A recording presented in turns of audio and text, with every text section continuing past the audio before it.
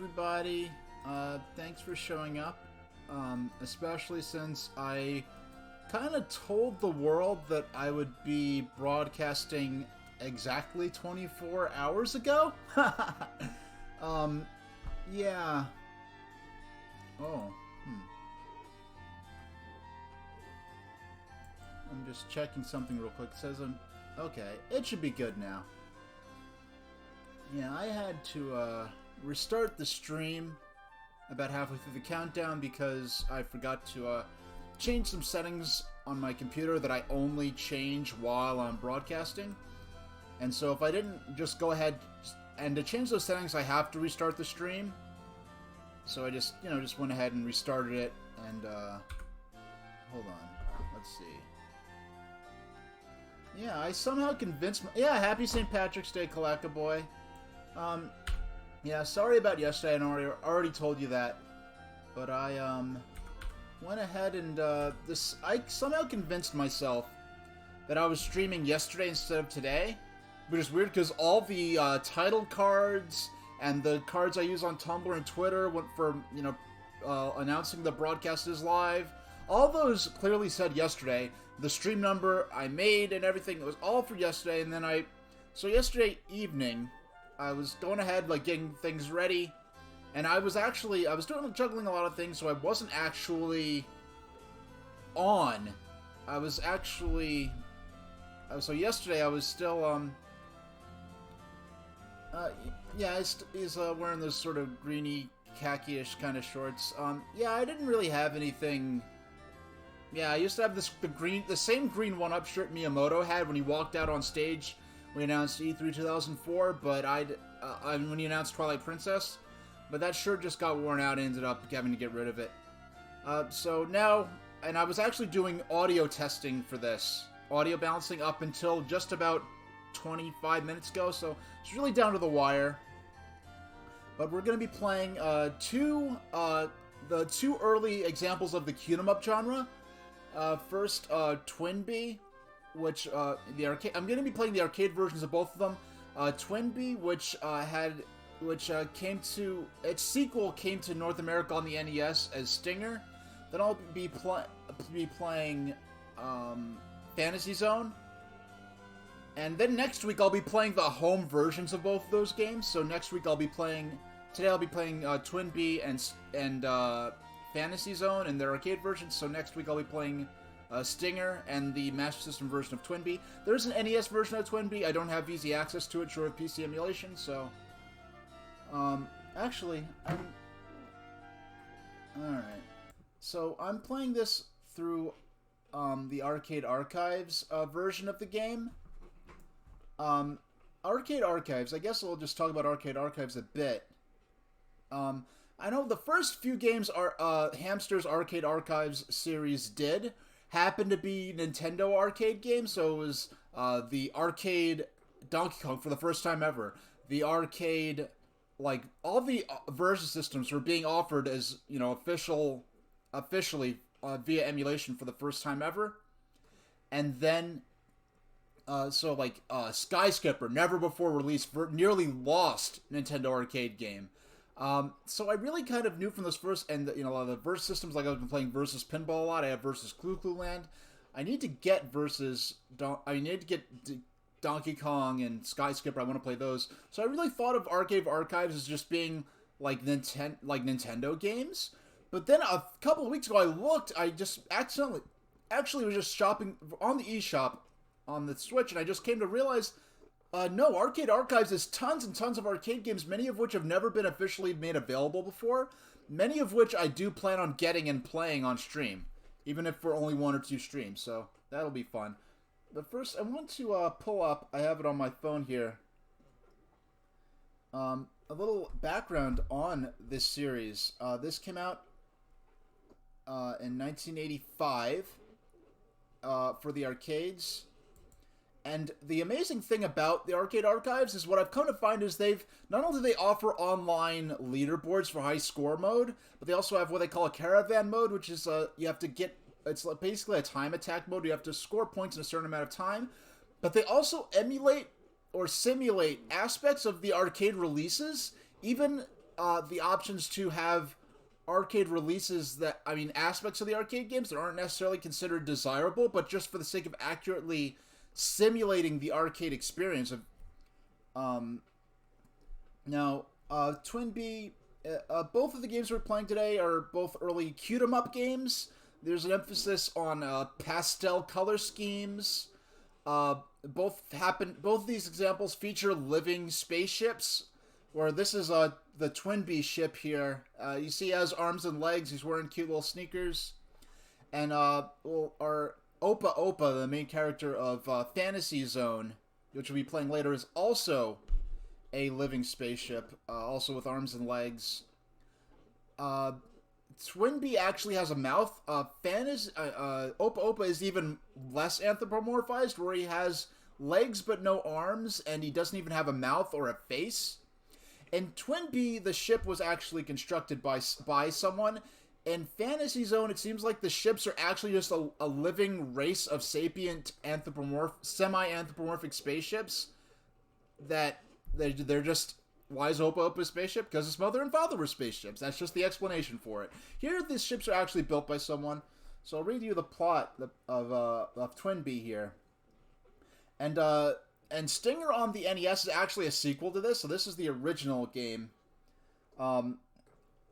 In Space Calendar 2801, an evil army led by the evil King Spice unexpectedly came from outer space and invaded the peaceful Donburi Island. After Spice the Great had completed the island's occupation, he divided the land into 5 regions, which were then given to his 4 generals to be governed by them, while he reigned over the last one.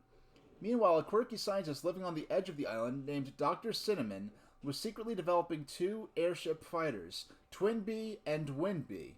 His 2 sons, Animan and Donovan, stepped in to test the prototype fighters with them, and they bravely fought and defeated the invading army as generals, and ultimately defeated King Spice.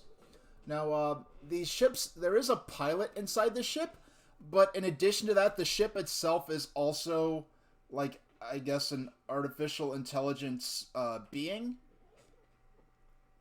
In some of the anime adaptations, there was an anime adaptation of TwinBee. I believe this is a screenshot from it.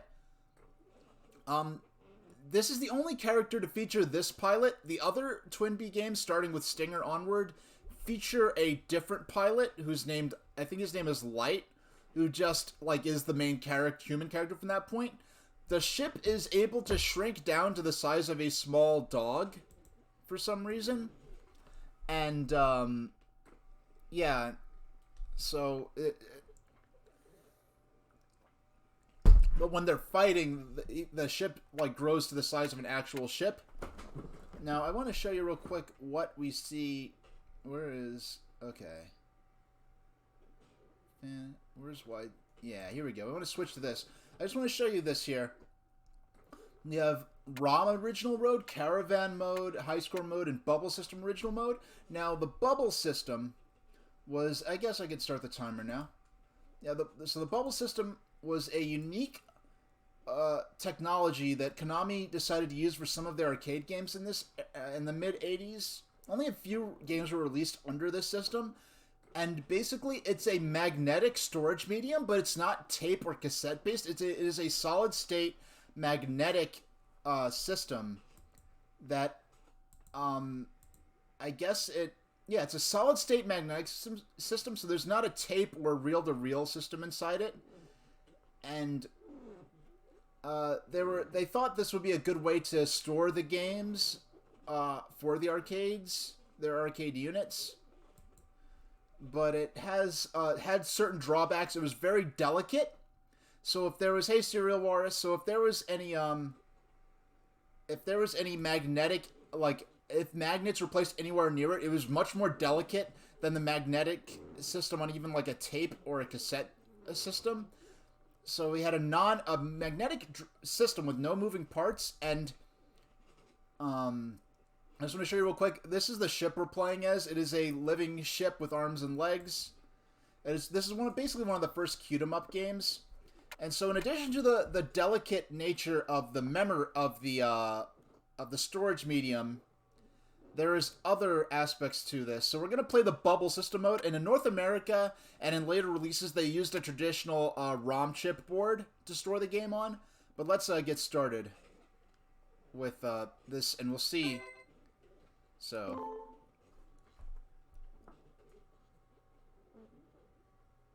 Presented by Konami. Get thee ready. 50. Get thee ready. 49. Yeah, so the thing about the bubble system was that the magnetic, it was very sensitive to temperature, and it would only operate between like 86 and it would only operate between 86 and 104 degrees Fahrenheit. So it took a while to warm up. It is literally warming up the equipment so that it'll be warm enough to play the game. 45. Oh, okay. So we got about a minute and a half further warm-up time. Yeah. So this music here was called the morning music. It was composed specifically for the bubble system games because it took a while for the equipment to warm up to the proper temperature. No, I am not cool enough for this to be played on the real hardware. I am not cool enough, but this is being played on the Nintendo Switch via the Hamster Arcade Archives, and Hamster has gone above and beyond to accurately simulate the original experience of the arcade machine, including perhaps what might be seen as the less desirable aspects, but the desirable aspects to accurately simulate what it was like. This was called the morning music because every morning when the arcade operator turned on all their machines, they would be hearing this music as the machine warmed up. And, yeah, a very, like, Bach-like composition, kind of a little Baroque theming. So they made this music to make the process of the machine warming up a little more lively. So it's not loading information, it's literally just getting the storage medium warm enough to properly operate. Yeah, I'm still cool. But the amount of cool that I would be if I was able to, if I owned an original bubble and by the way, working bubble system units are very rare at this point because it was such a fragile medium. Konami eventually released conversion kits because it was just so problematic for the arcade owners that they went ahead and just went with a traditional solution. I only played through the first few moments of this game to get a sense of what the now I didn't even play this enough to realize you could shoot. Oh wow, okay, so the more oh, it's like I have options in Z. These are like options almost. Okay. Okay. There are option-like, but they don't count towards my hitbox. Oh my goodness. I'm getting creamed! Now, that volcano there, that's as far as I've played into this. I've only played the first few moments. In order to get a sense of... Now, I didn't realize you could shoot the bell and bounce it up the screen in order to enhance what the bell does for you. Now, those there... I didn't mean to collect that. Already game over. So that's already... Okay. ABC.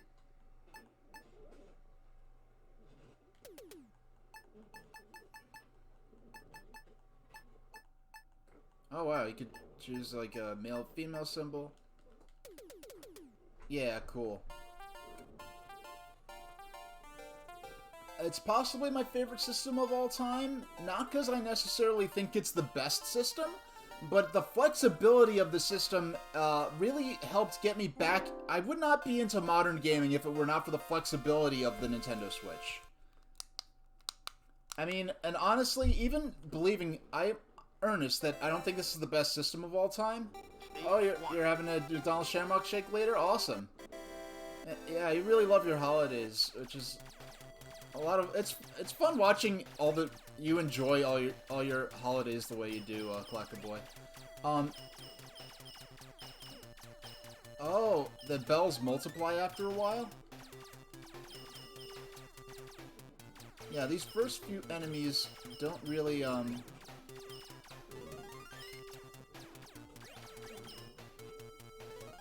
Okay. So yeah, so this is, if you're not, Serial Wars, if you didn't hear me earlier on, I explained this is basically one of the first, Q-em-up, what are now called Q-em-up games. It was sort of a subset of the side-scrolling space shooter, where, there's an emphasis on, you know, bright pastel color schemes, cutesy visuals, and character designs. A more lighthearted, sort of mood.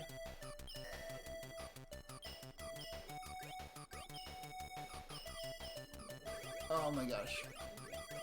Alright.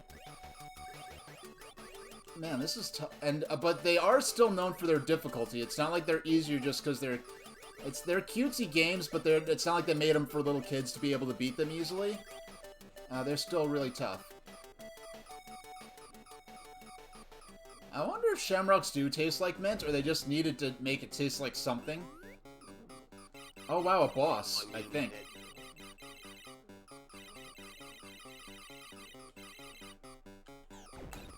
Oh my gosh, I did not mean to take that hit. He has like the shield orbiting him. I wish I did not take that hit. Ooh, this is maybe the closest thing to a Danmaku style shooter that I've ever played right now. Oh man. So we're gonna be doing. Now I know Stinger actually has some. Stage 1. Has some as horizontal levels as well as vertical levels, and it's actually the only Stinger is the only game in this entire series that has horizontal levels. So, and I believe Stinger has both horizontal and vertical levels. Now I'm going to be playing the arcade versions of both this, which I'm playing now, and Fantasy Zone.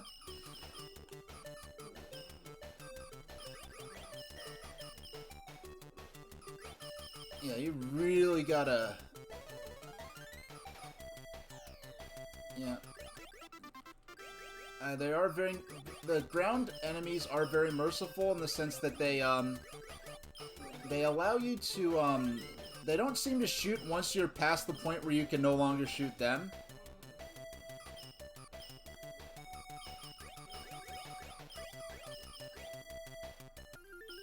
Ooh, wow. I don't know if those are enemies or what, but... Oh no, okay, so that was a shield and it ran out. The indication as to when the shield would run out wasn't especially strong. Oh my gosh. Now the nice thing is that, because I'm not playing high score mode, I can pause the game. So they're gonna be reopening on April 30th. March? Yeah, that sounds about right, because they're probably gonna need, like, a month and a half to get everything to, like, I'm sure they put a lot of their attractions into, like, I guess a storage mode, kind of, where they, like, oil and grease them, but then, like, their other, like perhaps some of the water rides, they might have, like, drained all the water out of them to preserve the structure, while they aren't running any passengers on them. I don't know what there's a synth voice here, I don't know what it's saying. Oh my gosh. Can I at least beat this first boss? I like how it turns into... Oh my gosh.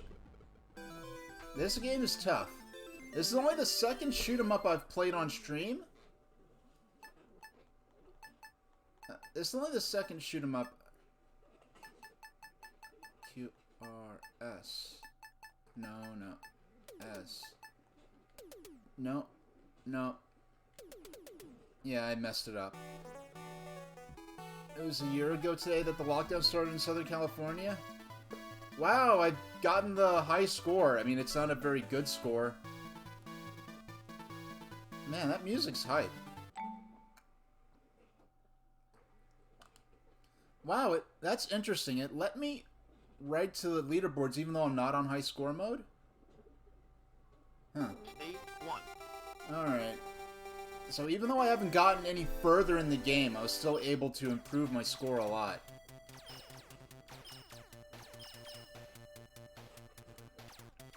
Alright, we missed that first bell. So now I know, the goal is I have to bounce the bells and get it to change to another color. Yellow, I think it's worth the least.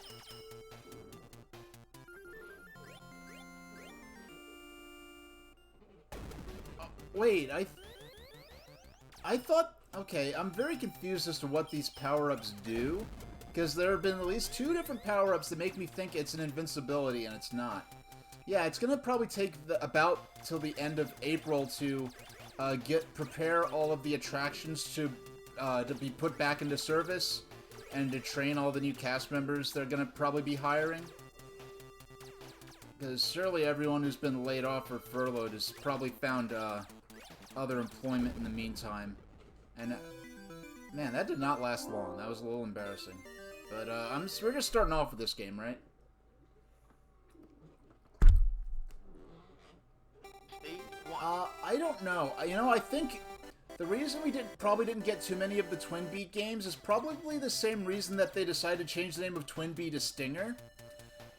Because, like, Stinger, it sounds a little more, like, aggressive, a little more macho, and I guess they thought that, and, like, I've watched videos about the history of the TwinBee series, and I also watched videos about the history of the Fantasy Zone series, but I've never played either of the games before. Well, I did play the Master System version of Fantasy Zone, but only for like a single, like about a 20-minute session or so. I never properly played the arcade version before, which I'll be playing later. Alright, so I do have an invincibility field temporarily. Oh, there's no it's not like a special invincibility music, so it's hard to tell when when the shield runs out. But like with the NES graphics, I guess a bit of the cutesy, perhaps the more, like, extremely pastel, like, nature of the games was kind of able to be hidden, where it doesn't look that much different than a more traditionally themed, side-scrolling shooting, spaceship game. But then when you get into, like, the Super Nintendo and Genesis entries in the TwinBee series, well, I don't know if they're Genesis entries, I know Fantasy Zone was definitely on Genesis, because it's a Sega game. But when it comes to J, K, L, M, Q, R, S, I have to. Okay, it only scrolls in one way. S,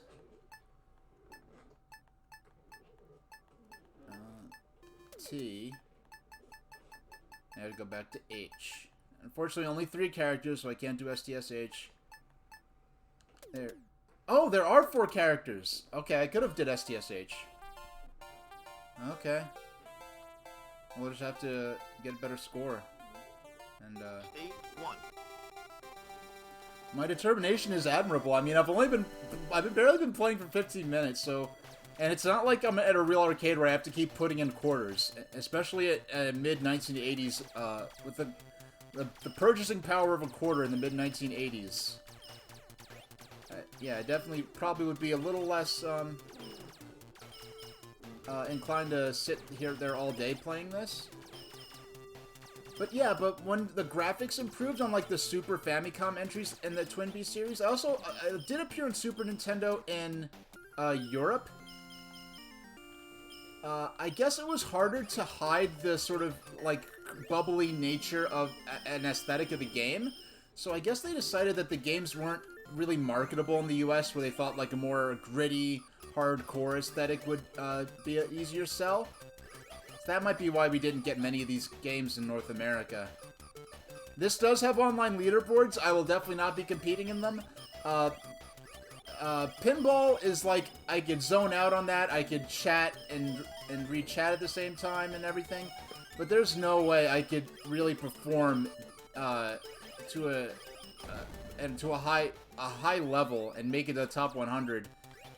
And plus, the people who play these scrolling shooters competitively are extremely talented players, and a lot of them, well, most of them aren't even going to be streamers, so they'll be less distracting me. So, pinball's frankly probably one of the few of these arcade archives games I really will be playing quasi-competitively. Yeah, I don't really know what the voice sample is. Oh shucks, that is a gauntlet of projectiles. All right. Okay. E F G H I J K L N O P Q R S T W X Y Z A B C D E F G H I J K L N O P Q R S and back down to H F G H. There we go. STSH. We finally did it. I've always found it, like even in real arcades when I was younger, it was really difficult to figure out exactly how you're supposed to put in your initials. Yeah, this does.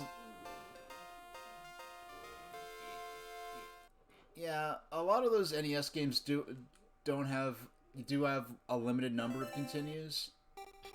But weirdly enough, I just found this out yesterday watching Jeremy Parrish's videos on YouTube.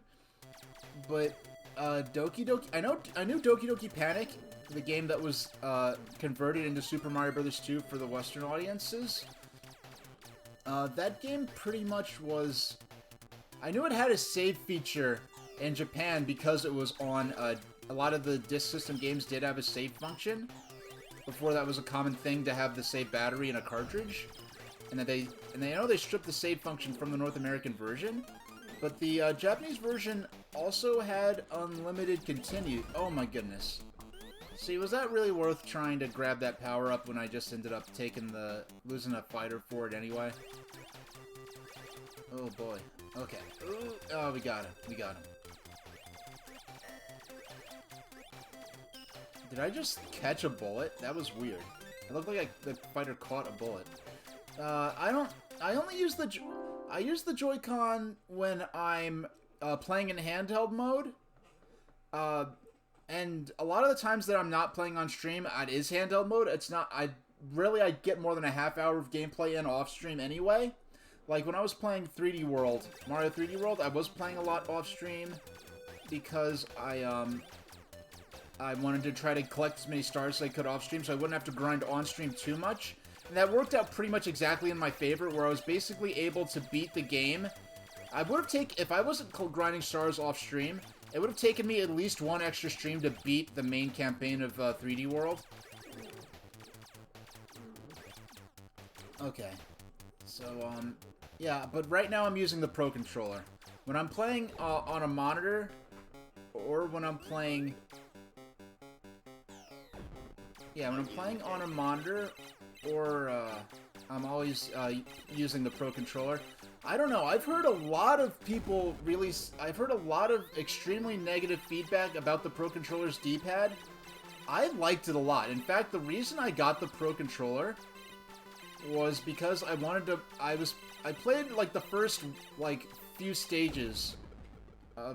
Doggone. I played through the first stages. If I had a CRT monitor, would I put that for retro gaming? Well, I have a CRT TV. A CRT monitor would be a little smaller than, like, the CRT TV I have.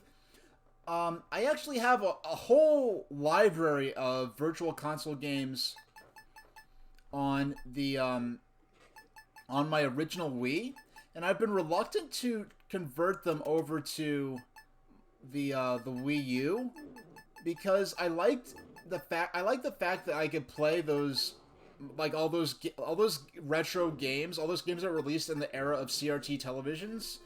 I could play them in their original, like, resolution on a period accurate television.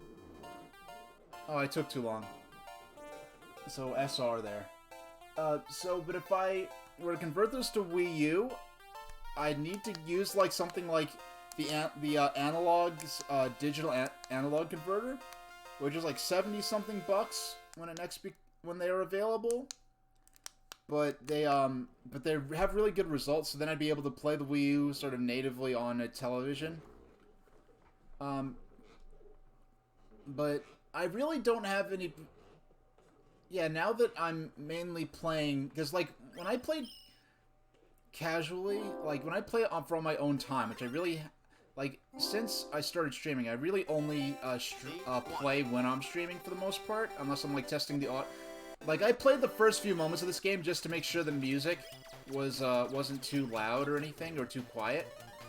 Same with Fantasy Zone, but this is the first time I'm really, like, learning. Like, I didn't even know you could shoot the bells to bounce them, or little things like that, until I was playing this one.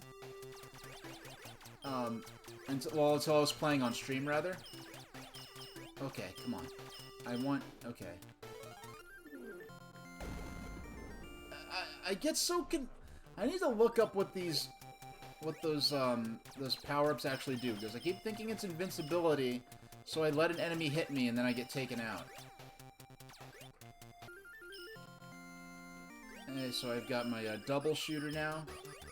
And by the way, I do have to press the button each time I shoot. There's no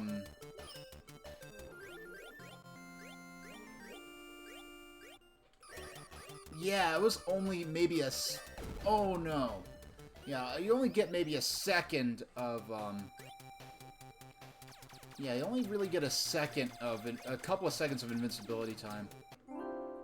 At this point, just soft Roddy Re and load the entire Virtual Console library onto it. You know what? If I did that, I would do that with a different Wii. I'd get a pre-owned Wii. Maybe one from a game shop that's been, like, cleaned and everything. Shucks. Did not make it far that time. Didn't even make it up to the boss. Yeah, I'm not gonna bother inputting my initials for the high score because it takes too long anyway. And we're nearly, yeah, we're a pretty decent way in, and we haven't even beat the first boss yet. If that's what that is, I'm guessing that's a boss. Come on.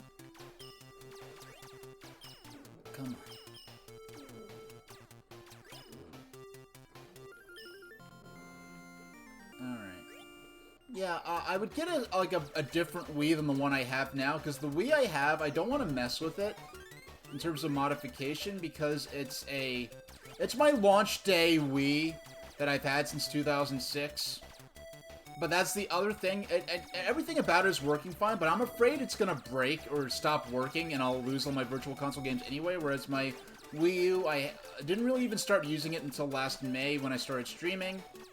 And I know it's pretty clean in terms of dust, and I can expect it to survive for a long time. And then I'll be able to play all those games. I won't be able to use Virtual Console functions with them. I mean, I won't be able to do gamepad functions with them, like playing them on the gamepad, but at least I could play them in Wii mode. If I were to mod my Wii and put the full Virtual Console and, like, the WiiWare libraries on them, I'd probably need your advice on how to do that. Because, like, I know I was buying stuff on the Wii U eShop until the very last day that service was... on the Wii eShop. The Wii U eShop still exists. You can still buy off the Wii U eShop. Okay, I gotta focus now.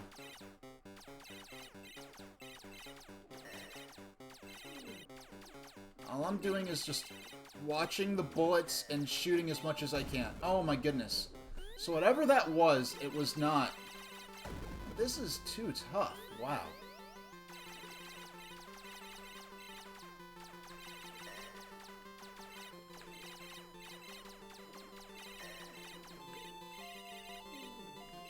Oh, what was that? Oh man. I got wiped out. Wii's don't really break? Alright.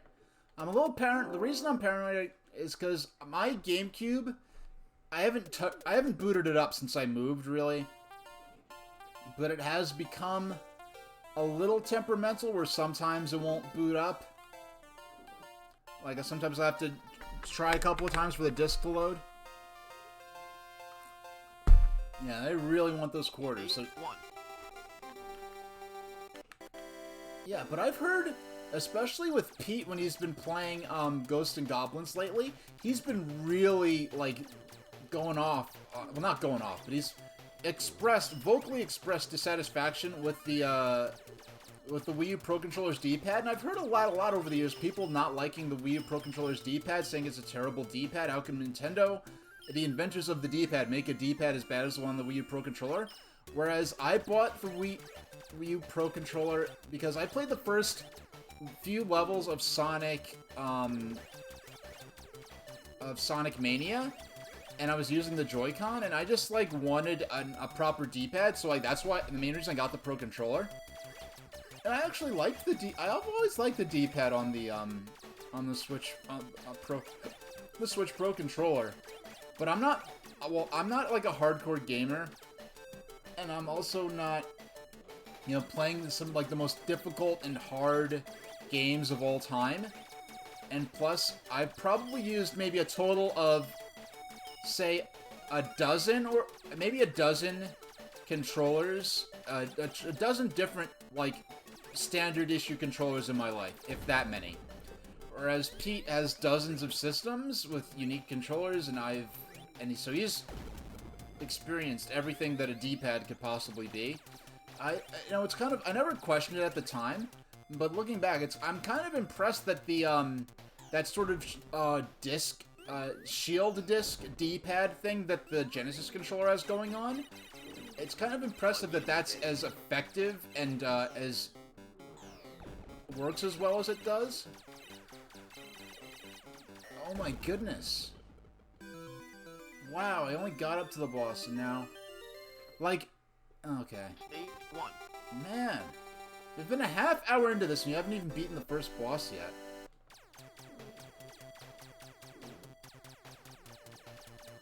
Okay.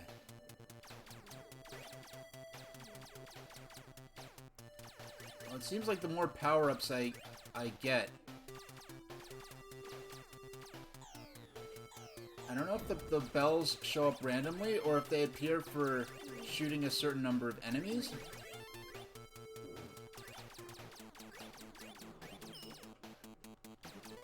Okay, so I got 500 points for that.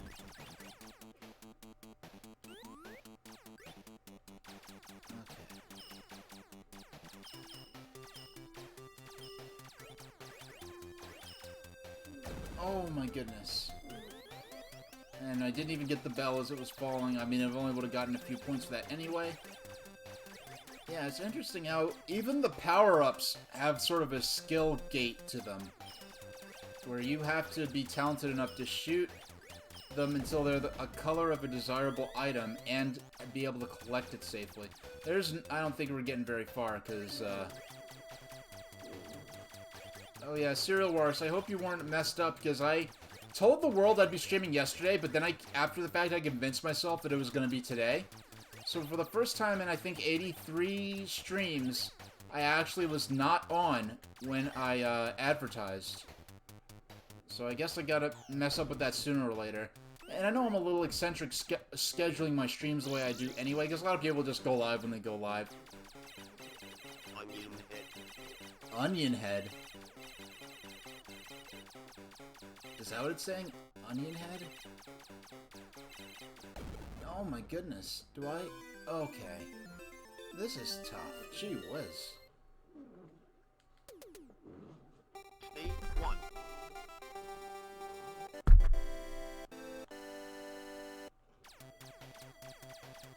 Yeah, really I'll only gonna be using my Wii for Virtual Console and WiiWare stuff in the future. Because, for playing, Wii games, I could just use my Wii U.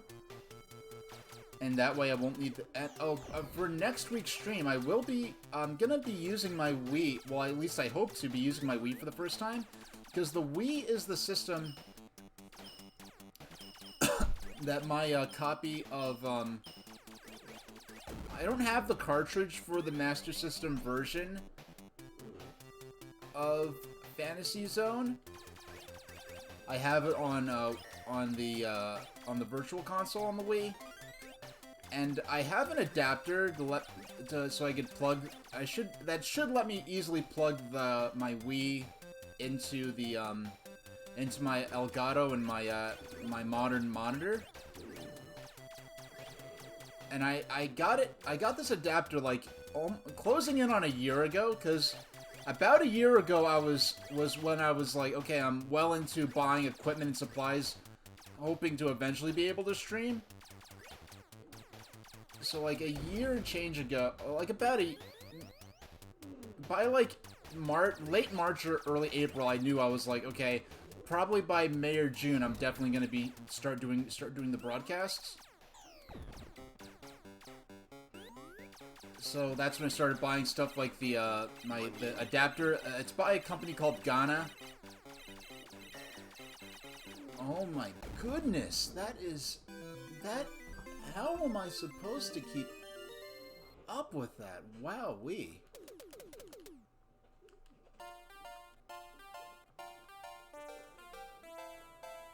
Yeah, so that's when I got with this little gray adapter. It goes in the back of the port on the Wii, and I could plug an HDMI cable into it. But I never actually even tested it before.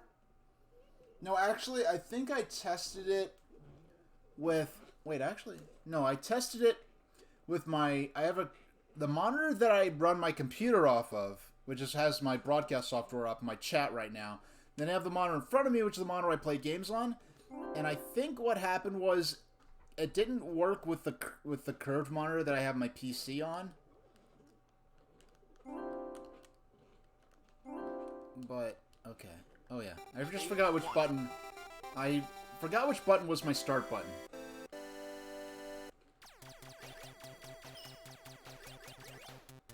Okay, missed the bell. Not off to a great start.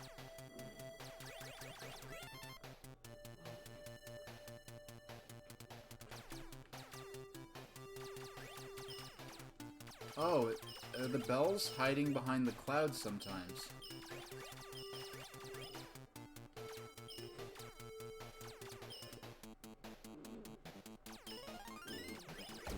Oh my goodness. And I missed the bells. Hey, I got an apple. It's kind of funny. I mean, it makes sense gameplay-wise, but just... Oh, I see. Okay, The bells are in the clouds, alright? I just realized that the bells are in the clouds.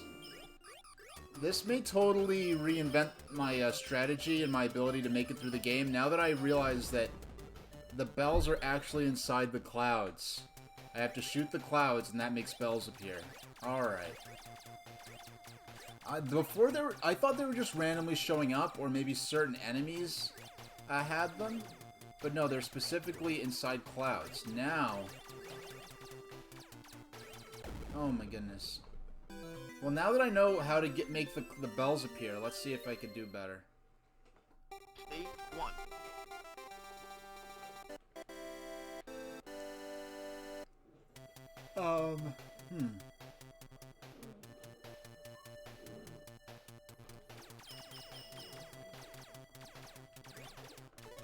Alright, so I didn't wasn't able to boost it very far.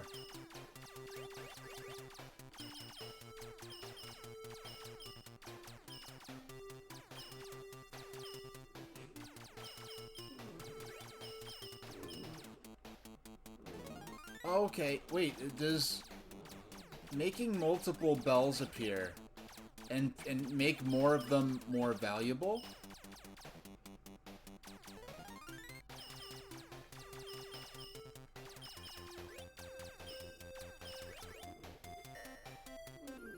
Alright, so he can.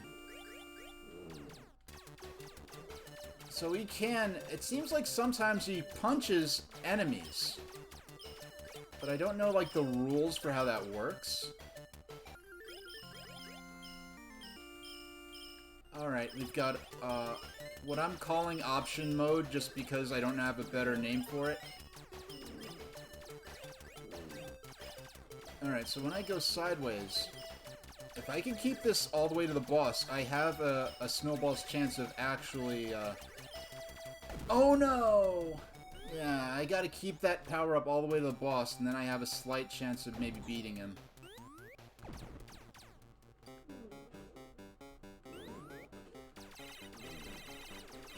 Onion head.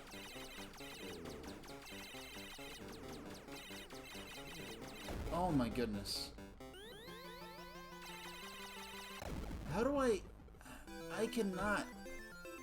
I can't see any practical way to get through that. Alright. Yeah, so, sometime before the stream, which will be, next Wednesday. Let me check to make sure now. Yes, it will be next Wednesday, the 24th, also at noon, when I'll be playing the home console versions, the NES and Master System versions of TwinBee and Fantasy Zone, respectively. Now, even though Fantasy Zone is a Sega game, there was a version of it for the Famicom, and I believe the NES in Europe. But, we're gonna be playing the, but it wasn't developed by Sega. I think it was officially authorized, but it wasn't developed by Sega. Stage 1. This is what was going on with the NES or Famicom versions of Fantasy Zone. We'll be playing a Master System version of Fantasy Zone. Now, I really do wish... Now, Fantasy Zone, I did not understand... I went into Fantasy Zone totally blind, and I didn't understand the rules for how you're supposed to play Fantasy Zone. And I'll just say it made for... If my first time playing Fantasy Zone was live on stream, it would have been made for a hilarious highlight, because I basically didn't understand the rules for the game and thought it was the hardest game ever and that it was extremely difficult. Because as we'll see when we get to Fantasy Zone, the game takes place... It's not about getting to the end of a scrolling stage. It's about defeating certain target enemies. And then once you defeat all the target enemies, the game moves... Yeah, once you defeat certain target enemies... Alright, the green bell is the one we want. And I'm gonna move in this figure 8-like pattern, because that pattern seems to max out...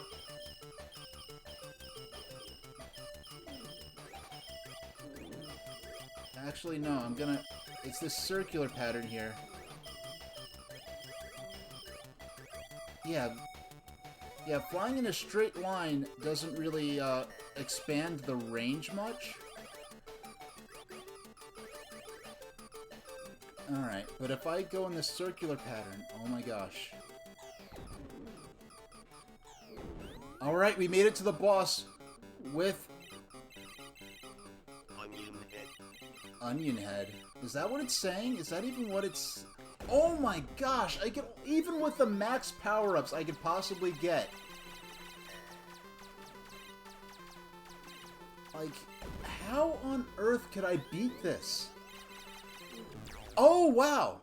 Okay, it's possible. It's actually possible. It is actually possible to beat the boss. And that's just the first boss. I can tell you with confidence, we are not beating this game today, if not ever.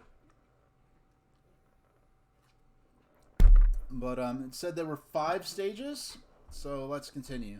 Because the General Cinnamon, or whatever his name was, General Spice. Oh, so...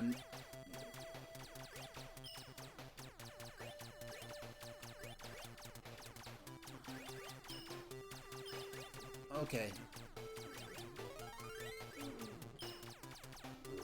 Oh my gosh. Now, but the thing is, now I'm even more stressed out because I don't want to lose all that progress. And this emulator, the Arcade Archives emulation does not offer... Yeah, these games do not offer a save state function.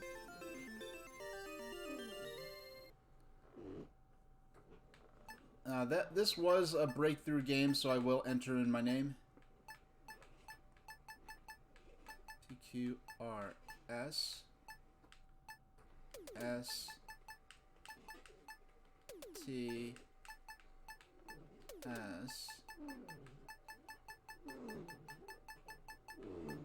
H. that was tough.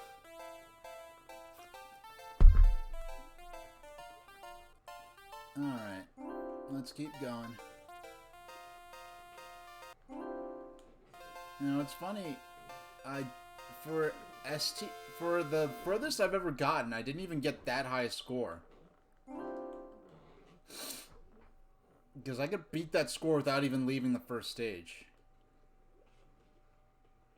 Oh yeah, I have to insert coin. Stage 1.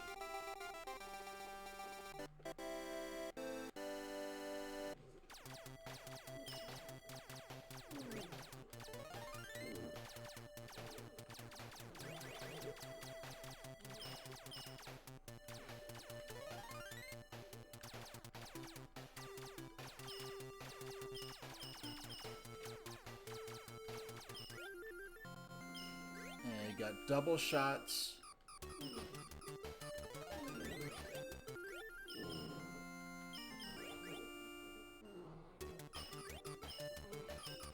Now, the green bell is the one I want that gives me multiple ships.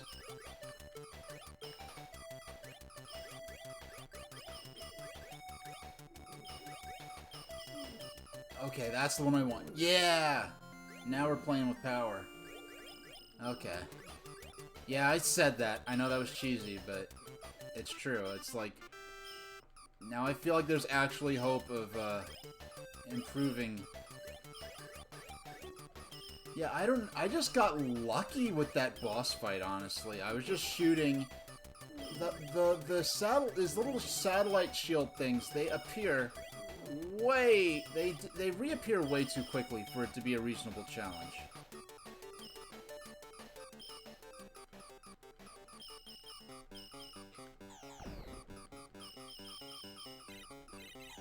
Unlimited.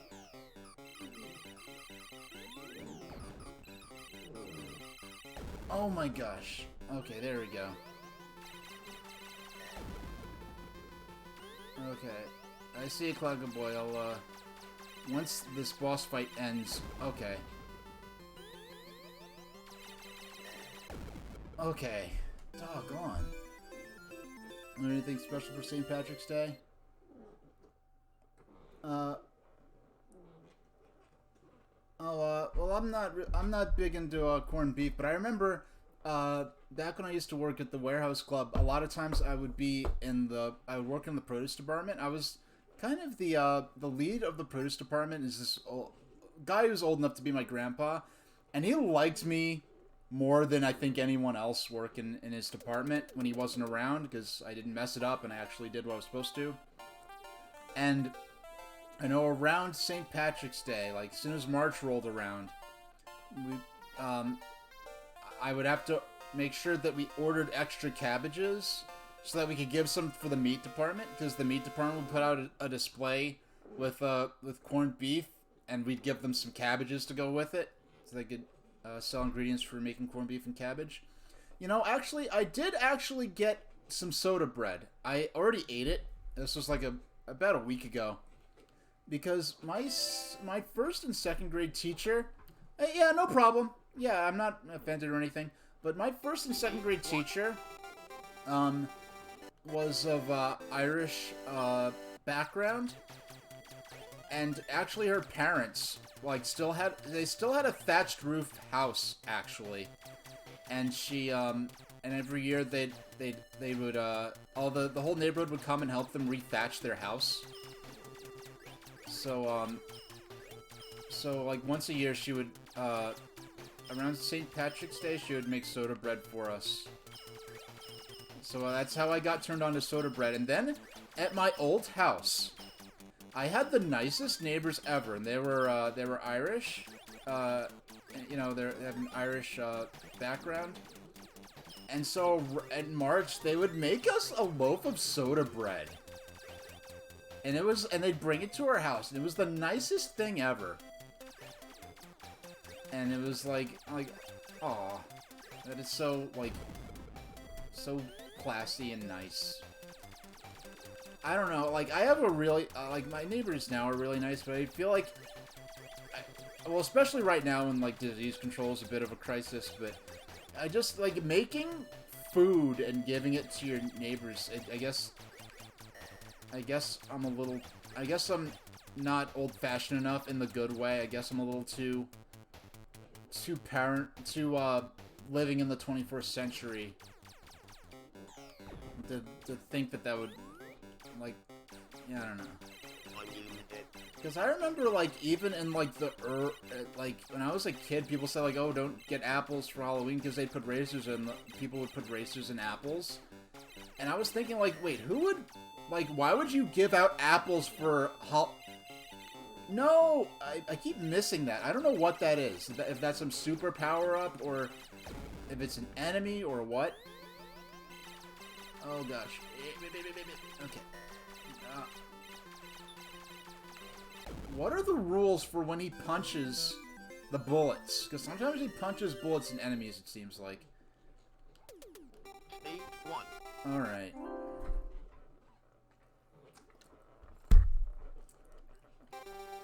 This game is kicking my butt. Wowee.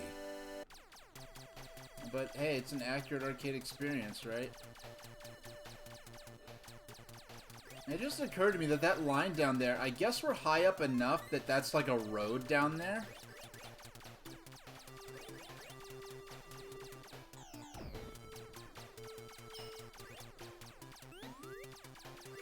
Alright, then...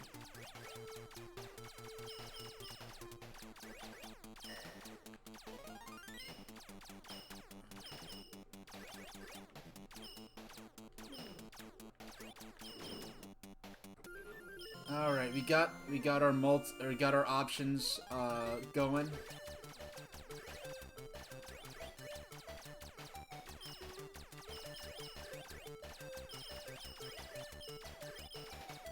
Okay, that was close. Like you don't get the benefit of the options unless you're moving, like, laterally. So, okay. Oh. Yeah, there we go. Oh, we just barely managed to outrun that bullet. But I guess what I need to do is learn to get a feel for the times when I need to... which bullets will and won't... Which... I guess... Okay. Unlimited.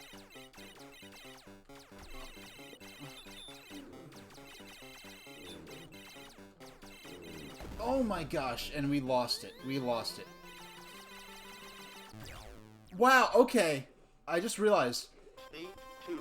Alright. It only takes one hit to take him out.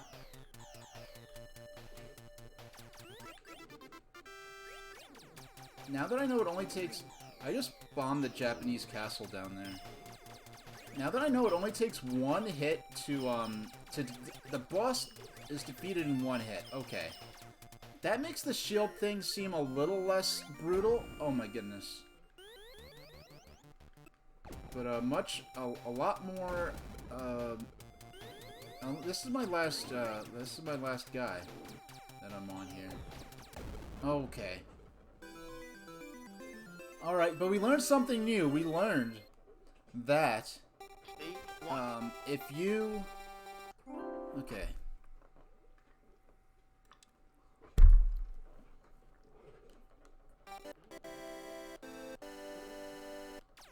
Yeah, we learned that shooting, the boss only takes a single hit to destroy.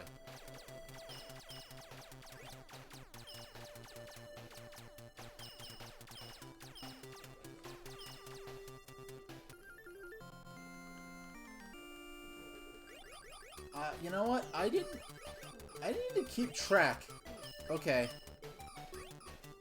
I want to actually, I want to go back. This would be easy to do on the VOD, because I can just fast forward through it. Or not the online VOD that's instantly going to go up on Twitch, but like my own, because I'm recording it to my PC at the same time that I'm, as I'm streaming, it's also recording to my PC.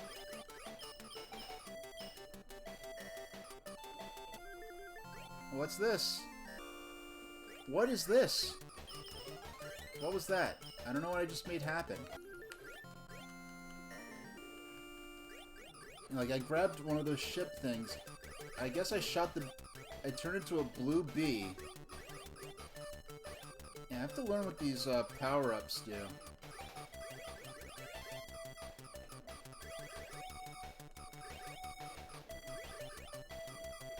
And we know that these... Well, I can't drop bombs right now, which is very strange. Am I actually invincible right now? Is that what's going on? Onion head.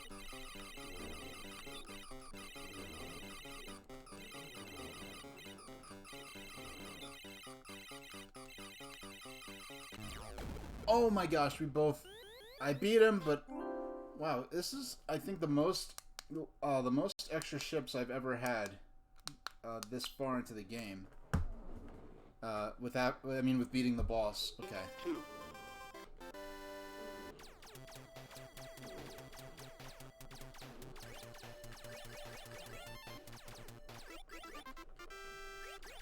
Hey, I earned an extra ship. That's nice.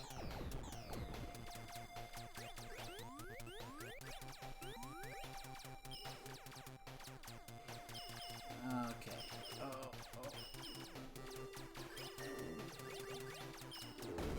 Oh no, I missed the bell. I missed both of those bells. Oh man. Hey, Serial Wars. Okay. Man! But it didn't seem like the boss went down in one hit. I don't know.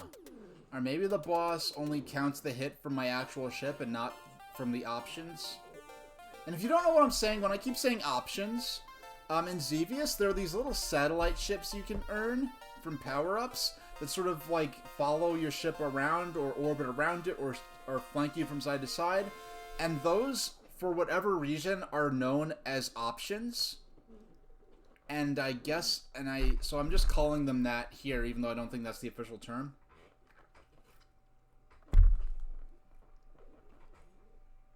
Alright. And this is the first, letterbox format or game I've ever played on stream. So that's why I've got a Tangle hanging out there to the left with his little joystick and his coils. To take up the space with something. Because I like non-16:9 games because they give me a lot of options, there's that word again, for how I want to set things up, or if I want to have any gimmicks or artwork, or where my webcam's going to be, or if I want to have any on-screen info about the game, or stuff like the box art. Gives me a lot more to work with. But I never did, and usually that's in a 4x3 game. But I never did this before with I never played a 16:9 game. I mean, a letterbox. Not letterbox, I mean portrait. I keep saying letterbox, I meant the exact opposite. I meant a portrait game.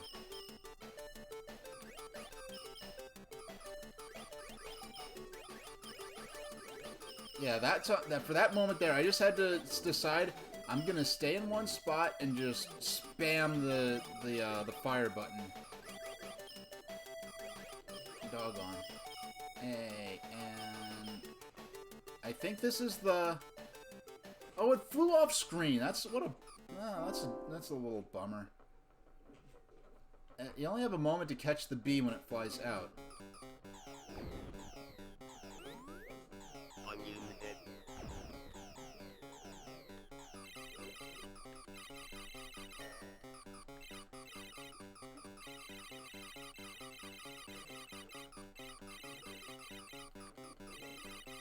Like, the shield things... How am I possibly...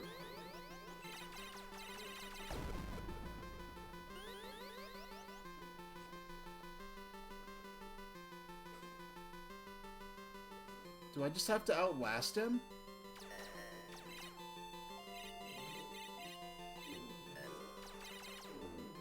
Like, I don't even know what that does when I collect it. Alright. For a second, I thought maybe it's timer-based, where you just have to survive him for a certain amount of time. Like, gee whiz. Yeah, you can tell it's a road, because you can see the bridge going over the little inlet thing there.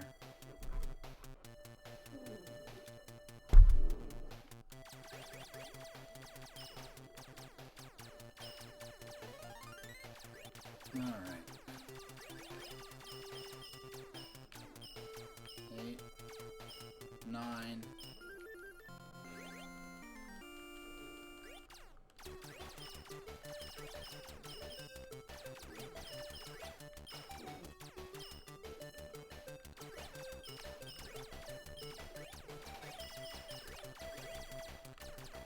No, I didn't have enough frames and enough of a buffer to be able to shoot those enemies. And there's also this mechanic where the ship seems to punch with his fists sometimes. And I'm not sure what the deal with that is. I can see him throwing the bombs down with his hands. But I don't really know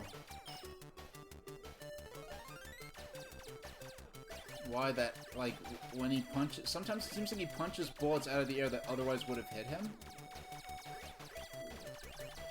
Alright.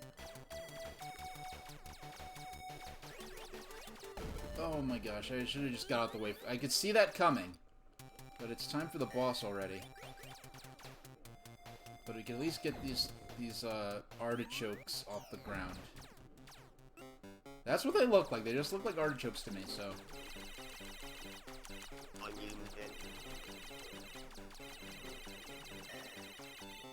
Oh my goodness. Oh man. Stage 1. Like, I'm having fun, but it's like, is this too hard? I'm not quite sure if it's too hard or if it, I mean, it's just a hard game. I wanted to have some sense. I mean, this game could have been just as difficult, but at least allow me to get further, make it feel like I'm not just failing from the outset, make me feel like I'm doing kind of okay. Like, it could have the same difficulty, but just let me... Just make it seem like hopeless to win. Where I go into the boss basically expecting to lose with no regard. That's the thing. The boss doesn't feel skill-based. It feels like it's just too difficult. Like the shooting, like avoiding enemies and projectiles, that feels reasonable. But that boss is just too tough.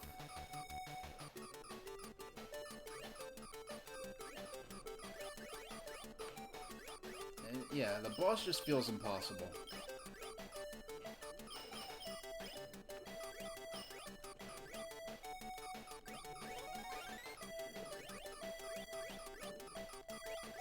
Yeah, and when I say I played the Master System version of Fantasy Zone, I didn't even play up to the first boss. I didn't even know how to make the first boss appear, because it's about shooting certain target enemies and destroying them rather than just getting to the end.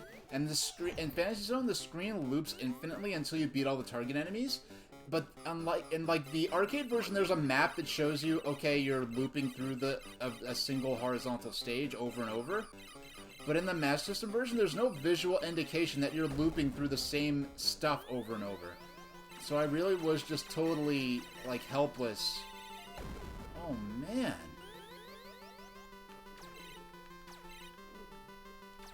Oh, man. I can't. First boss, too tough. Stage 1. Alright. I'm just taking a little stretch. I'm gonna get up real quick, just because it's been an hour. I'm gonna play TwinBee for another hour. Then I'll take my proper 10-minute break and move on to Fantasy Zone for 2 hours. Alright, there we go. I'm back. Wait a second. I just realized it says manual down there. Is it actually going to explain the power-ups? Okay. How to start a game, controls, screen information, how to play. Options menu, user support, okay. Game uses an autoface usage, not turn off your Nintendo Switch console. That's the default controls. Oh wow, I did not even know this. I looked up the information about like the backstory of the game. And now I know this is cropped off because of my layout, but use the ships TwinBee and TwinBee, created by Dr. Cinnamon, to fight against King Spice's forces and take back Dunbury Island. Use aerial attacks against airborne enemies, ground attacks for enemies on the ground.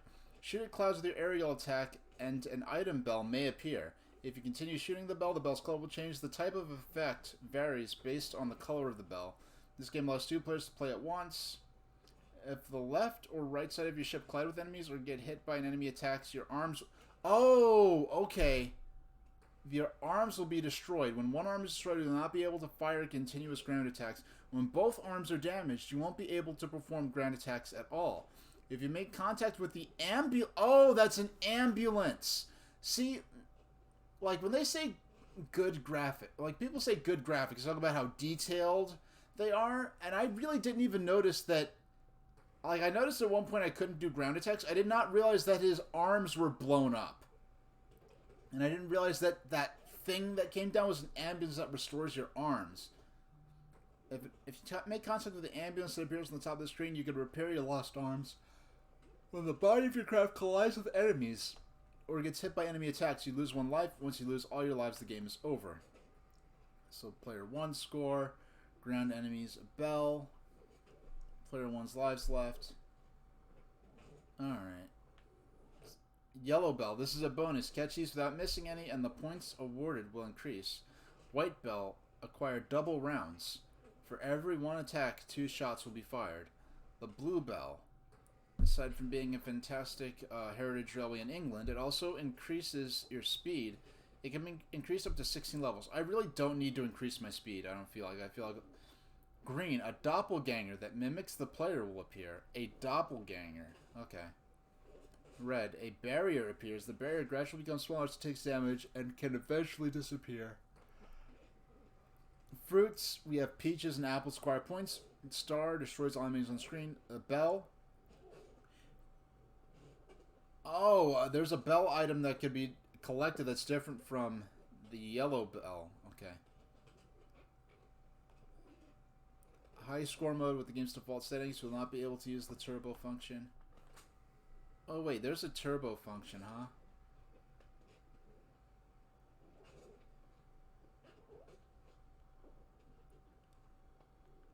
Manual, user support. Alright.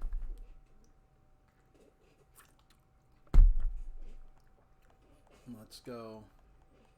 Let's read about the turbo, because I really... One shot, air shot, options menu.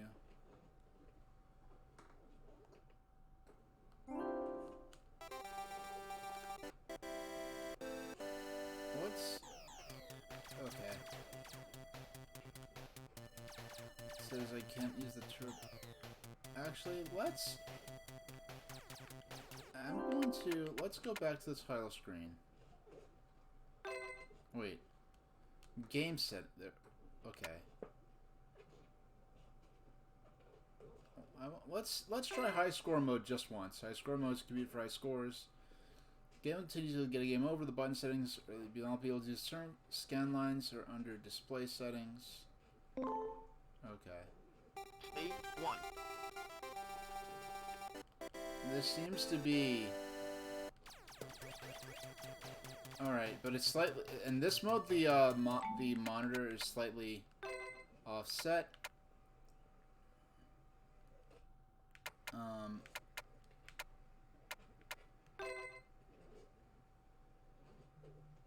Original mode, okay. Oh yeah, that's forgot. We have to sit through this again. The first time it's amusing, the second time it's a little like... Alright. Getting ready. Getting ready. Oh, you enjoyed the airship stream? You know, thank you. There are some points where I misspoke. So, I'm just gonna edit in, like, card saying, I said Graf Zeppelin, but I meant Hindenburg. And one thing I forgot to mention 48. was that I'm glad you did enjoy that, by the way. But the earlier 47. like the Graf Zeppelin was the last German Zeppelin where the crew where the passenger quarters were inside the gondola. 45. With the Hindenburg and the Graf Zeppelin 2, they actually built the passenger quarters within the keel of the ship. Whereas with the Graf Zeppelin, it was all inside the gondola. So if you look at the Hindenburg and Graf Zeppelin, it has a much smaller gondola because only, like the controls for piloting and communication. Well, I think the communications room is inside the keel as well on the Hindenburg class ships. The passenger quarters are inside the keel on the R100 and R101 as well. The British, those two last British airships. And I'm gonna add in that photo of the deflated R100, where you can see how the passenger module, I guess you could say, is kind of mounted within the frame of the ship.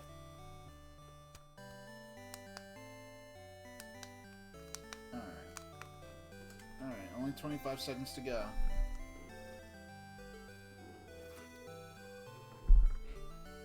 And if I'd thought of this earlier, I would have tried to find a way to do it. It would have been cool if I thought of if I thought of playing Snoopy and the Red Baron as the game to play before and after the airship stream. But just because thematically it's like a World War I fantasy version of World War I, and there are parts where you are fighting against airships. But okay. Stage 1. But can I get... Okay, I can't get a bell out of that cloud. You know what? I don't know if there is a turbo mode, because it says you can't use turbo mode, but I can't find one here. Hey, we've got the options open.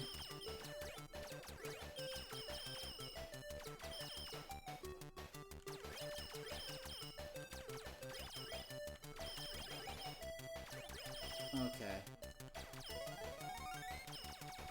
Alright, so now I know at least... I did not realize that the arms of the ship can be taken out. I did not realize that. At one point I wondered if small clouds can release bells as well, but now it's very clear.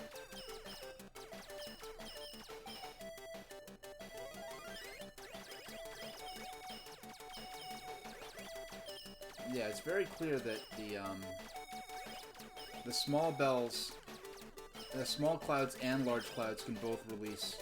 Alright, so I lost an arm. It's not as... Oh no.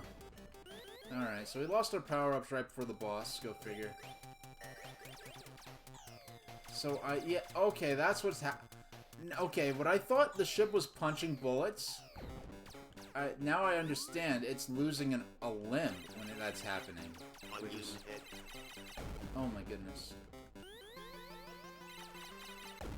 Yeah, so Snoopy and the Red Baron would have been a cool game thematically to play before and after the airship lesson, but it turned out Game & Watch Gallery 4 was a pretty cool game to play.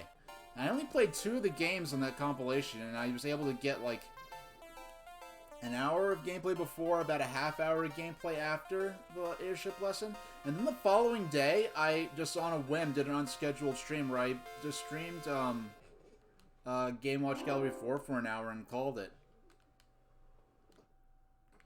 So my plans right now is, so next week, a week from now, next Wednesday, I'll be playing, well, I plan to play, and the unlikely event that the HD adapter for my Wii doesn't work, and I'll have to find some other way to try to play Fantasy Zone.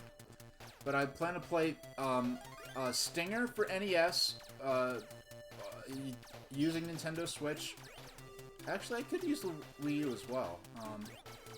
Well, actually, I'm interested to see what'll happen, because I already lost an arm, doggone.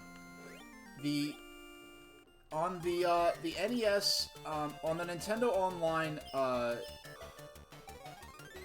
yeah, Nintendo Switch Online's like NES games, there's what appears to be TwinBee for NES, but it's just called TwinBee. But it's using like an American-looking box art, which I'm not sure ever happened. Because what I do know about Stinger for NES, like the North American version that was called Stinger, there were storyline cutscenes in the Famicom version of that game that they removed for the North American version. I don't know if they had storage problems, because the Japanese version of the Japanese equivalent of Stinger was released on the Famicom disk systems. They may not have had enough space to have those big, those large cutscene graphics on a cartridge at the time. Or perhaps they just wanted to sort of cover... The cutscenes kind of expose the sort of cutesy aesthetic of the game, so I don't know if they were trying to avoid it for that reason. If that's why they wanted to remove the cutscenes, or if they just didn't feel like translating the cutscenes. So I don't know if the Japanese... Like, the TwinBee on Switch... Okay. I don't know what I did particularly differently that caused that to be successful when so many other attempts weren't. So I don't know if but I do know that the version that's called Stinger that's on the Wii Virtual Console, it should be the North American version as was played here. So I'm going to be playing that because I know it'll be accurate to as how it was played on NES by North American gamers, and then maybe later on in the future we'll be playing maybe some of the version that's on the Switch that's maybe more faithful to the Japanese release. Hey there. Yeah, we're having a cute-em-up party on stream today. We're playing TwinBee for another 46 minutes, and then after the 10-minute stretch break, we're going to be switching to Fantasy Zone. This is my first time really playing both of those games in their arcade version. Wow, we have knives flying around. Yeah, just have knives flying around. Oh my gosh. This is the furthest I've gotten. Yeah, I'm playing this on Nintendo Switch, using the Arcade Archives version of this game. And for Fantasy Zone, we'll be playing the arcade version of that as well. And we're gonna play that. That's also just available as a standalone game on Nintendo Switch through the eShop. And so I already have that version downloaded and ready to go. Oh yeah, you know what? That's right. I was too busy figuring out how the heck I'm gonna how to deal with having a portrait mode. This is my first portrait mode game I've streamed. So let's add the chat box to there. Yeah, let's add that chat box in. Where's it? It's not every day I add in chat boxes. I usually just have it added and I never have to worry about it. Oh, okay, it's under widgets. There it is. Alright.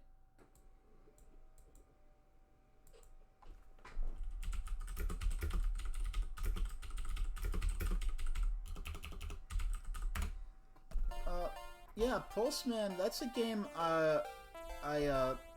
where's the chat box? Oh, you know what?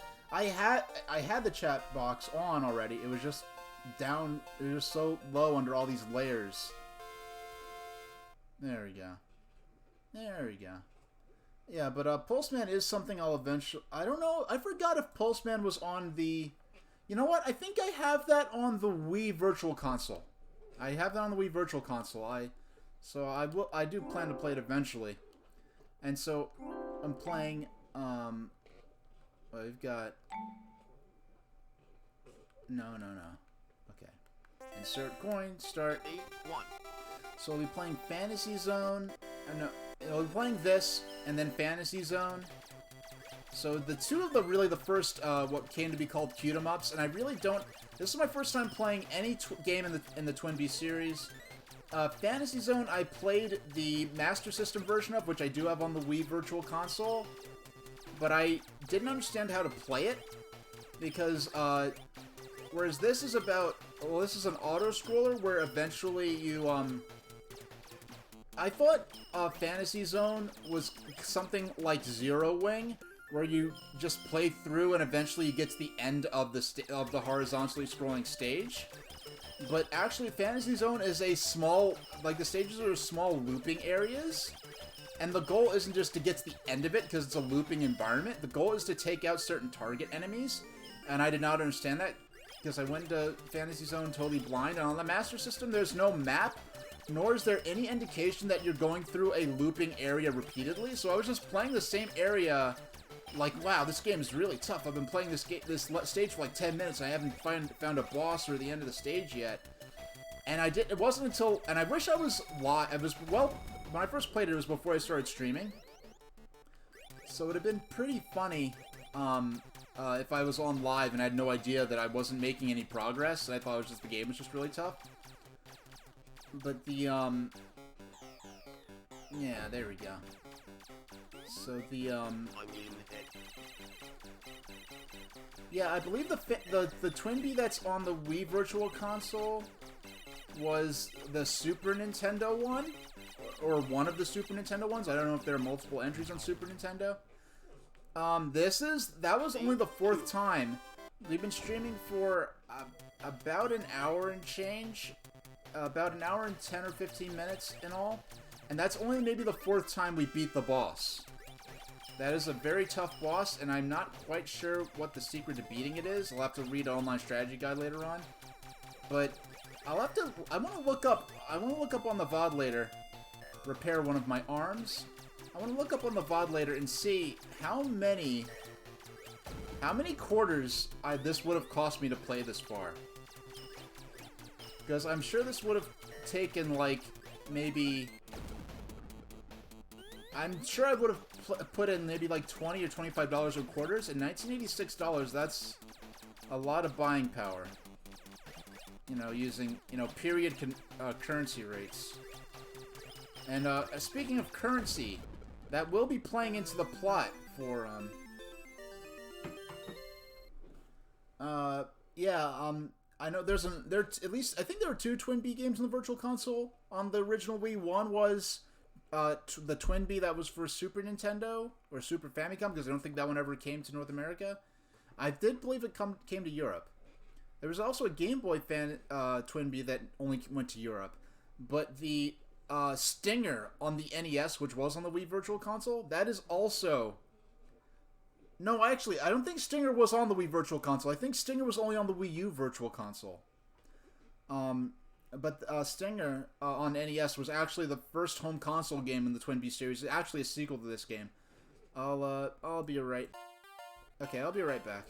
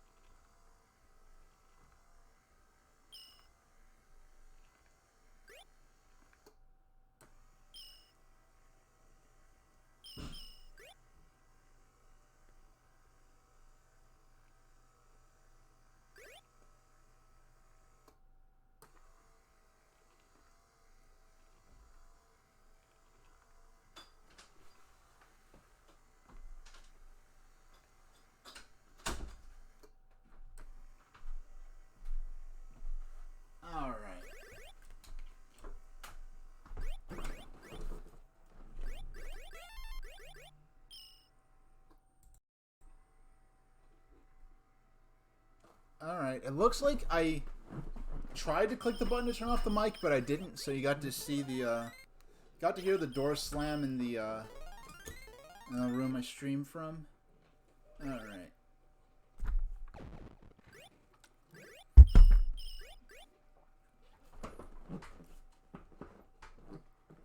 Yeah, this game was a pretty big hit, at least in Japan. When they did the North American release of the the direct sequel to this was released on the Famicom, on the disc system. On the NES, it seems like they tried to tone down some of the more cutesy elements. They renamed the game Stinger, which is, I guess, a bit more of an aggressive title, or aggressive sounding title than TwinBee. And they took out the cutscenes. I don't even know what the cutscenes look like, but based on later imagery from the TwinBee series, if the cutscenes look like I imagined, they probably would have made it a little harder to downplay the cutesy nature of the presentation of the world and characters that you saw on, like, the Super Nintendo version and the like, what little I've seen of that. I've never really played the Fantasy Zone or TwinBee series before, but I know I did watch documentaries about both series. I think, in fact, they were both by the same person. So I kind of know the history. Like, in Japan, there were actually there was an ongoing radio drama. I know that, like, a radio drama exists for Pokemon that goes through, like, the backstory of Jesse's mother, who was, like, a top Team Rocket agent who, like, vanished while searching for Mew or something like that. Yeah, I think radio dramas, I don't know if they still are, but I think they were more of a thing in the 90s. There was also, like, this character, this character who was kind of like an intern for Jesse and James. He was like a third Team Rocket, like, agent who wore the white uniform. I think he only appeared in a radio drama. But there was a radio drama in Japan for... Oh, shucks. Oh my goodness. I do not... Whenever I beat this boss, it feels like sheer dumb luck. Even if I'm truly powered up and have my power-up options, it seems like even I still beat this only half as often. So I'm playing this on the Switch with Arcade Archives. Because I'm not on high score mode, I am allowed to pause the game. It's not like on Pinball. In Pinball, you can pause the game, but Oh my goodness. Alright. Yeah, this game, I mean, the cutesy visuals have nothing to do with the difficulty. This is about as far as I've ever gotten in this game. I have definitely gotten higher score. I definitely have gotten higher scores.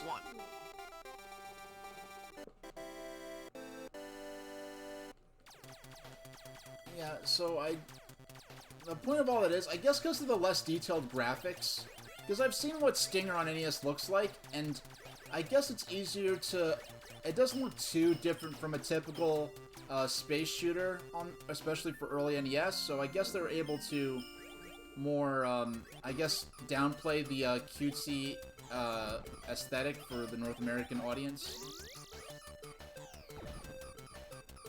Special Japanese seed called TwinBee World, looks like it's still up from the early 90s. That's pretty awesome. I know, like, there are lots of adaptations. I believe there was a manga based on TwinBee, and there was also a radio play, like I said, that went on for multiple seasons. And then there was I know there were albums inspired by TwinBee.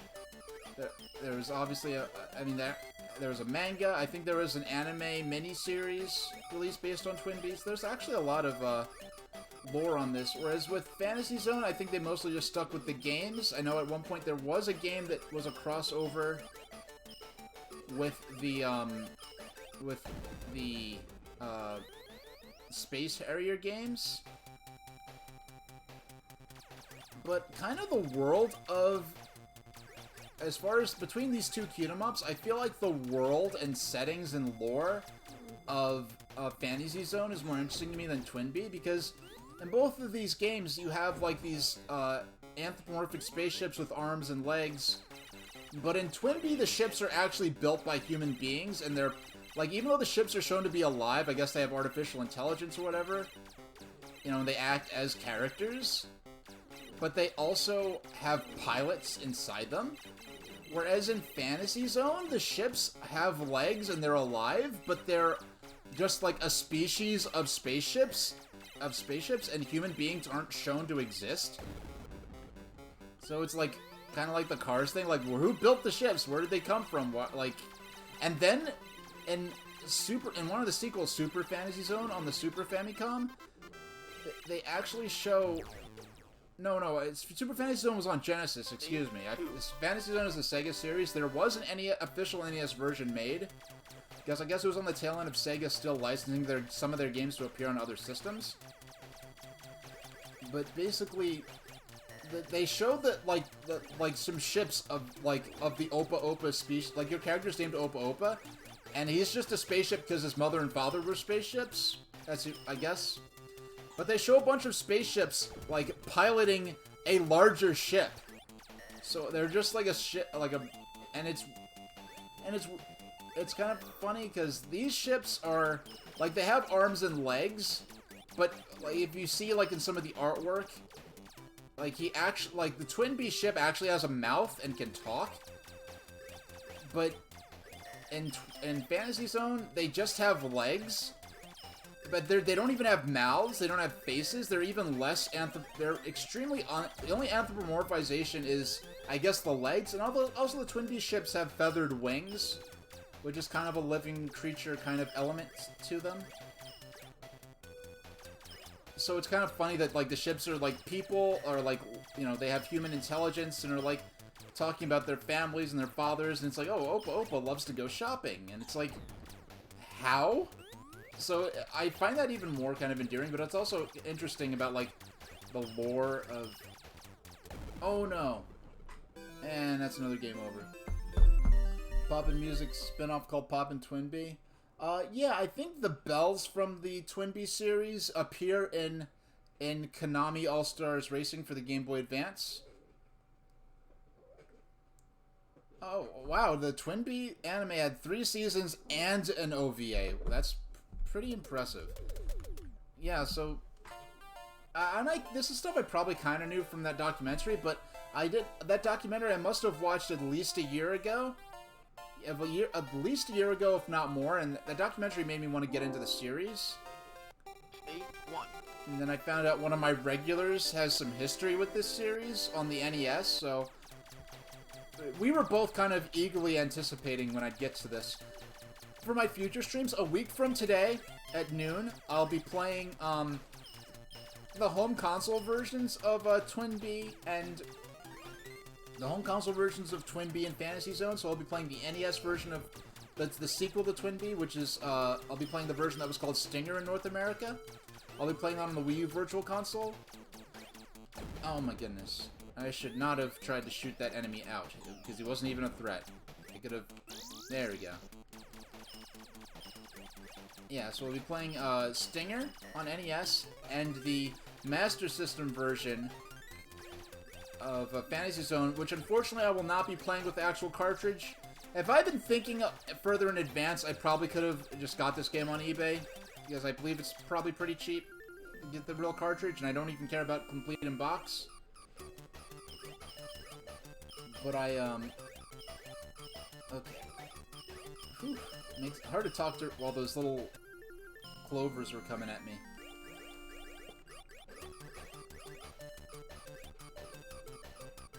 Yeah, I want to make this shield last as long as I can, especially since I'm nearly up to the boss. Now, the shield, I thought it was a lot of games have a shield that's, like, based on a timer, like, or invincibility is based on a timer, like in Super Mario Brothers, you have, you know, a certain amount of time when you get the Starman power-up.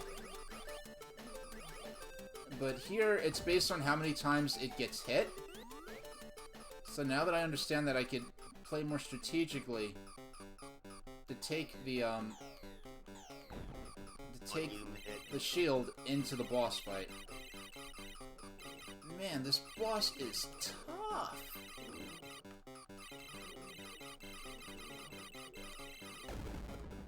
Oh boy, we lost our shield and our fighter.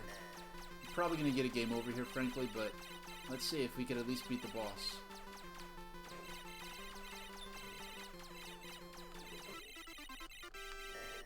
Hey, I got enough points to get a fight. Oh no, alright, we lost our fighter there. Almost got into the ambulance to repair his arms. I already lost another arm. We lost both our arms, but we made it into the ambulance.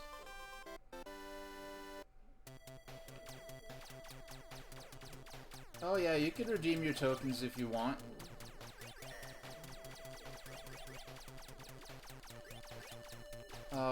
There's a, did you see, I made a clip of the first time someone redeemed one of those. Yeah, the first time someone redeemed that, we read about, Godred Croven. Oh, come on, come on, come on.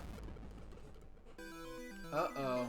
You got a game over, and a Sodor lore reading has been redeemed. So for the second time, well, first we're gonna pause this. We're gonna pause the timer, and here we go.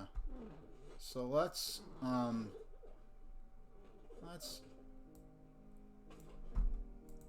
right. So I've got my document here, ready to go. Okay, so we're about Godred Croven. So last time we read about King Godred Croven. This time we're going to read about Croven's Gate. Do I have... Do I have a pic... Do I happen to have... We're gonna mute the game. No, I don't have a image of Croven's Gate ready to go, but Croven's Gate, commonly referred to as the Works or the Workstation, in reference to the railway workshop house there, is a town near a narrow gap in the hills that is the only practicable route into the center of Sodor from the east. The town station is the terminus of the Scarlet Railway and the location of the works where engines go to be repaired.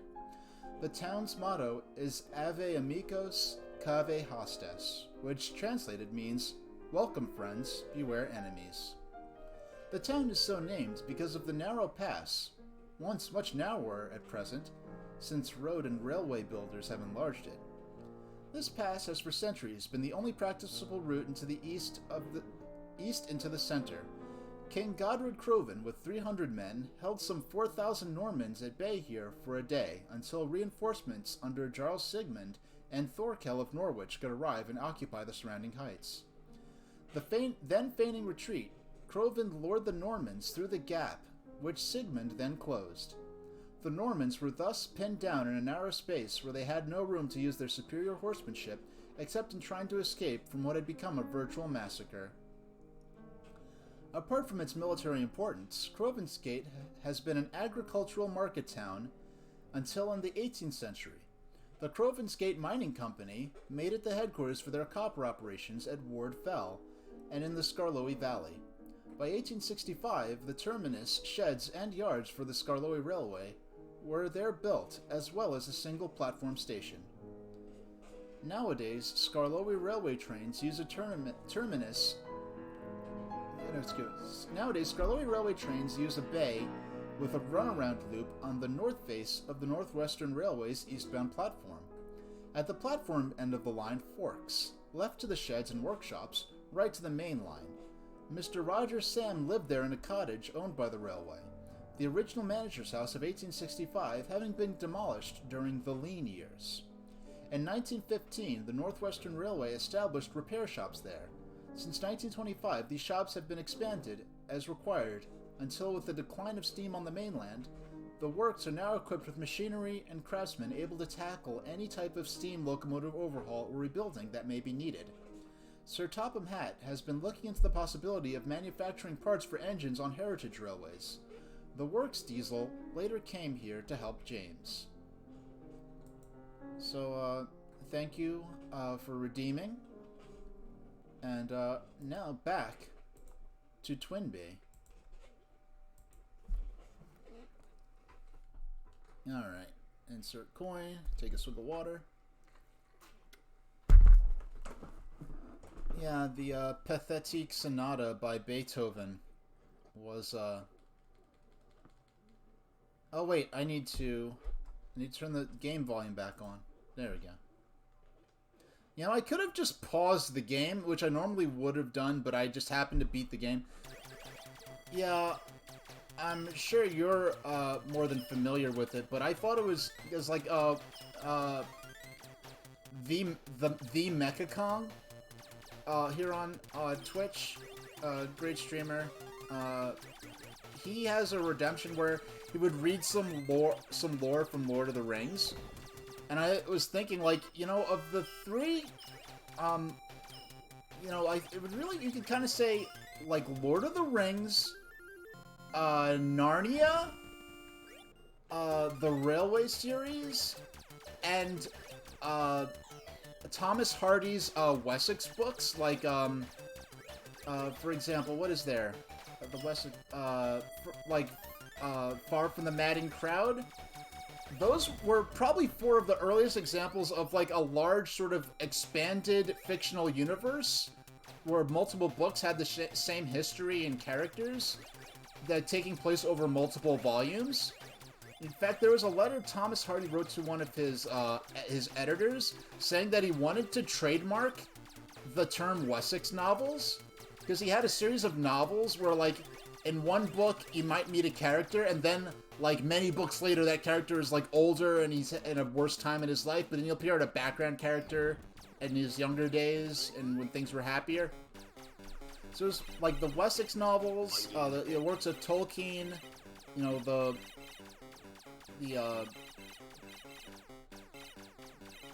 Narnia books and the old Thomas books were probably some of the earliest examples of a shared universe stories, coming out of the UK, and really probably of just Western fiction in general, at least in the 20th century.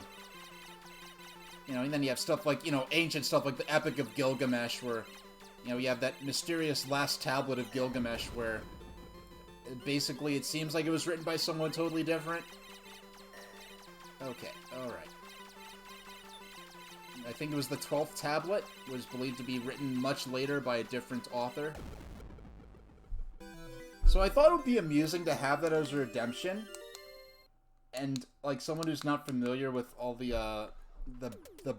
all of the lore that exists for the Thomas the Tank Engine universe, and think I'm just gonna read some, like, a character profile about one of the engines or something, but it's actually, wow, that's my best game ever. 64,000 points. And then I go into, like, you know, like, here's the history of this king who was, you know, his father was exiled, and then, like, they sent someone to go retrieve him and invite him to rule again, but he had died, and his son was only 11, so he trained him in the art of combat to retake his kingdom, and, you know, and all the, it just, like, is actual Lord of the Rings level lore and history, so I just thought that would be amusing. Because I had all these people saving up. I mean, my next, maybe I might do it with some of my stimulus money if other things are taken care of, but I do want to get some Doorworm emotes for my paid subs.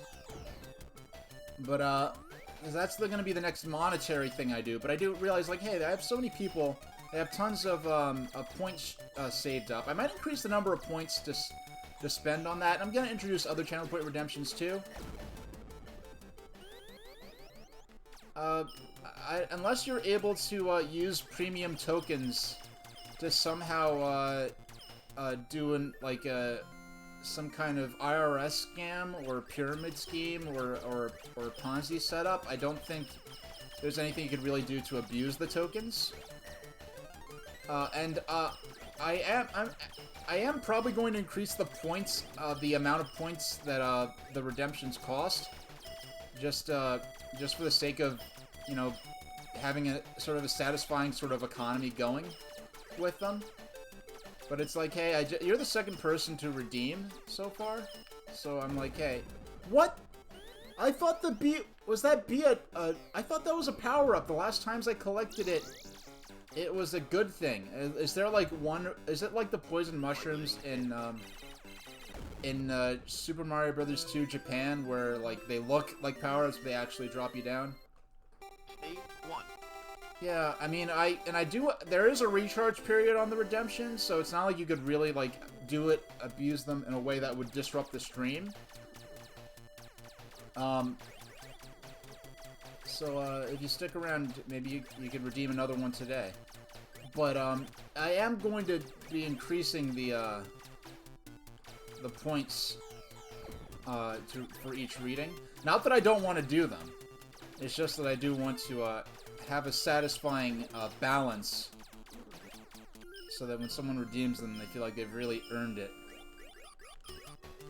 Though, of course, no matter how little or how much you watch, I do, of course, appreciate your, patronage.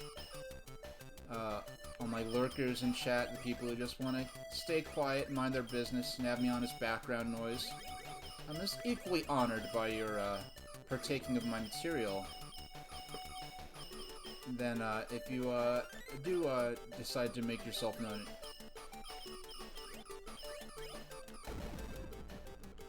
Oh. Well, I guess my alert box. Yeah, I just made these layouts, so my alert box was not. Alright. Now let's replay that. Alright. We could turn down the volume on that a little bit.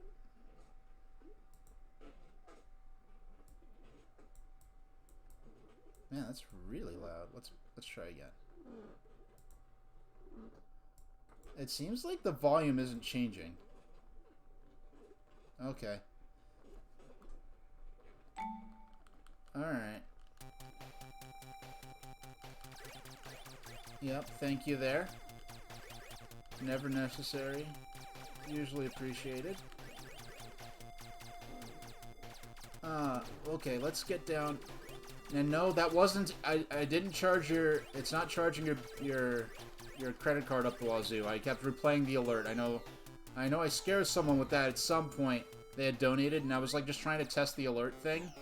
Make sure it was playing right. And so they thought that they were, they accidentally, like, donated, like, a dozen times or something crazy like that. Oh. I lost both of my arms there. Ambulance. I mean, not that I don't really... How did I beat... How did I beat him?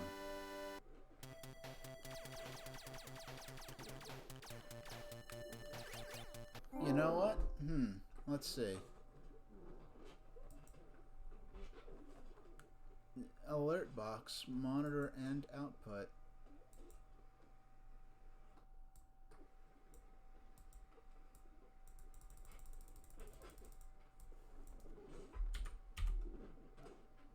Alright, let's try that again. Alright. I don't know if the text-to-speech works. Oh, shucks. I mean, I'm so astonished that we actually made it to level 2. Because it's not very often that we actually make it this far. Yeah, I'm gonna have fun going through the stream and counting up. Yeah, I knew there were albums based on TwinBee, and heck, they're probably... Actually, this is a good opportunity. Why don't I... Yeah, let's go back to the title screen. And so this was released... This is one of the releases for what was called the Bubble system, which was a unique form of magnetic It was magnetic non-mechanical media, so it wasn't like a tape or a cassette or anything, but it was magnetic based, and I thought this would be a good way to distribute arcade games, but it turns out the memory was very fragile to things like external magnetic waves, so very few of these remain in function, but this actually, you have the option to actually emulate the bubble system. So let's actually, this is what would happen when you turned on the arcade machine. Alright.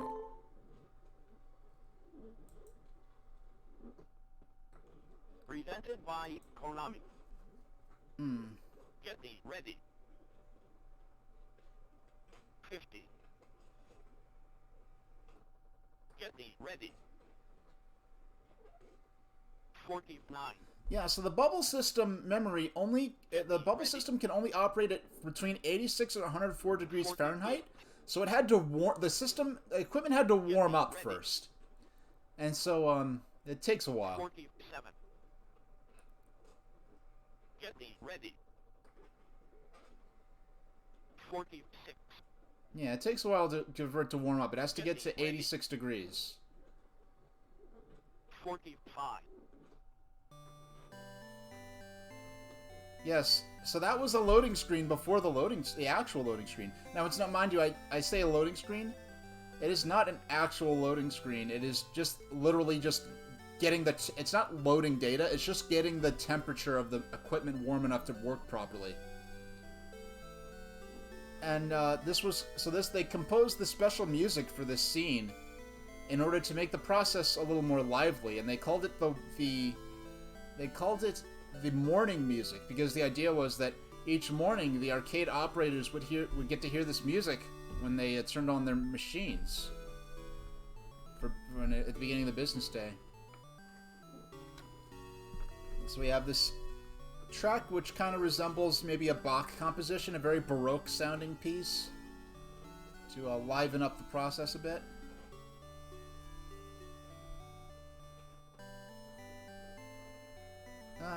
Only 26 more seconds. But really, for this music, this music really makes it worthwhile. Now later because they realized how unreliable this equipment was, they released a traditional ROM board version of this, which when you emulate on here, it only takes about like 15 seconds to boot up, but come on, why would you not want to hear that music? That is awesome music. And it makes the wait worthwhile.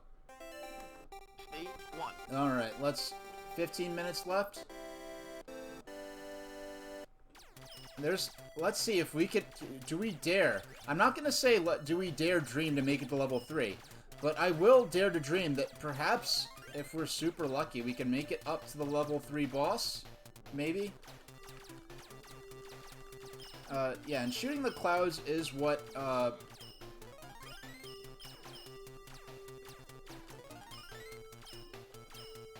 yeah, that's the best power-up. No, I just want to... Yeah, we blew you up. Yeah, take that. Yeah, so these are kind of like the options in Xevious.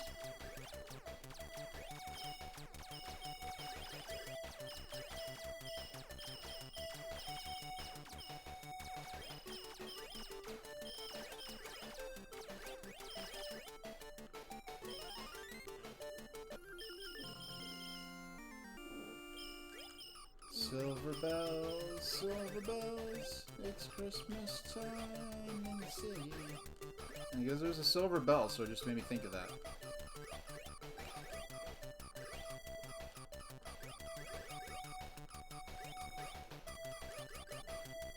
Alright.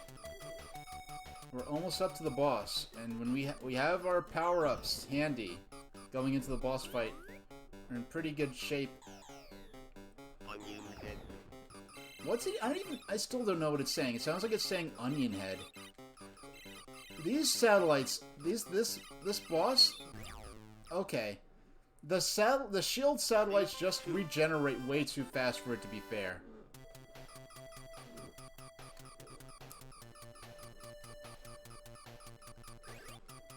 And I beat that boss a lot faster than I typically do. Oh no, I ran straight into that doggone bullet. But I have...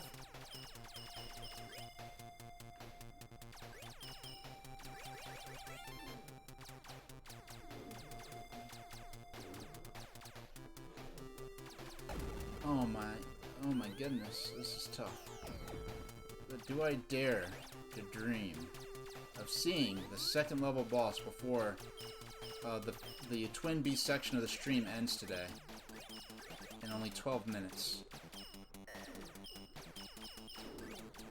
Shoot those knives. Oh no. This is our last fighter. And that's it.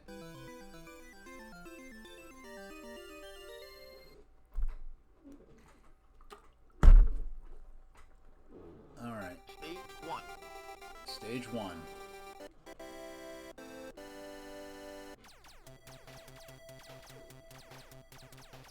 I think it's luck I think it's random as to whether or not a particular cloud will contain a bell or not. Because it doesn't seem especially consistent.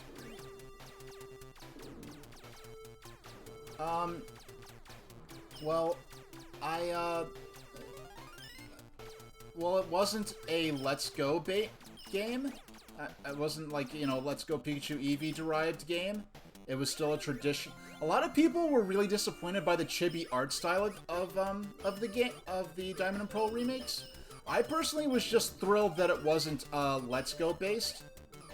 And like I said, like Sinnoh didn't seem like the right game that would make sense to have a Let's Go based remake of it.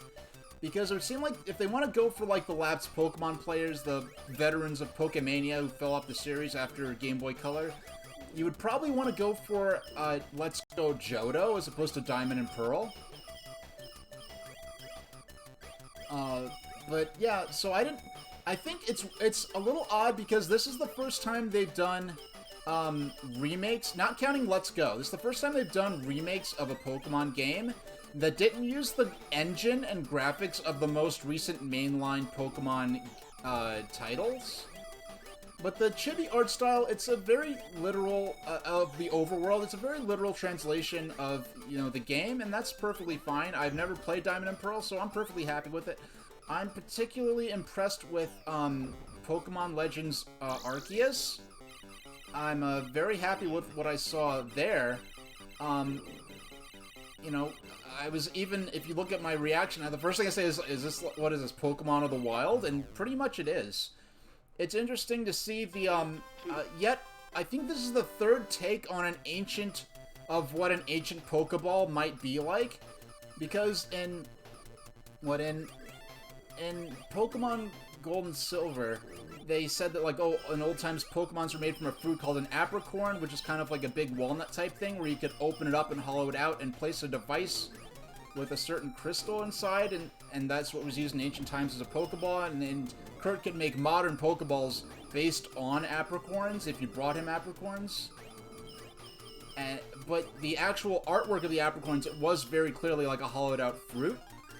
But then, there's one of the Pokemon movies, and I won't say which one, if in case anyone, for spoilers' sake, but there's a certain Pokemon movie where we see a scene that takes place about 50 or 60 years before modern times, like where Ash and Pikachu are running around, and we see a character from that era use an old-fashioned Pokeball that I guess was more recent than an Apricorn Ball, but not a modern Pokeball, and it had a screw top that opened up.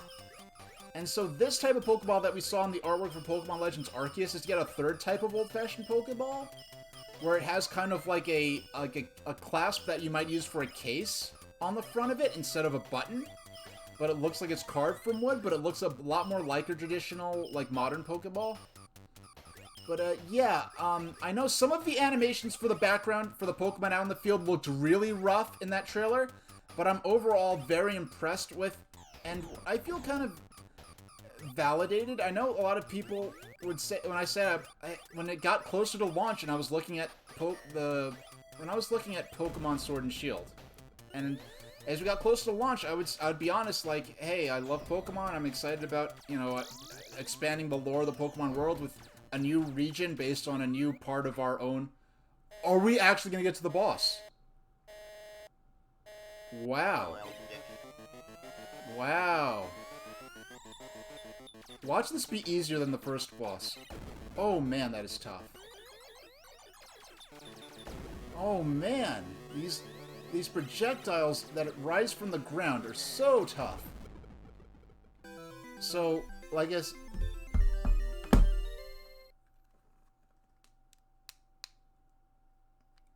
yeah, there have been all kinds of different interpretations of ancient devices for carrying around Pokemon. Yeah, I wasn't too disappointed in the Battle Frontier being gone, because I was never into... I would play through the battles, like, for the story, and I enjoyed playing through the battles of the main campaign, but I never really developed, like, I never built, like, competitive type teams, more so. I was more about exploring the world itself and exploring the scenario, the storyline scenario, so I didn't really miss the Battle Frontier at all. But I'm sorry I wasn't there for people who cared about it. But as far as second, I believe that Omega Ruby, Alpha Sapphire, definitely, of all the DS and 3DS Pokemon games, I feel like Omega Ruby and Alpha Sapphire, by far, had the best use of the touchscreen for additional functions. All those different, like, app-like menus you could go through that had different functions were, by far, some of the more, I think, probably the most useful and enjoyable uses of the second screen in all of the DS and 3DS era Pokemon games. But I know as we got closer to the launch of Sun and Moon, some people would say, when I said, oh, I'm not really impressed by the presentation and the visuals of this game, I know I got a certain amount of pushback of people saying, like, oh, well, what do you expect Pokemon in HD to look like? Of course it's going to look like Sword and Shield. You know, of course it's going to have a cartoony art style. I'm like, I'm not saying I don't like it because it's a cartoony art style. That's a given for Pokemon. It's just that I didn't feel like it was using the Switch's to its full capabilities. And the Switch is not a high-performance system, but for what the Switch is capable of, Sword and Shield's presentation did not impress me very much. And I feel like they were kind of rushed, and now that seeing how Pokemon Legends Arceus looks, yes, it is an action RPG instead of a traditional RPG, but when people say, what do you people saying, oh, what do you expect? Of course Sword and Shield are going to look like that. You know, what else could you possibly expect? And now that Pokemon Legends Arceus, that is my answer. That's what I would expect from a Pokemon game on an HD system. Not abandoning the cartoony art style or anything. Wow, I don't know if I'm getting better at this, but or I'm just getting lucky consecutively. Well, I don't know if you played Diamond and Pearl, but at least it's not truly 2D, but the top-down camera of the new the Diamond and Pearl remakes is probably the closest we're gonna get to a 2D Pokemon game for a while. But I do once I get my, oh man, I just remembered the Analog Pocket is supposed to be shipping next month, and I do have mine pre-ordered and a dock for it. And I'll be able to add Game Boy games to the stream using original cartridges, which is going to be a lot of fun. And Pokemon might be one of the earlier games I play.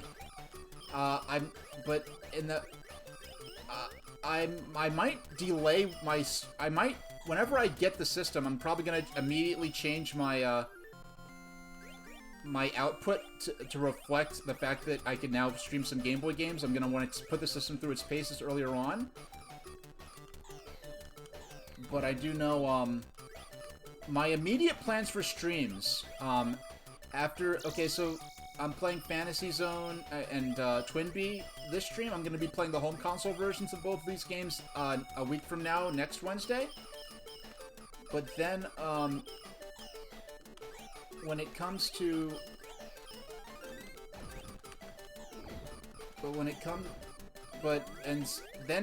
So next week, it'll be home console versions of TwinBee and Fantasy Zone.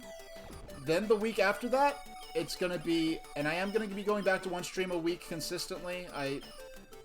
Two stream... It just takes...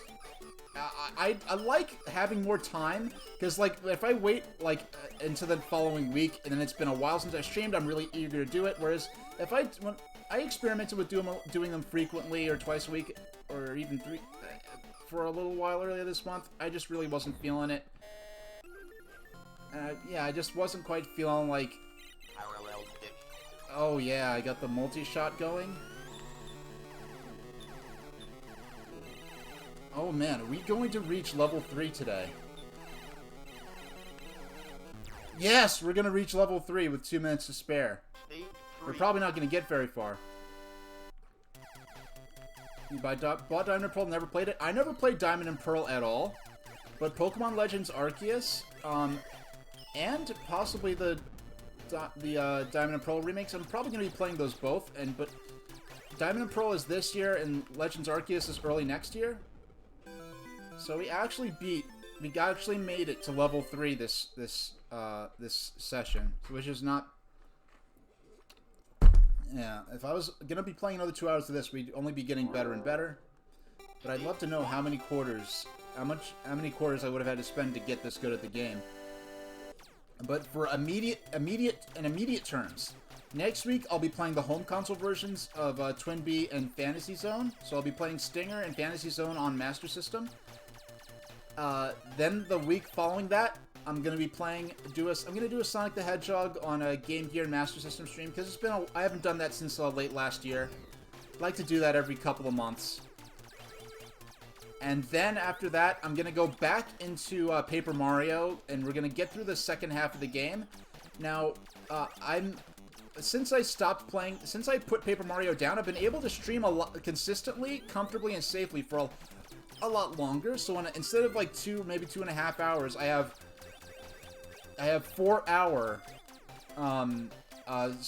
sessions of Paper Mario. So I'll probably be able to get through the back half of the game a lot faster than the first half. So I'm only doing one stream a week. It might only take me maybe 3 to 5 max streams to get through the rest of Paper Mario, and then from there, I'll figure out what I want to do next, because I tend to have a rough outline in my head of what I'll be playing.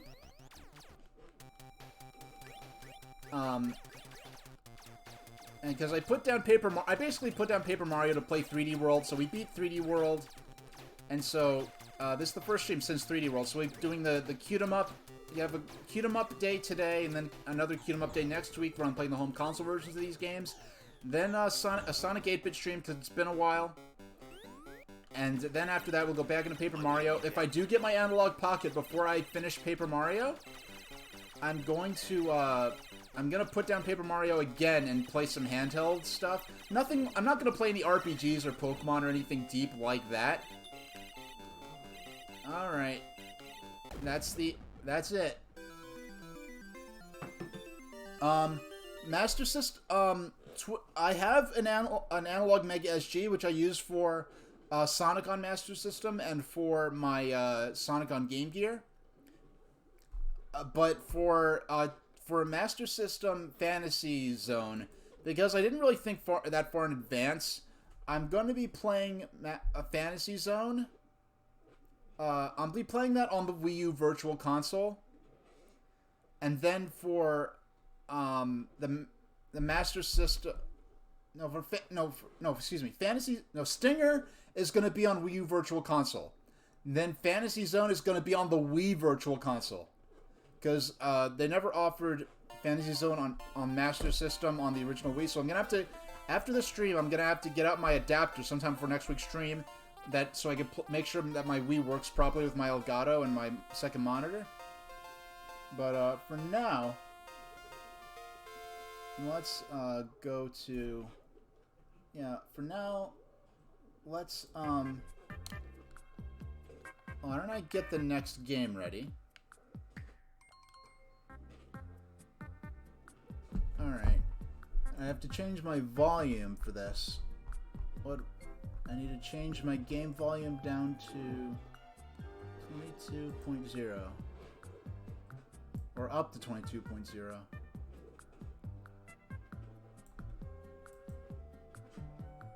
28. Wait a second.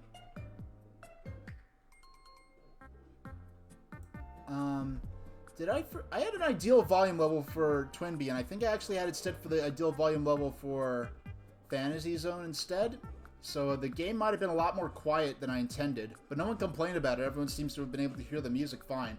Because Fantasy Zone, TwinBee was running on Arcade Archives, but Fantasy Zone is running on something on like Sega's own, a different thing by M3, so Fantasy Zone was a lot louder than, TwinBee is a lot louder than Fantasy Zone. Alright, so we are going to take a 10-minute break, and then I'll be back for 2 hours of Fantasy Zone. So I will be back, and thanks for watching.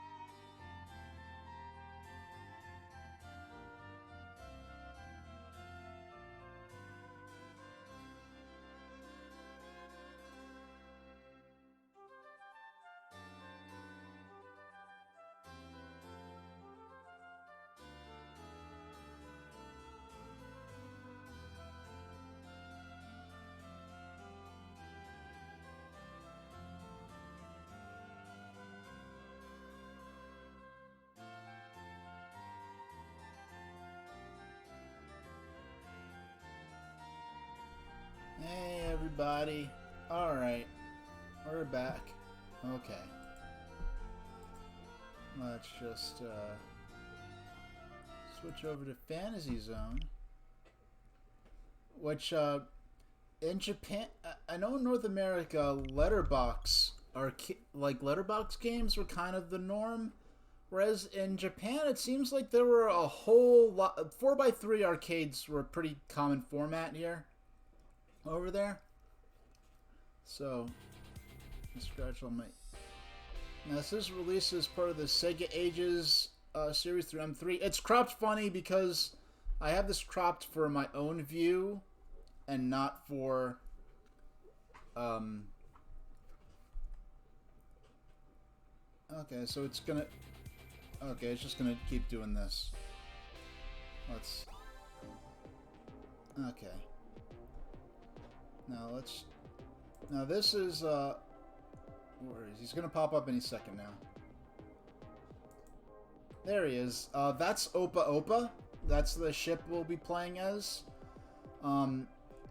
He is a, you might not be able to tell by looking at it, but he's actually a male spaceship. And, he's the only, like, he's even less anthropomorphic than TwinBee. He doesn't even have a mouth. And, I mean, the shield would be a perfect place to have, like, a facial expression under there. I mean, like, the windshield thing, but apparently that doesn't open up. Apparently, like, there's no room for a pilot or passenger inside him. He's got his wings on the back that he flies with. He also has a jet engine on the back, and then he has his legs. He doesn't even have arms. But we've, let me read you. This is a screenshot from the intro of Super Fantasy Zone on the Genesis. But let's read the lore of Fantasy Zone. The evil Menons are aiming to take over the Fantasy Zone by using misappropriated foreign currency to build their forces. So yes, we're about to play a cutesy game with this living spaceship. This is about money laundering, apparently. Yes, they're seeking to take over the Fantasy Zone by using misappropriated foreign currency to build their forces. Your job to recover the stolen coins and return the power where it belongs, so Fantasy Zone is safely protected. The Fantasy Zone is actually a solar system of 8 unique planets, each more fantastic than the last. You must destroy the creatures on the planet while collecting as many coins as possible before you go on to the next one.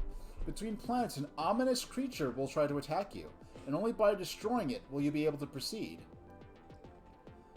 You are Opa Opa, a valiant fighter in an expandable spaceship. Now, I believe this writing is based on the the English language manual for the Master System version of Fantasy Zone, but they sort of adapted it for use in the arcade version.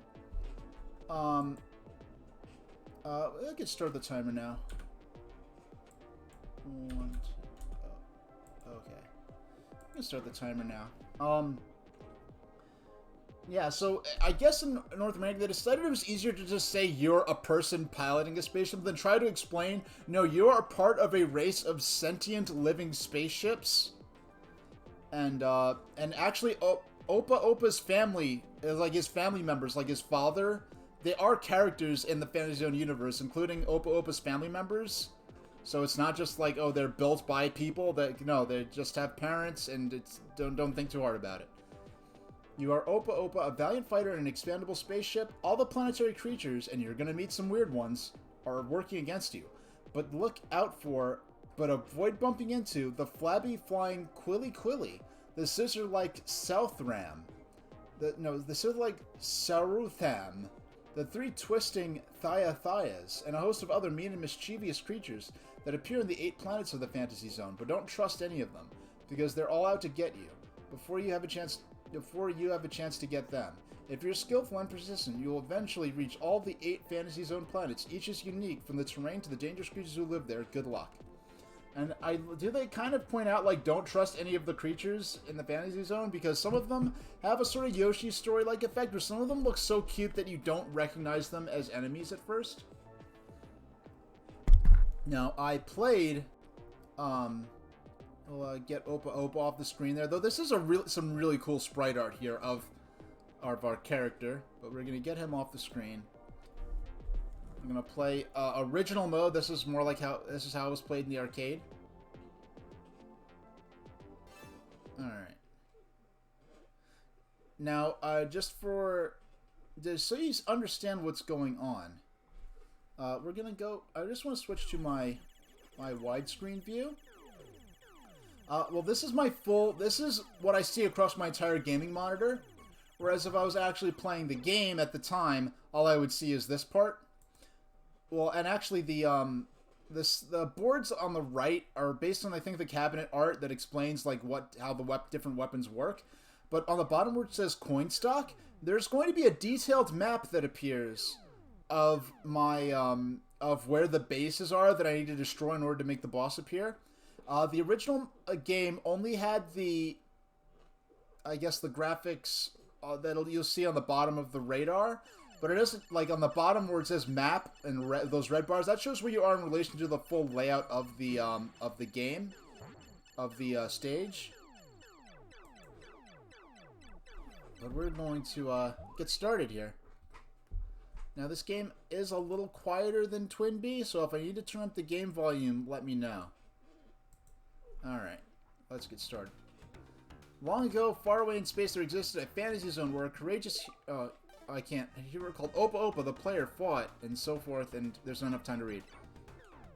Now, I could drop, now originally when I first played this, now I'm gonna risk my first, I'm gonna show you on widescreen. If you look on the bottom, you can see, it actually shows in detail where where Opa Opa is in relation to the bases, as well as little hands showing the vertical and horizontal, their vertical position in relation to where I'm at.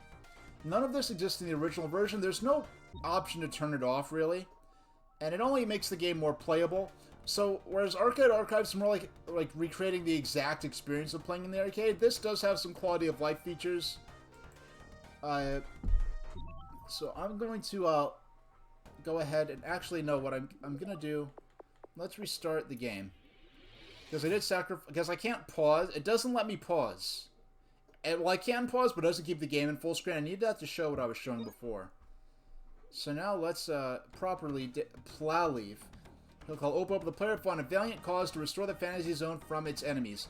There is, now there is so we have to destroy all those pink things. Those are what spawn the enemies.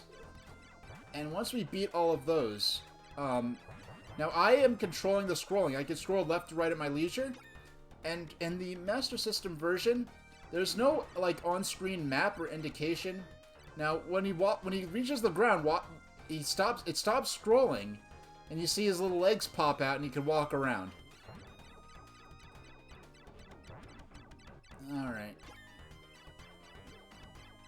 And once again, I love the even more extreme on the cutesy visuals and aesthetics than TwinBee. And TwinBee was quite lighthearted and cutesy compared to a traditional space shooter. But here we see even more pastel. I mean, this game did come out a year later, and this hardware, I believe it can display more colors than what Konami was using.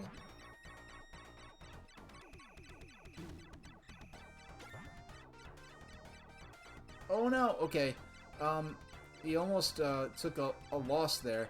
Now, when I was playing this on Master System, I did not understand that you had to destroy these bases, and once you destroyed all of them, now I could continue playing. I could collect coins for. There's no time limit, I don't believe, so I could sit there collecting coins. There is a shop. Oh, and I know there is kind of a plot to these games, so I didn't read too many spoilers, but I know, apparently, according to some profile I read, Opa Opa enjoys shopping, and there is a shop in this game where you can actually buy upgrades for your ship, as well as extra lives. You do not earn extra lives through collecting points alone. The extra lives that you earn are entirely... Yeah, the extra lives you earn are entirely... you purchase extra lives, and each time you purchase one, it gets more expensive. You could also... Oh no, we lost a life there. And they did add a really good... some of the weapons... Oh no, I wasn't paying attention for a second. The weapons include the big wings, the jet engine. You can see the weapons on the side. When we reach the shop, I'll pause to...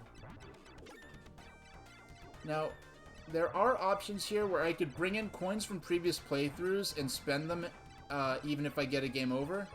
There's sort of like a global bank system. I'm not using that in this version. But it's kind of funny. If you look at a lot of Japanese, like in North America, we're more accustomed to like either the cocktail cabinets, the table-like ones, or the upright cabinets. In Japan, they have a large number of sit-down cabinet systems for arcades. And when you, if you look at those, they're usually almost always 4x3 units.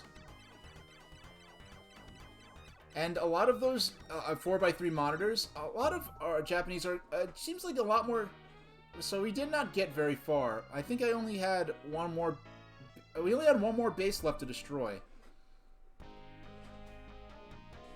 Okay, we only have 3 characters to work with here.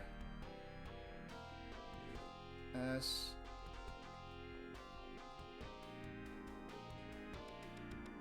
Oh, come on. T. S. T. H. No, I'm sure eventually I'll stop caring. But let's continue on.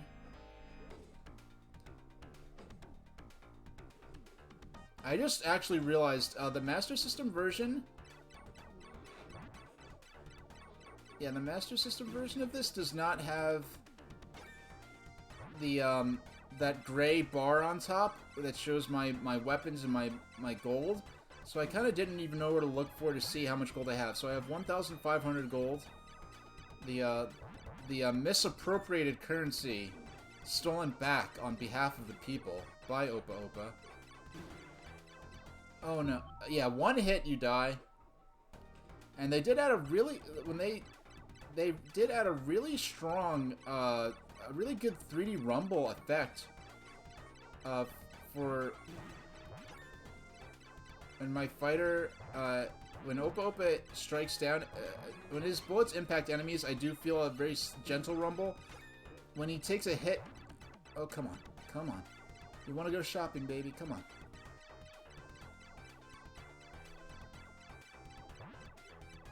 Yay, we hit the shop balloon. Part shop. A really funky font they use here. So we have 2,050 gold. We have the big wings. We have the turbo engine. The laser beam.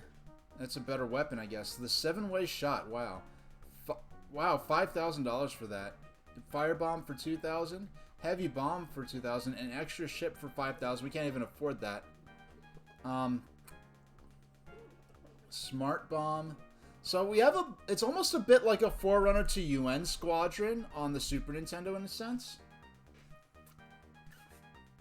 Then a side-scrolling shooter where you can buy and customize equipment. Twin bombs for 100. Wide beam for 500. Laser beam. The rocket engine.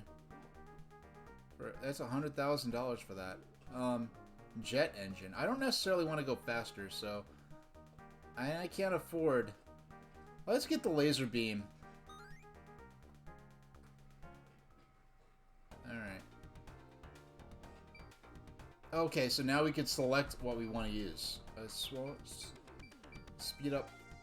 Weapon 1, twin shot. Laser beam. Okay, so we're equipped with the laser. We have the single bomb. Hold on, let me just restart my chair. And of course, fantastic music once again. Let's exit. Ready? Go. Okay, I like how it... Oh, wow. UOP. I don't know how long these bonus weapons last. I'm sure I'm going to lose them if I were to take a loss, if I were to lose my ship. Oh, it didn't even last that long.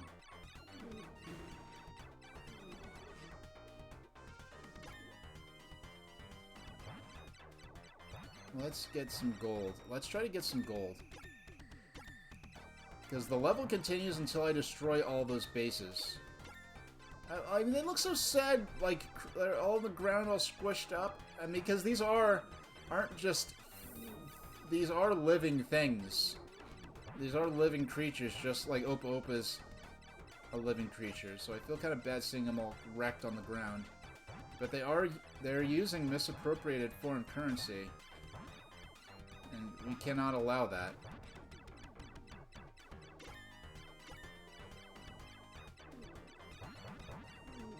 No money?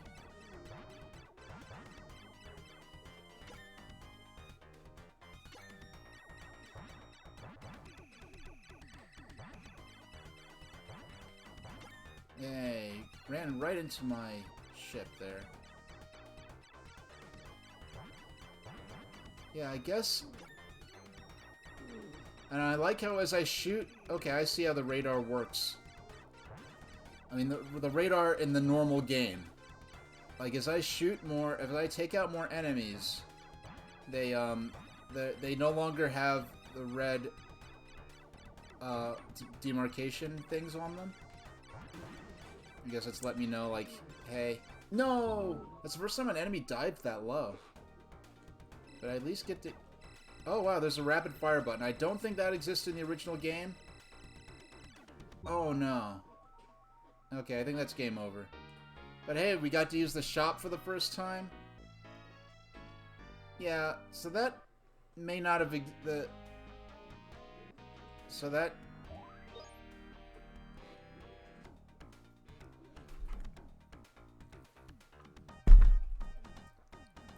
I just noticed how he flaps it. Oh, okay. With the rapid fire, I could take out enemies a lot quicker.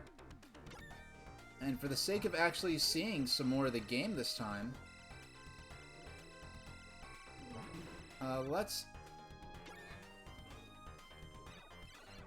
Yeah, I'm gonna be cheap. I'm gonna use the rapid fire. I mean, it would be... I mean, if there was a mode where there was no rapid fire, I probably would use that. But since this is like the most original-ish mode that they offer, and it has the rapid fire, so I'm gonna go ahead and use it. Especially if it's gonna be like... I know this game gets tough fast.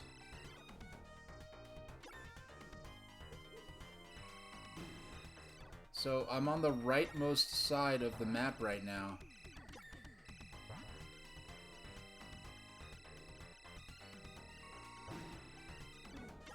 Yeah, it is very easy to take out the bases with the rapid fire. And I really was... Like, when I first played this on Master System, I was scrolling through it infinitely. I didn't even get the first boss to appear because I thought... Well, I didn't realize you could shoot those down.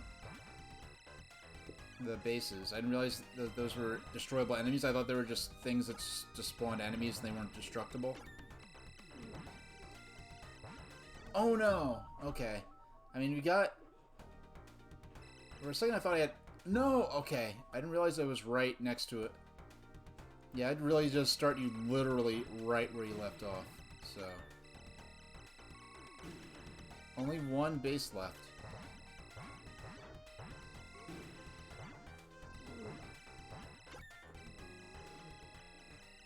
Okay, oh, it's... Oh, all the normal enemies flew away, and now the base... This is now as far as I've ever gotten in the... Oh! Hey, at least we got the boss to appear. Now, I probably could have made the boss appear, but I was more interested in trying to collect some money. Yeah, I was more interested in trying to collect money than making the boss appear quickly.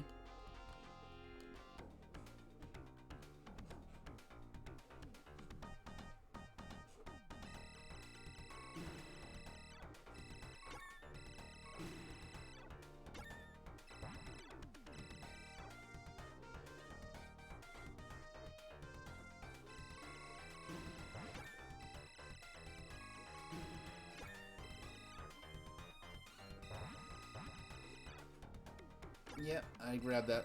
I grabbed that as that coin that tried to get away from me.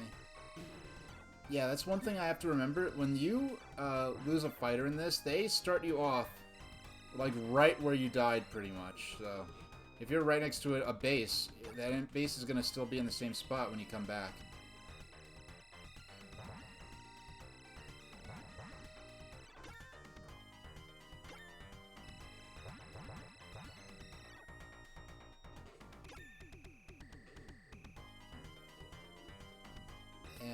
back to the other side of the map.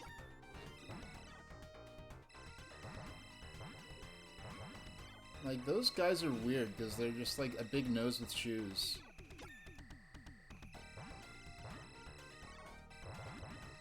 I'm gonna miss...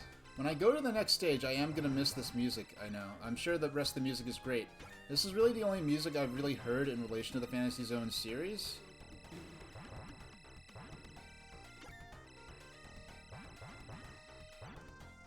Oh yeah, we're definitely... Oh, I almost... Only a couple more bases left to blow up. Oh... Oh, it got me. That was close. Alright.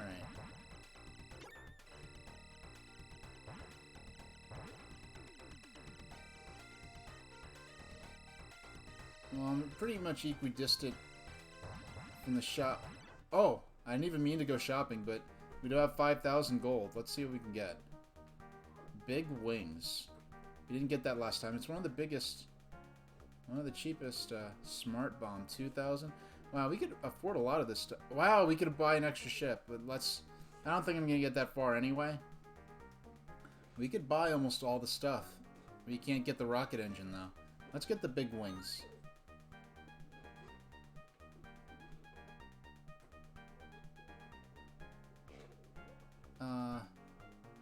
Oh, I can't get the laser now. The 7-way shot now. Let's get the... We got the laser. Okay, we got the big wings. And the twin shot. And okay. Oh yeah, he's death. Oh! Are you kidding? They never fired like that before. And there goes all the stuff I bought. Man, this game is tough.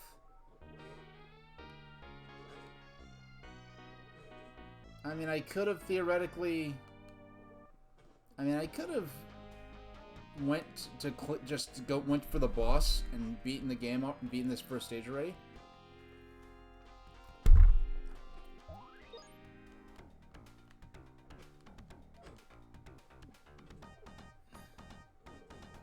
Wait, did it say the name of the soundtrack title down there? Like Opa Opa? Yay, we got him.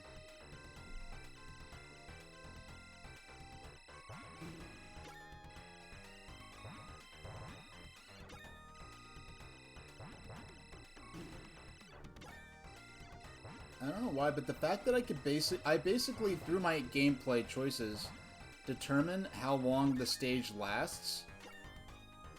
It's both daunting and it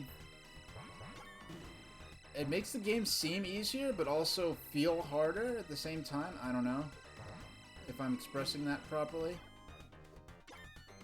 That it's like a risk reward thing. The longer I take in the shop,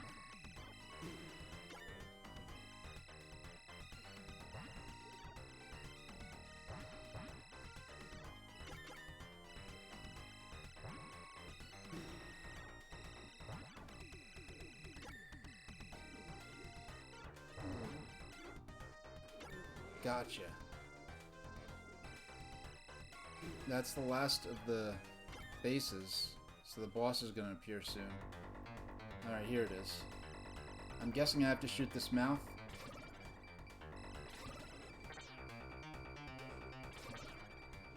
I keep forgetting I have bombs I can shoot as well as the regular laser.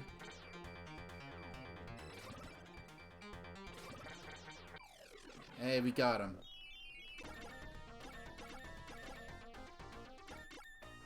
Oh, almost got to 10,000. Tab S. Let's see, what do we got in here to buy now that we have nearly $10,000? Big wings. We really don't need that. I don't feel like I need to move faster. I guess later in the game there might be some enemies I really want to outrun. I can get not just the big wings, I can get the jet engine, the rocket engine, the wide beam. The extra ship is $5,000. I already have 2. Seven-way shot is 5,000. Let's get the seven-way shot. I have 4,000 left. Turbo engine. Yeah, I think that's enough for now. Got the seven-way shot going. Oh, those are the bases. I just...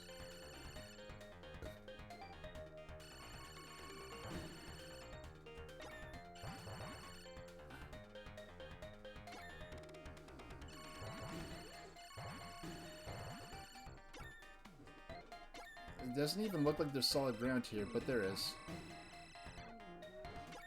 It's interesting, all the bases are on platforms this time.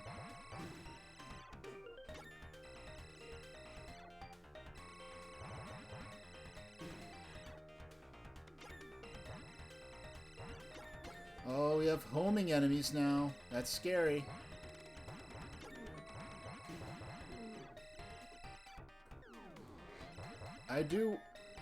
I am feeling like I wish I could move faster a lot of times, so maybe that next time the big wings might not be such a... But every time I buy something, it's like I'm betting. Oh, I already made the boss appear. Hey, it's... I know this guy. This guy appears on the title screen of the Master System version. Not on the box art of the Master System. Oh, man.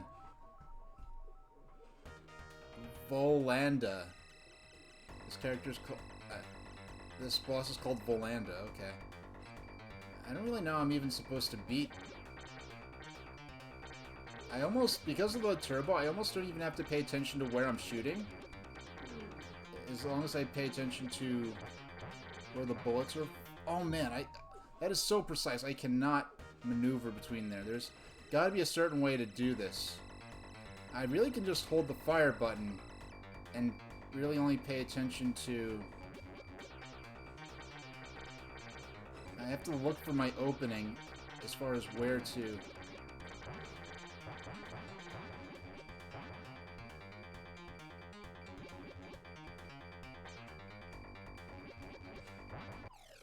Okay, we got him.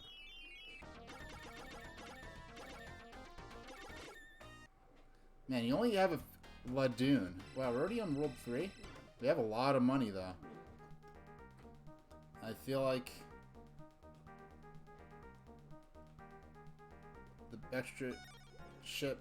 Oh, wow, look. The price instantly increases once you buy it. The 7-way shot's 9,000 now, so every time you buy something...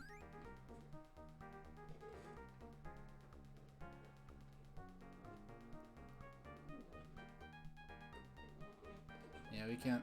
Heavy bomb is 2,000? Alright. Turbo engine. I mean, I already have the wings, so... I mean, we'll just have to experiment with different,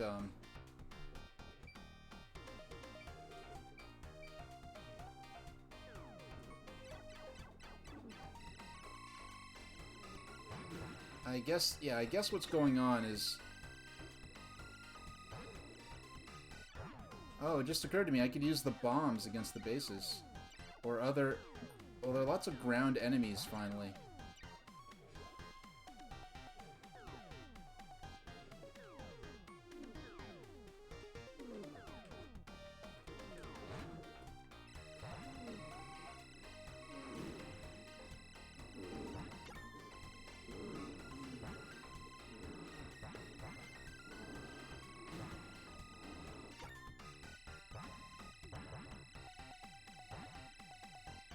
Oh, shucks. Now, let's see.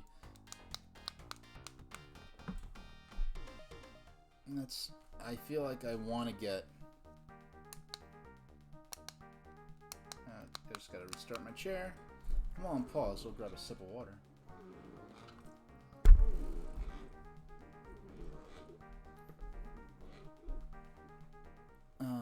Oh no! I actually meant to go shopping and buy stuff. Oh, and is that game over? Alright, that's the furthest I've ever gotten.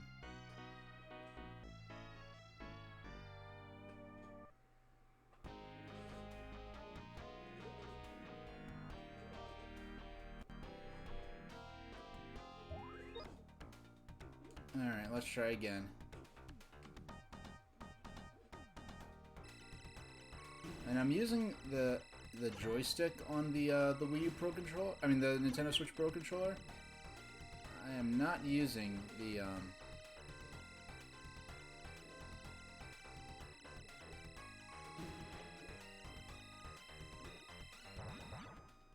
Man, that balloon just ran right into me. It's like, no, we are going to go shopping, whether you want to or not. Well, I can't afford... Well, why don't I buy... I'm gonna buy the big wings, but I'm not going to equip them now. Because I think I get to have up to one item in reserve of each class. So for speed, I have the big wings and the small wings. So I just... Next time I have a chance to re-outfit myself.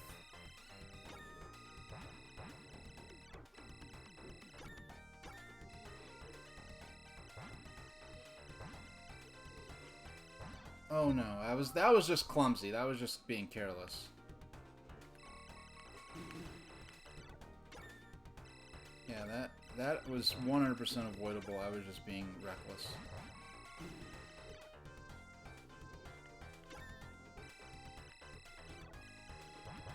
Alright, and...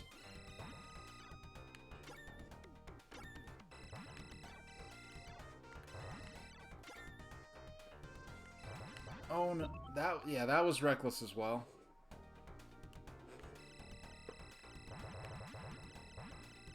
I feel like I might as well restart it already at this point, but that just seems kind of lazy in a sense. At least, however long I do last, at least it's more practice.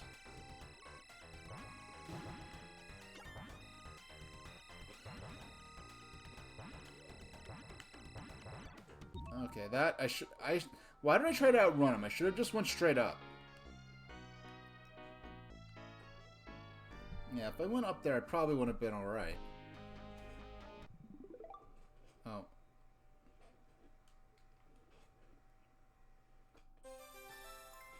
Oh. I didn't mean to record my score in the rankings, because I'm sure this isn't a very impressive score, but... Alright, and the X button is to,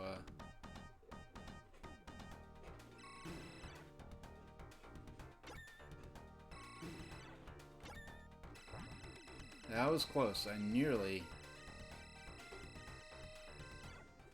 Now, can I get the big wings? With what I... Yes, big wings are only $100, so I'll get that.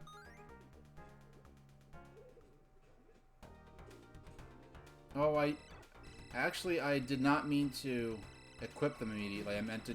Because when you buy something, it seems like it's instantly equipped, and you have to choose to de-equip them, which is the fairer way to go about it.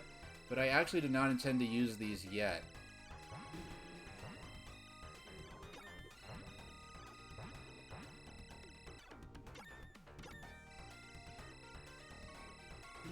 You know, if this is misappropriated foreign currency, it's kind of lucky that the local shop happens to accept the coins.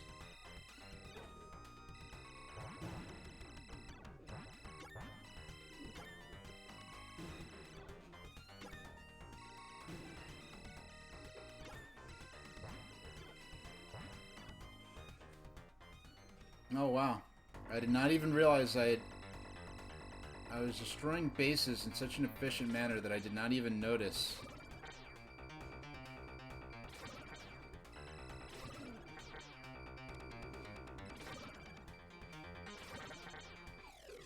Alright, there goes the first boss. Next time, whenever I beat a boss, I have to go straight to the ground to try to get a lot of gold.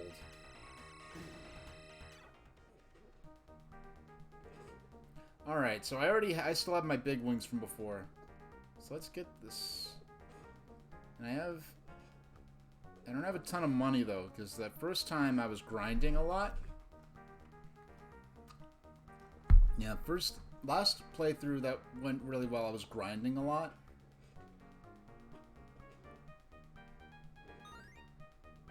Yeah, so I'll just go ahead, buy the seven-way shot, and exit.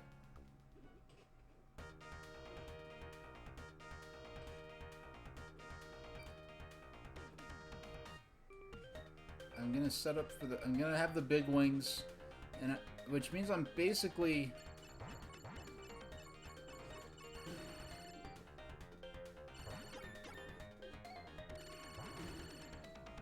Oh no! That... I was not prepared for the enemy to appear, so now I lost all that money. Man, spending money is really risky, because, like, if you take one hit, all the money spent on those upgrades is just down the toilet. Those guys, they're the ones that took out my ship last time.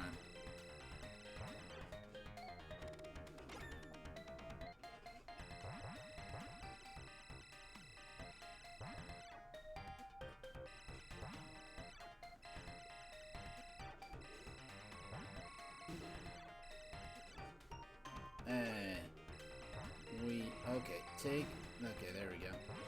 These darn homing missiles. Yeah, something about this stage makes it so that it feels a lot like I'm taking out the bases a lot quicker than... Okay, so those guys eventually shoot, and they flash right before they do. Oh gosh. Because they are quite the hazard. Okay, we took out all the bases, it's boss time.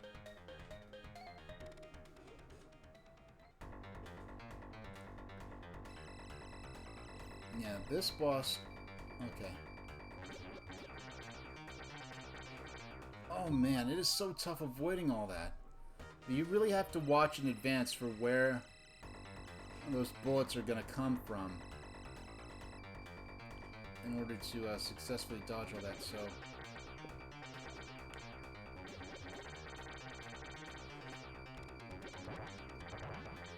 Yeah, you really can't tell just looking. Yeah, you have to perfectly weave through the bullets. Oh, man. Yeah, I have to be ready as soon as the boss is destroyed.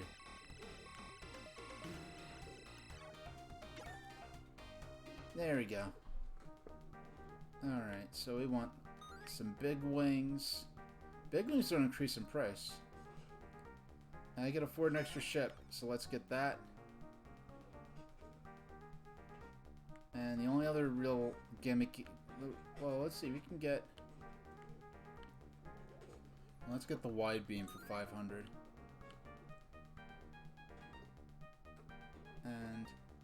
yeah, I think we've purchased enough for now. Now let's look at our loadout. We got the big wings, the wide shot. Alright, let's go with that. Oh my gosh, that was scary.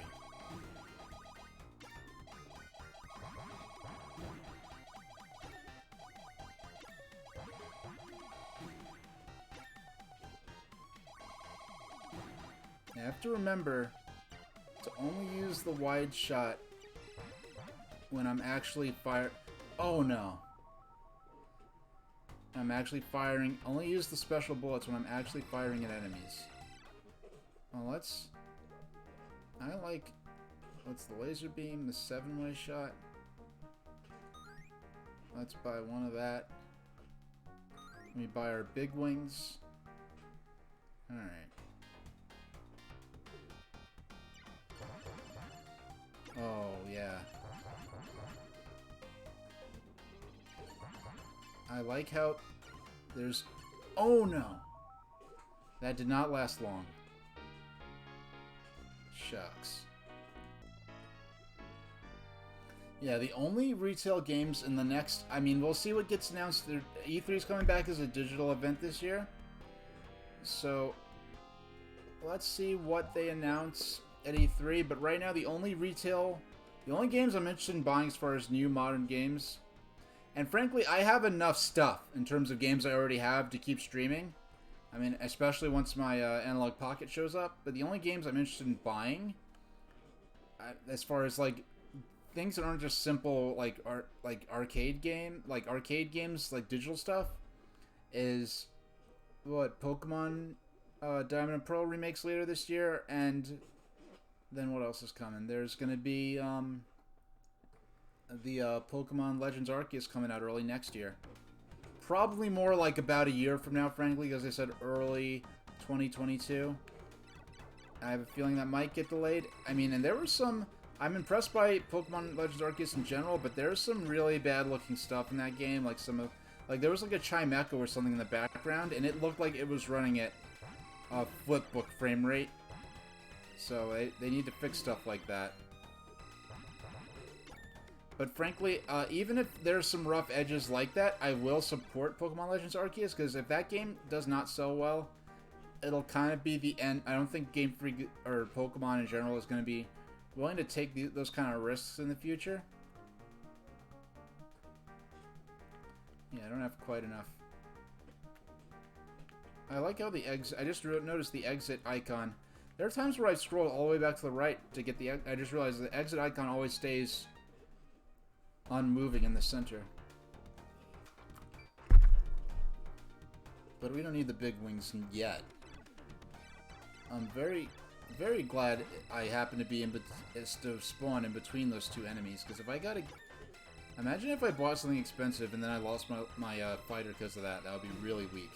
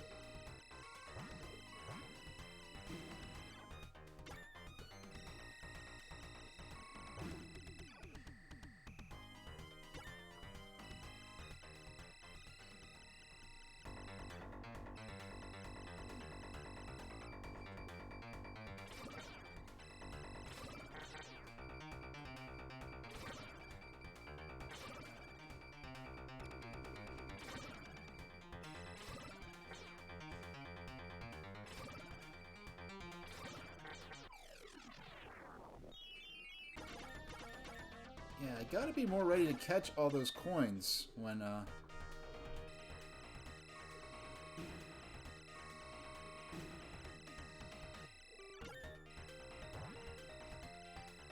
Alright. We still got our big wings, but let's get... We have them. We have big wings, we have not used them. So we get... Let's get that and the 7-way shot. No, we don't have quite enough money for the 7-wing shot. So let's get the wide beam. That's only 500. And exit. Oh, there we go. Exit. Now we equip the big wings. We got our... Oh my gosh.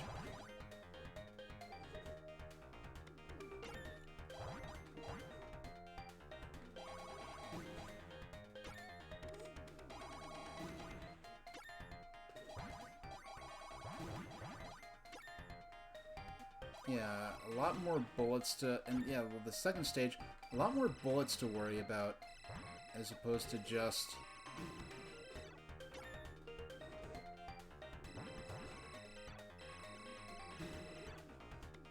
Yeah, and I do like how enemies tend to flash before firing bullets. I mean, as far as, like, when a large barrage of bullets is coming.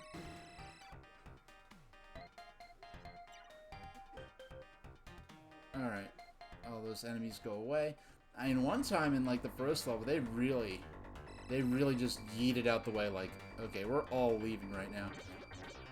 And I do appreciate how his wings are flapping faster, now that he has the big wings. Okay, we avoided. Oh boy, that's tough. Oh, that was not the easiest, Yeah, we got him.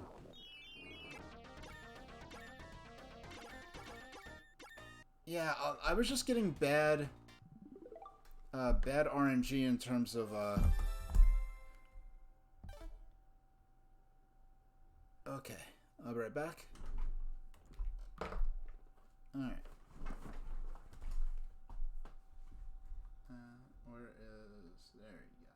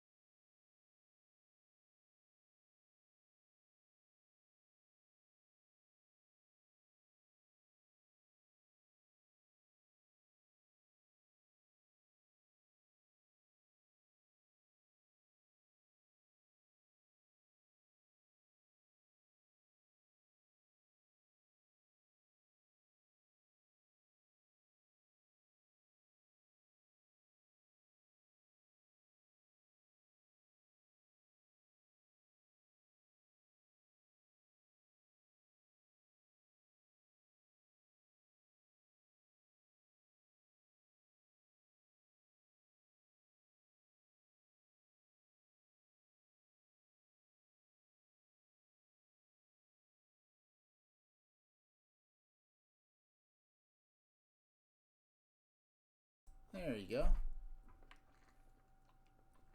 Alright. Let's see how far we can get.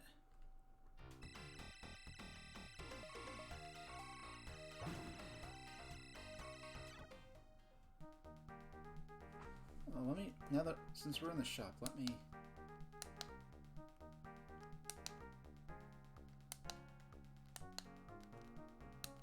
Come on. Come on, wake up, chair.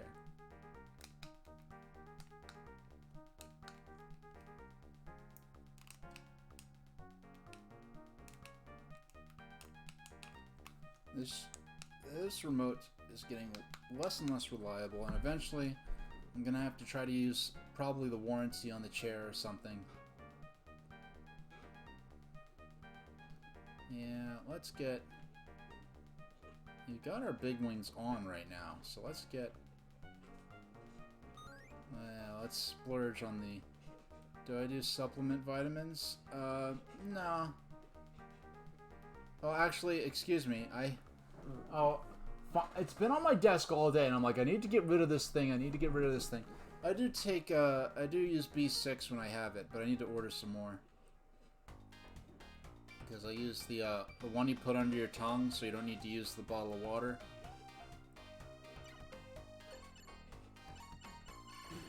Alright.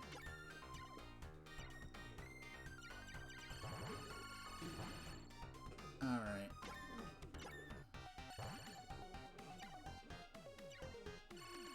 Hey, guys. Alright, we're tearing through this pretty alright. We have our normal shots. Oh man, that was... Look at that wave there. But... Hey... I'm not gonna... Yeah, don't want to go into the shop where I'm gonna warp back out and instantly get bamboozled by a bunch of... You're doing an assignment on a poem right now? Oh, cool. Yeah, you were saying before you're, back doing the school thing again. So,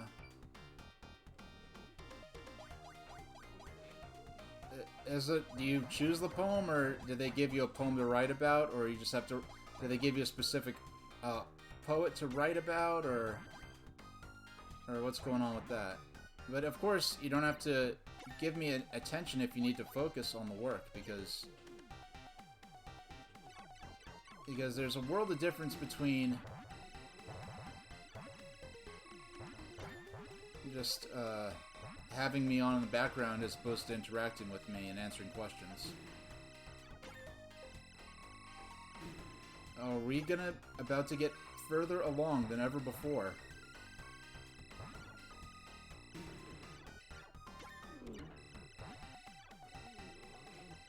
Alright, so we've never seen this boss before.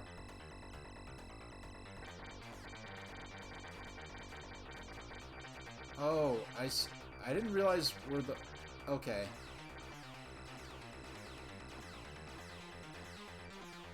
Alright, I see.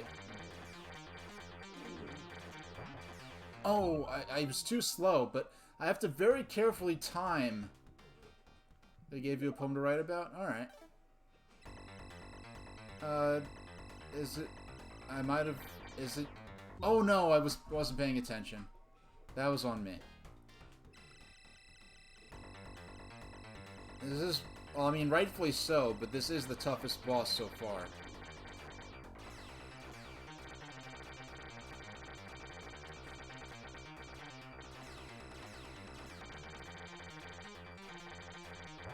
Yeah, I kind of have to decide where you're...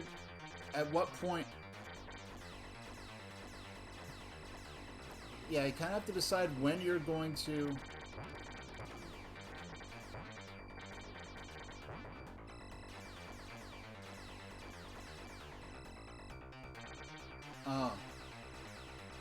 Man, I like I mean, he took me out, but I like the patterns on this boss. Because it seems like when it has all his lasers, he just, like, shoots non-stop in waves from top to bottom and back and forth.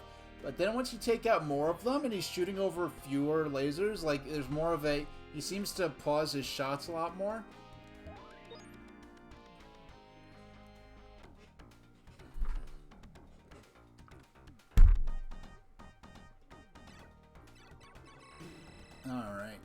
Took you out. You're doing... I mean, this game is a lot... It seems a lot easier than... No, it's funny, because, like I was saying, like, TwinBee seemed really hard, but just that the bosses were...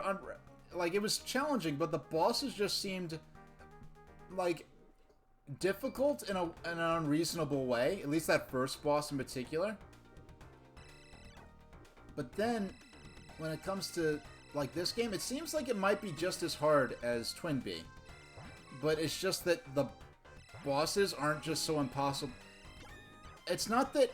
It looks like I'm making a lot more progress much easier in this game than compared to TwinBee.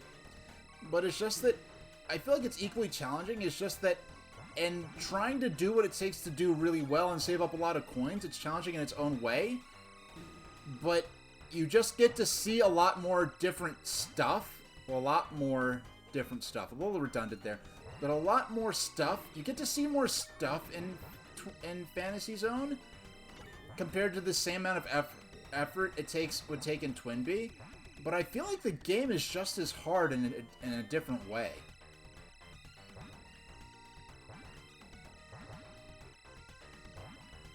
Alright, there we go.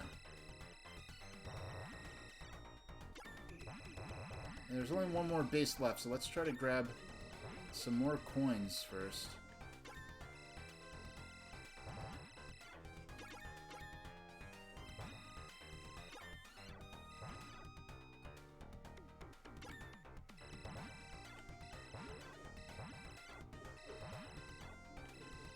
Oh, man.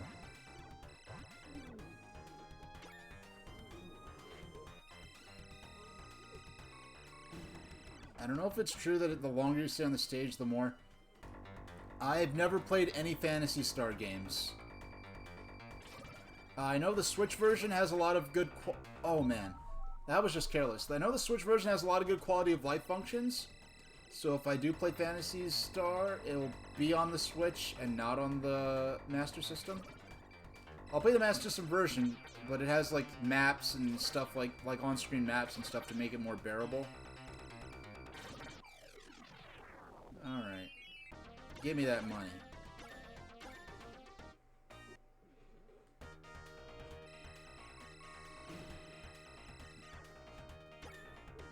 Oh, and shoutouts to those in the U.S. that are awaiting their latest stimulus checks, which were promised. I mean, the guy who's president now, he promised $2,000 if he became president. He became president and said, oh, well, the previous administration gave you, like, $600 before, so I'm only going to give you, like, the difference to make it. It'll be $2,000 total because you got $600 in the last administration. That's not what you said when you were running, but don't want to... Oh, well, I've already been streaming Paper Mario. I already have... I'll show it off now. I already have...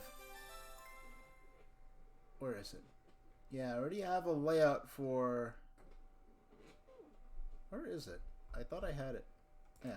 I already have a layout ready for Final Fantasy Legend on Game Boy, which I do already own through the collection of Saga on the Nintendo Switch, so I do have this frame ready to go. And I also have another layout that I'll be able to read the walkthrough. Because Paper Mario has taken so long, I don't know. It's going to probably be a while before I jump into FF Legend, but you see, I do have definitely have the intention of streaming it sooner or later. And when I play it, I will be doing it the cheap way, where there we go. Yeah, I was playing it with this normal shot, and then I was like, oh wait, I have my rapid fire.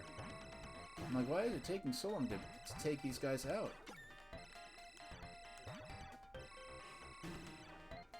It is cool how the bases are different in each level. Because here they're all... I guess in the first one, the base is all...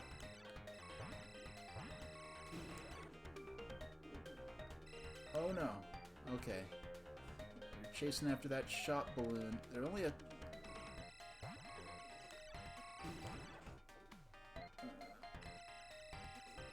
I guess I missed out on my chance to go shopping this round. I'm really going the long way. I don't know why I decided to go the long way back. I have to keep an eye on that map down there. I am going on the long way back to that first base. There we go. Bye-bye. Now that he's gone. Your first shoot 'em up was Gradius. Oh yeah, there's a...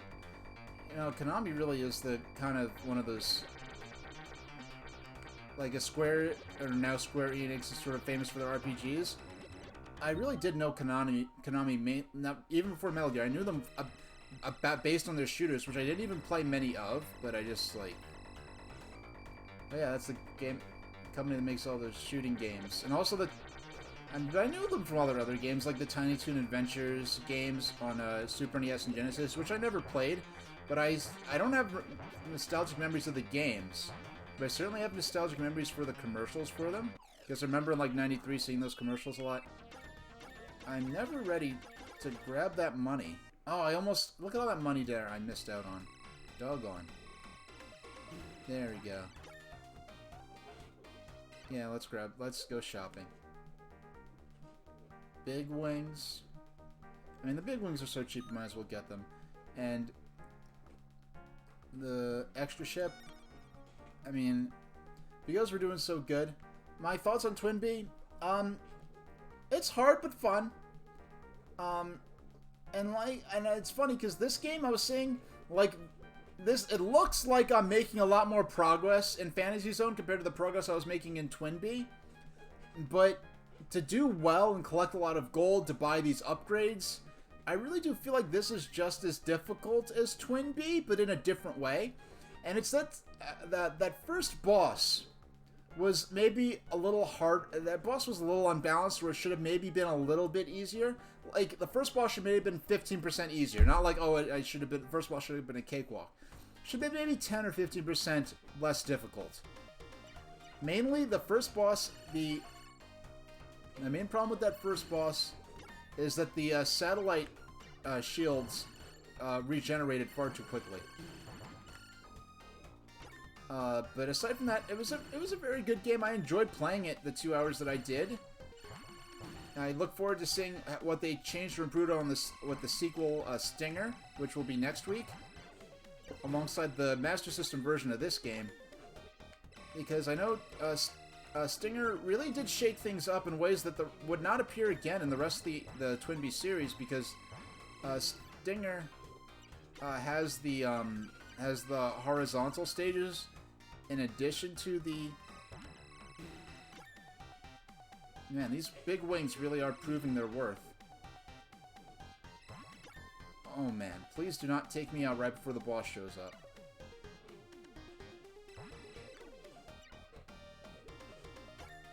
Okay, we're just waiting for those last couple enemies to appear on screen. I'm enjoying this more. Oh, doggone! That was just clumsy. I forgot how this boss worked. I basically flat out forgot how this boss worked.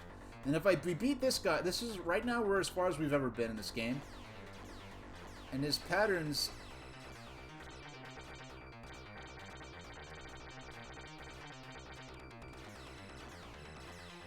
I understand his pattern a lot more. The risk-reward aspect of the boss is, I think, well balanced.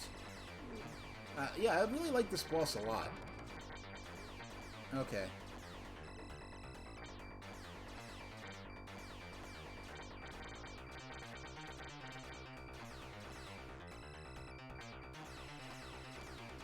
You have to keep... It's very delicate balancing act to keep yourself...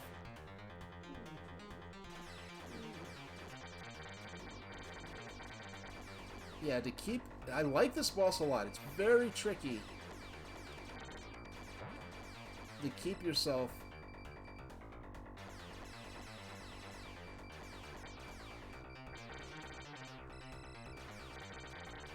Yeah, you could get across from him, but you have to time your shots. Oh no, why are you so close? I didn't know he was going to do that. Okay, so game over. Yeah, so this game is just as hard as TwinBee, but for that effort, you feel like you've made a lot more progress. And plus, TwinBee, it came out a year later. It's running on more advanced hardware, so a lot more colorful, much better music in Fantasy Zone. But we know that Stinger is going to be an NES game, so we're definitely going to have probably a lot stronger music out of Stinger as compared to the arcade original. And Stinger isn't just a... I mean, it's obvious the Collectible has history with Stinger, but Stinger is not on NES. It's not just a port of the arcade game, it is actually a sequel with its own lore, which we will get into.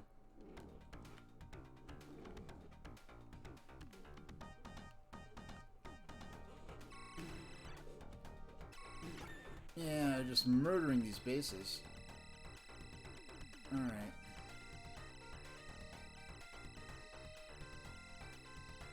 Let's... Yeah, what? Oh, we have an hour left to play. Let's grind for a while and make a little more money on this easier stage, perhaps. Let's get at least 5,000 bucks. I mean, I say 5,000 bucks, but the currency is apparently in dollars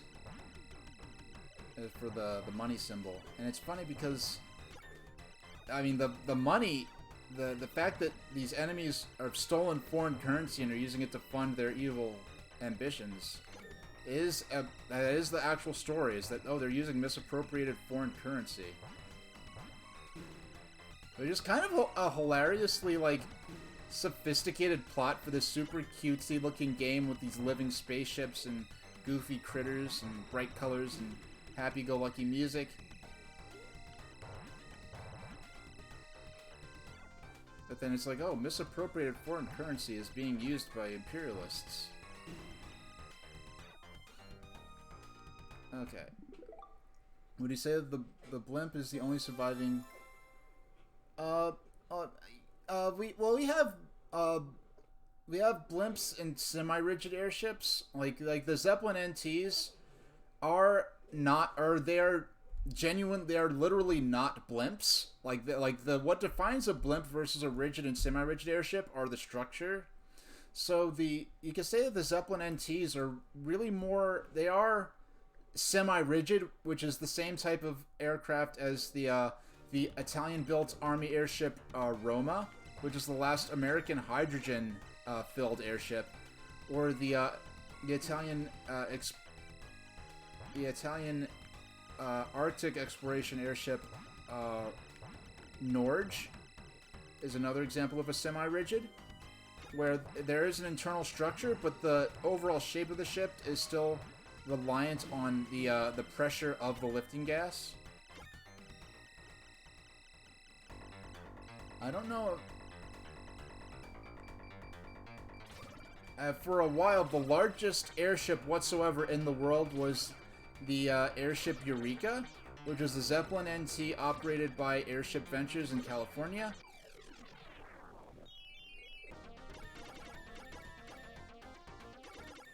Man, if I had the big wings, I think I could have grabbed more of those coins. Alright, I just have to remember not to scroll up. We gotta get them big wings. And let's buy... Since we're full on fighters, let's buy an extra ship. 3 extra ships. Now, we need a lot of money to get another ship. Let's save. Let's not buy any more ammo right now.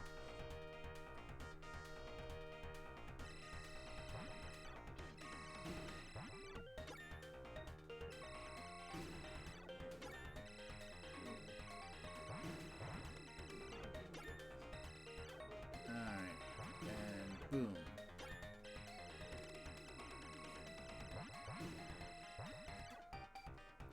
And blimps are, and just to be clear, blimps and semi-rigid craft, those are also genuinely airships. Those are classifications of airships. It's just that I guess the term often makes people think more of like the large rigid ships like, you know, the Graf Zeppelin and the Hindenburg and the USS Los Angeles. Yeah, just buy back our big wings. Let's buy... Yeah, the Y beam's only 500. So let's go back. No. So the quickest way is this way. Oh no! I forgot that these, like some of the bases, like in the World 1, the bases launch their fighters from below, whereas because these ones are built on top of platforms, so they release their enemies upwards, and they're flying enemies that go up instead of. Wow, it seems like the game skipped for a second, or it lagged for a second. Now, I want to check something out real quick while we wait for the boss to show up. Oh yeah, night and day difference. Because when I was playing 3D World, when I was 3 hours into playing 3D World, the Switch was like burning hot. It was blowing air out of its cooling vents on the top. It was just, you could hear it go. It was like a little wind tunnel. But playing these two 30-plus-year-old arcade games, Switch is not working nearly as hard. And it's warm, and I can feel air blowing, very gentle. It's not like, it wasn't like with 3D, when I was playing 3D World, it really felt like the system was struggling to be cool, to remain cool. Oh man, I did not expect to be able to dodge that curtain of bullets right there.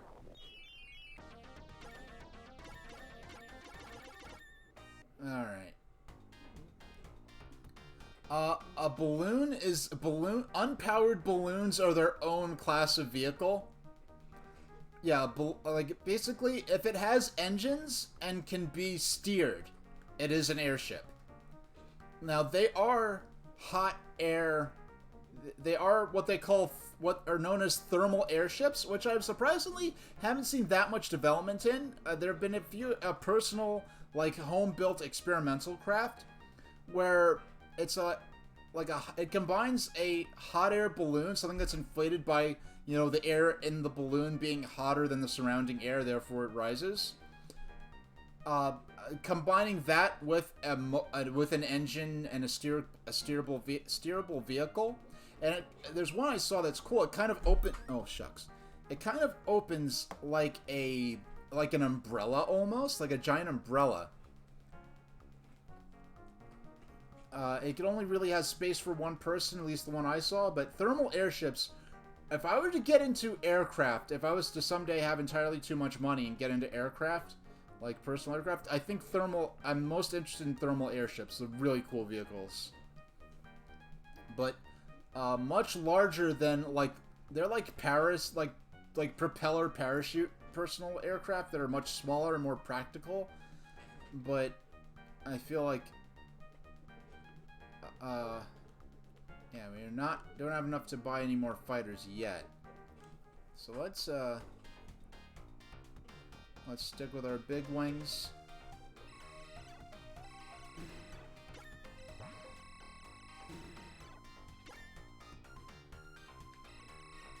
Now I do.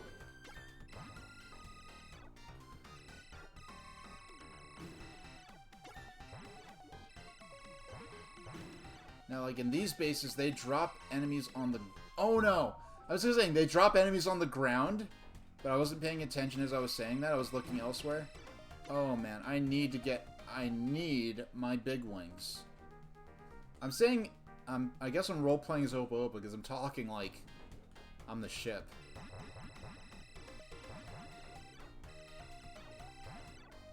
Okay.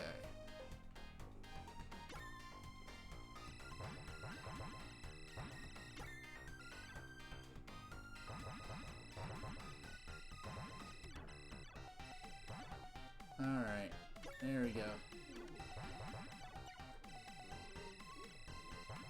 And, and for those who aren't familiar, the ship, I'll bring up the art again. The ship in this, that's our ship. It's actually a living creature. That's just a living spaceship because his parents were both spaceships. So this is kind of, this screenshot is from Super Fantasy Zone on the Genesis though. which I believe comes on the Genesis Classic Edition mini console thing. Not the horrible old ones that Games used to sell, like the good one, that it was actually expensive. Not the cheapo, like $30, $40 one, where the sounds like it's like coming out of a Dixie cup attached to an AM radio. Like the actual good one that was meant to compete with the NES and Super NES Classic Editions. And, you know, and it's a shame that Sega never, that Sony never attempted made a second go at the PlayStation Classic Edition. Because, oh man, that was tough. It was a really tough. Would I like to ride in a hot air balloon or blimp? You know, I have thought, when I have enough money, I would like to, there are places where you cannot, there's no place in America where you can pay for a ticket to ride in an airship.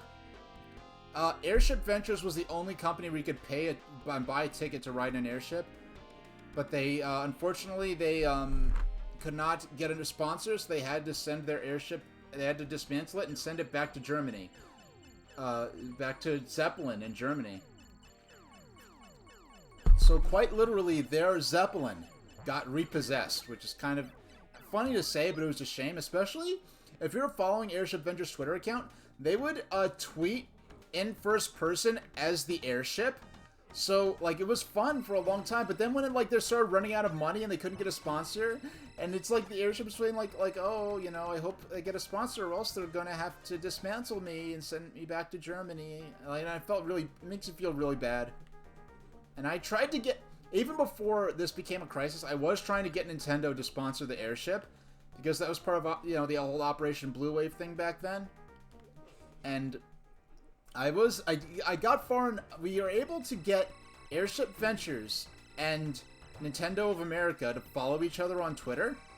Now, I don't know if it went any further than that, if there was any talking behind the scenes, or if, Airship Ventures followed Nintendo of America because they genuinely wanted to get a sponsor, because they're actually desperate at that point. But when it comes to Nintendo of America, I don't know if it was just the whim of whoever happened to be running Nintendo of America's Twitter feed at that moment, but Nintendo of America and Operation Blue Wave did definitely follow each other on Twitter for a while, which is pretty cool. So at least we possibly got them to, they might have been, not only did I nearly get, I say I as the founder, I guess, of Operation Blue Wave, but it really was the group of everyone, all the other people who were doing it, who were joining in, that made anything happen with that. And really, the only point of Op Blue Wave was just to establish that they were people who actually cared. Now, I don't know if, yeah, it was something Wii U needed, but because Nintendo didn't have the sense to properly promote Wii U themselves, so, I just wanted it to be some kind of record that, because, later on, when Wii launched, it was launched off of, Wii U had that initial explosive into popularity, because, well, heck, Wii U bombing the way it did got us Nintendo Switch, so it was all worth it in the end. But, there was, the initial interest in Wii was off the interest and genuine enthusiasm from traditional, what became to be called hardcore gamers. And then by, 2008 or 7, but really more so 8 especially, there was a sense that there was this, narrative in the gaming community that, traditional people, established gamers, not, outside, the people who had been buying systems before DS and Wii, weren't interested or weren't patronizing the Wii, and that was not true. In 2011, we had its strongest Black Friday, and for every copy of Wii U, for every Wii console that it's been sold that Black Friday, they also sold a copy of Twilight Princess. A copy of the new Zelda game, Skyward Sword. So it's not like it was just Wii Sports, Wii Fit Grandma that was buying the Wii. I mean, but whereas the Switch really nailed it, where they got the strong rates for the casual and the hardcore players. But I say hardcore, it's so ridiculous how hardcore basically means anyone who's not just playing like stuff like super casual, like mobile type stuff or like brain age type stuff, or stuff like, I guess the modern equivalent would be stuff like Clubhouse games. But like, because there's like a binary now between being a hardcore gamer and being a casual gamer, then I guess I'm a hardcore gamer, but I do not consider myself a hardcore gamer. I do not go... I'm not a collector. I do not go for the most intense challenges possible. I don't 100% games. If there's an easy mode, I tend to go for it in games. Yeah, if there was...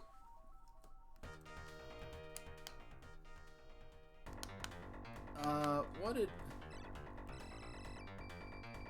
I was at Nintendo World for the Switch launch. I mean, I was at Nintendo World for the Switch launch. It was Nintendo New York by that point. But I was at the Nintendo World store for the Wii U launch, but not for. But I did not buy a system. I was just there for the launch. I was just watching and talking to friends pretty much. And it's kind of funny because... Okay, I'm just pausing. Because for, like, the Wii U launch, Nintendo,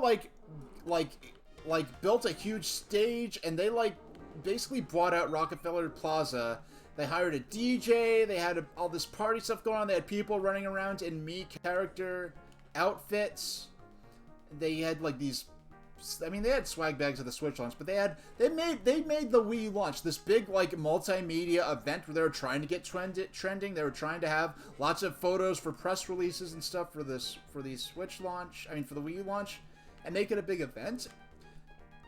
And at the time, the Wii U was actually the strongest. Wii U outsold the place the first week. I forgot it was the first week or the first month. But Wii U outsold the PlayStation 3 and the Xbox 360 in those equivalent time periods.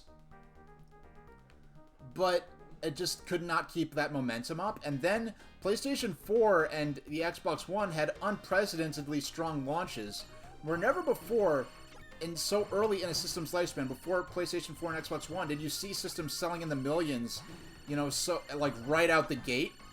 And so I remember there were some naysayers saying oh, it sold I don't know what the number. I'm just gonna make up a number. Say 100,000, in the first week. I'm just making up a number. Let's say, and so naysayers saying oh, 100,000 in the first week. Oh, that may sound impressive if you don't know what you're talking about, but that's actually a huge failure. And the Wii U had to sell in the millions to be a success.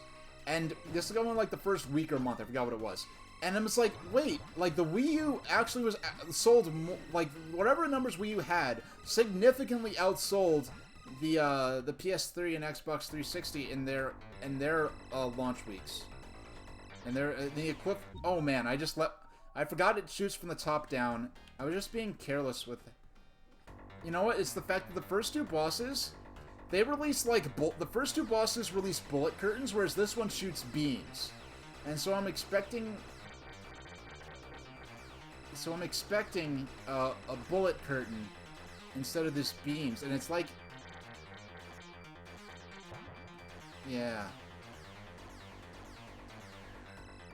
Oh man, I did not give myself enough leeway there.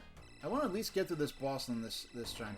But what I was getting at, I kind of got off topic, but basically yeah, but basically with the Wii U, Nintendo rented out all of Rockefeller Plaza for the system launch and was trying to make it. They made it a really big kind of event where the Switch launch, they didn't have any of those bells and whistles, none of those gimmicks, none of that stuff that was clearly, oh, we're just doing lots of photo ops so we could have good stuff for our press release. They really just focus on, okay, let's get everyone who came here. We gave them a little swag bag with a Nintendo Switch cookie in it and stuff. No no epic Mickey Oswald ears or any nonsense like that. no DJ, no stage with trivia contests or anything. They really focused on just, hey, let's just have an efficient launch where we get the system in everyone's hands as quickly as possible. And it's the system launch without all the gimmicks to the launch event that ended up being the successful event.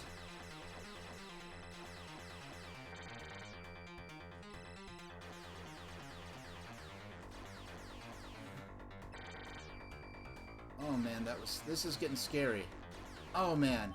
Ah, doggone. The boss is named Kobaby. She's really tough.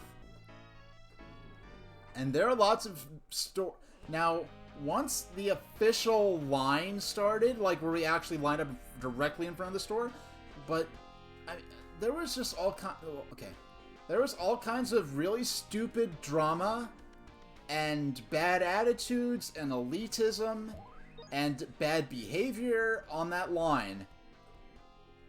I won't go into detail, but someone took it upon themselves to challenge my place in the line and try to kick me off the line and say that I had cut in the line. And there was bad behavior from, like, some children who were well, actually really just a couple of people. Younger people that were just being bratty and poorly behaved. And then there were like some of the parents that were being poorly behaved. And there's a lot of stories from the Switch launch line at the Nintendo store that I will never tell, because it involves people who have significant followings online, and some of those people were just in the crosshairs and it wasn't their fault. And then other people that I know, like, if I were to talk about this openly, like, potentially their supporters would not be happy with me, and I could potentially get negative attention from that. Then there's other stuff that involves either people that were minors at the time and may still be minors now, that they may have made done or said some bad things or some suboptimal things that they may have learned from since then, so I'm not gonna talk about it, because there's if I were to give much more detail than that, you can look at some of the videos from the Switch launch line and pretty much figure out who I was talking about. And so, yeah, bless all the employees that made that run well. Yeah, lots of entitled behavior from adults. But that's something I saw a lot at Nintendo World over the years. Like, the E3 2013, like, the E3 2013 was the first year that we had those events during E3 where you could actually play some of the E3 demos in the store. E3 2013 was the first year they had that. And but they announced it would be like, let's say, oh, at 2 o'clock we're going to have playable demos for everyone in the store. And then 2 o'clock came, but they had some demos running first that actual members of the press who had, like, press credentials could play first. And there were people that were, well, one guy in particular, but there were a few that were like, oh, like, I can't believe we've been lied to, and we were supposed to be able to play at 2 o'clock. And it's like, you're lucky that even, like, got the security clearances to let you play the E3 demos at, you know, at the Nintendo store on the opposite side of the country from where E3 is taking place. It's absolutely unprecedented. It became an annual thing after that, but it's like you're getting to play E3 demos without attending E3, and you're, like, complaining because you have to wait another 15 minutes for the press people to finish their play session. And then there was some other person who went across the street to a restaurant. I don't think it was from Deli 48, because, I don't, forget Deli 48. Anything bad that happens to Deli 48, they deserve. But they went to, I think there was some other restaurant that was across the street. And on Deli 48, a racist establishment, don't shop there. If you're on 48th Street in New York City. If you go to the Nintendo store or Rockefeller Center, do not go to Deli 48. Multiple instances of racist behavior, including some I could attest to personally. But anyway, gosh darn, man, I'm really getting wiped out here. but they went to some restaurant across the street. It wasn't Deli 48 because they don't have these kind of chairs. They just went across the street, got a chair from the restaurant, took it in the store into the Nintendo store, and brought it upstairs to sit in. And I'm surprised that he even was able to get that chair through the front door, because usually there's a security guard who would like stop you from doing anything like that. Because he had to wait for the you had to wait in line to play the E3 demos, and and this was a grown adult, by the way, just did not feel like didn't feel like sitting while they were waiting to play the E3 demos. They went across the street, stole a chair from a restaurant, brought it in the store to sit in, and then, of course, when they were done, they just left the chair in the store. It's like and I guess, and I'm not saying, oh, young people, but I guess the sort of people, the type of audience that were, I guess, like, into tech and gaming enough to want to do E3 events at Nintendo Store in general, and especially E3 type stuff, as the years went on, like 2005, like, I was, like, you know, like, I'm in senior year in high school or freshman in college, and our kind of generation were the first people that were old enough to do something like that, to, like, choose to have the income and the means of transportation and interest in video games to do stuff like that at the Nintendo stores. The events were well patronized, but it wasn't like nowadays when you look at the Kirby GCN 17's videos of events at the Nintendo store from before COVID, like the crowds you see there, it was not like that. Even in 2006 for the week, like E3 2006, and they didn't have E3 viewings in 2008, 7, 8, or 9, but starting in 2010, they started doing the viewings at the E3 viewings at the Nintendo store again. And for those, they doggone, I'd get there at like 7, and we would be me and Pete Dorr and Rob 999. We'd be some of the first people there at like 7, and people start showing up at 8 or 9. Now you have to get there like before dawn. You have to get there so long in advance to even try to participate in some of the bigger events. I tried to be there for the Super NES Classic Edition launch. I got there at like 11, and it was like, yeah, there's no way. There's no way I'm getting into this event. So So it's kind of like, it's unfortunate. I mean, as more people become of age to be able to attend the events, it just became so competitive to even try to get into those events, let alone people who are just seeking to hoard, just to buy products to sell them at inflated prices online. Like, I could have been there for the NES Classic Edition launch, but I didn't, well, first off, I didn't realize the NES, if they called it NES Classic Limited Edition, that would have been more obvious that it was going to be a limited edition product, but, like, really the NES Classic Edition was the beginning of these really limited quantity, limited run products from Nintendo. So at the time, I really didn't think it was going to be a limited edition system, and plus I did not think it would be as popular as it was. So I really did think I'd just be able to, like, walk into any, like, Best Buy or GameStop or whatever and just get an NES Classic Edition. I didn't think it would be a thing where people are calling, like every, like, game store and electronics store in the phone book and to try to get their hands on these, and, like, crossing state lines to try to get just one of these, paying, like, you know, inflated prices online, like 2 or 3 times the cost of the system, just to get an NES Classic Edition. And I wanted one, but I didn't even own an HD television at the time the NES Classic Edition came out. And I didn't even own an HD TV at the time. I had an actual NES. Now, there are a good number of games that I didn't actually have access to. Like, I didn't own the cartridges for. So I figured, like, hey, you know... But when I decided, okay, I'm gonna... Long term, I don't know if it's gonna be a year or 2 years from now, but I'm like, long term, I'd eventually like to start streaming, and the NES Classic Edition would be a very easy solution to be able to have lots of these NES games playable natively in HD, and I'd be able to use... Honestly, like, before I decided I was gonna stream, I honestly wanted the NES Classic Edition and later the Super NES Classic Edition. I wanted those systems more for the controllers than anything else because the controllers on the NES and Super NES Classic Edition use the same plug that the Wii Remote uses. So you can use the Super NES and NES Classic Edition controllers on the Wii for Virtual Console games. So like when I play Fantasy Zone, I'm going to be playing that on the Wii Virtual Console. I'll be using an NES controller because that's the closest thing to the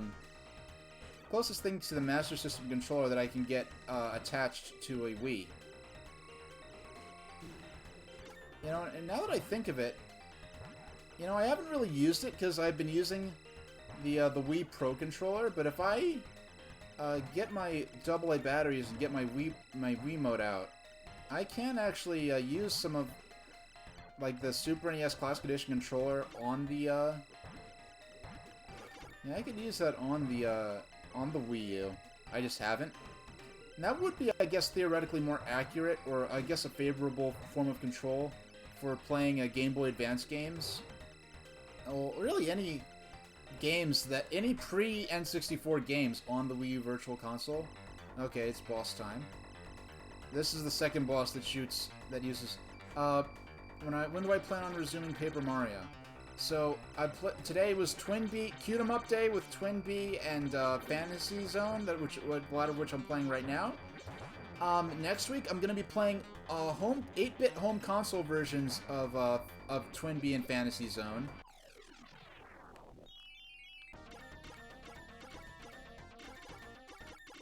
Yeah, got a lot of gold there.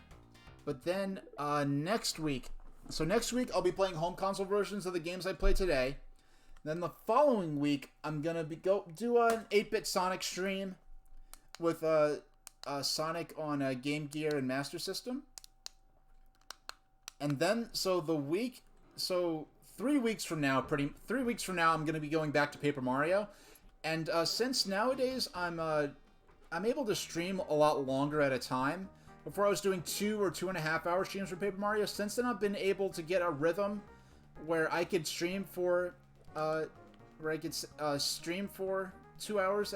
4 hours per stream. 4 hours of gameplay time, not counting my my title card, my hold screen at the beginning, and my my 10-minute break.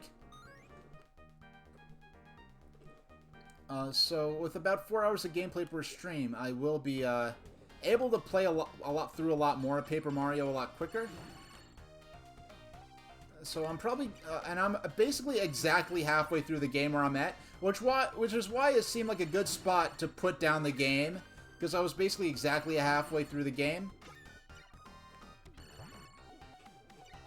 Now I may, for the sake of ending, I know, like with my current loadout of items, if I get one more, with my level up wheel, where you spin a wheel to randomize what stats I'll be leveling up with each time Mario gains a level, I think I'll be, oh gosh.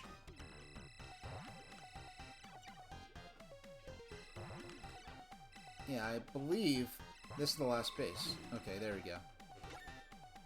And we've got 2 reserve ships, so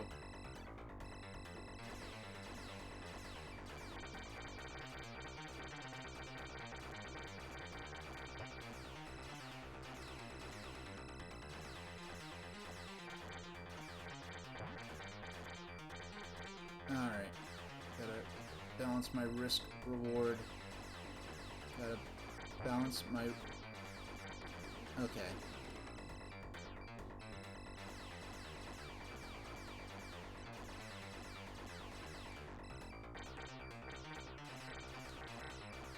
Eventually he tends to corner me. Oh no! I thought he was going to shoot from the bottom, start from the bottom. Alright, so I still have at least 2, after this life is lost, I have 1 more shot. I don't think I've never beaten this boss before, so...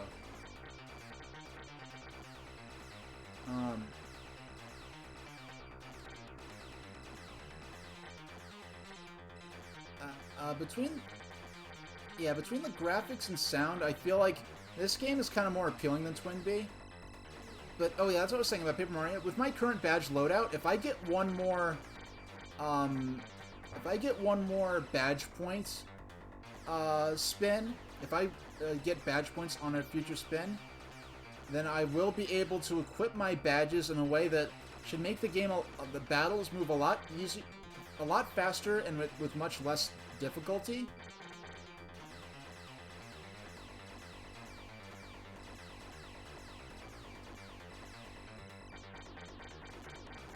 Alright, let's...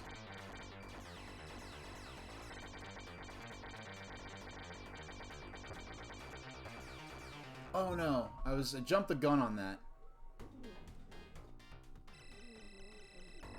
Alright.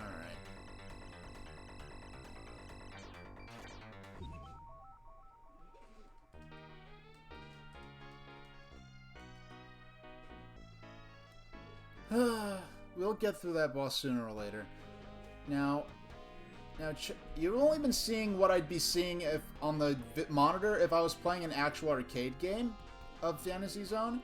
But if you look at my full layout here that I see on my monitor, on the left, on right, I believe this on the left we have all the power-ups listed. On the bottom there's coin stock. And there's a certain mode where all the coins I earn in this mode I could spend during a game. This, I'm playing a little more accurate to the original version. The rapid fire mode was not in the original arcade game, but here it's cropped, so it's actually like how I'd be playing on an original monitor. Now, before I start again, let me just check on my stats, make sure my frame rate's all right, make sure my connection is all right. Yeah, this looks pretty good. Alright. Yeah, I think this looks alright. So let's keep going. Got another 24 minutes. Let's see if I can beat that medallion boss. That boss that looks like an ancient medallion, I guess. In fact, I'll bring up my widescreen. Okay, that's... I didn't... No, okay. That guy on the left, I mean on the right of the layout, that guy is the boss that's giving me all the trouble. So let's try to grind for money a bit more. Let's try that. Let's try to grind for money.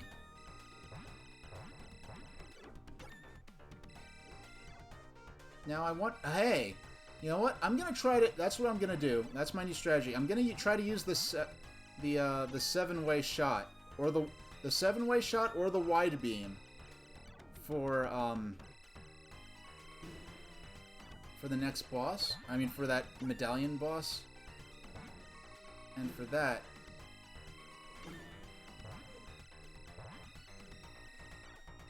For that, I guess I'd need decent bombs to use. Yeah, I guess I need... Because I do have bombs I could drop, I just haven't been making much use of them. Yeah, the arc is... It's tricky to figure out the, oh no. Yeah, so... Frankly, I should... Yeah, I'm gonna reset. If from now on, if I take an L on the first stage, I'm gonna reset.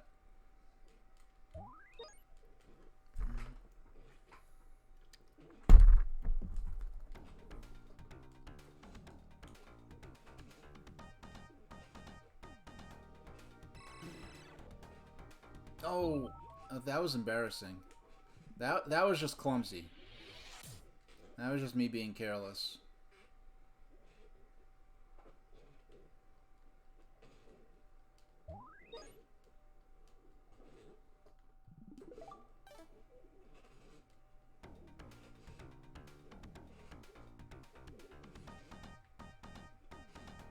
All right, and we got.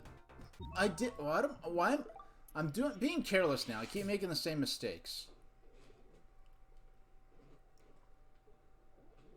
So let's see. So okay. So yeah. So the first week of April should be the week that I get back into Paper Mario.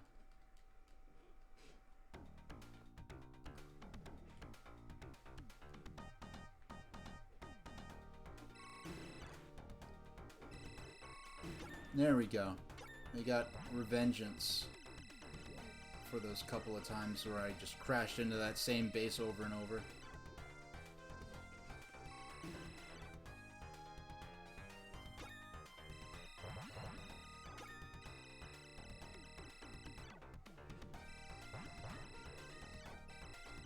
And there we go. For all you guys were insistent on hounding me, you're not going to give me any money. Alright.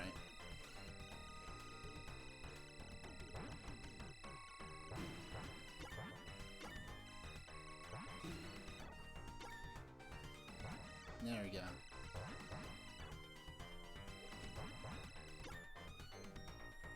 Bam. There we go. Oh, that was close. He almost, that little ship almost got me.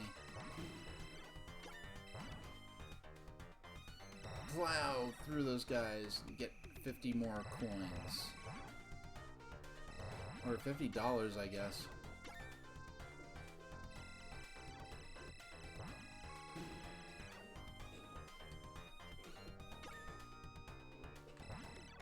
Now, it's kind of funny how they decided to actually make an in-universe reason why collecting coins is... Oh, I missed. We missed.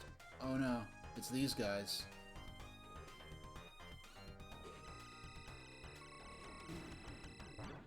I really don't want to die at this point.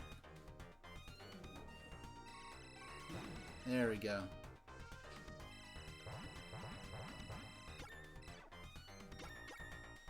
And here's the boss, who is pretty much a pushover. Yeah, the first week of April, we'll be getting back to Paper Mario. I just don't know when I don't have... You know, my appointments aren't... I generally don't slot my appointments that far in advance, or my jobs, so... I really don't know what's gonna be... Almost got that last...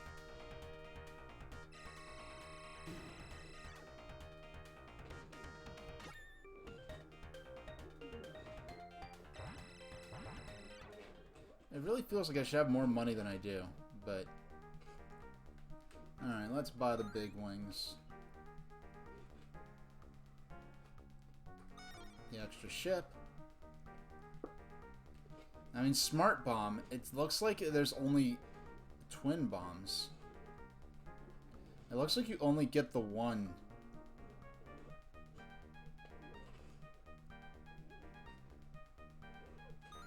Yeah, let's go... I mean, I should have waited to buy that.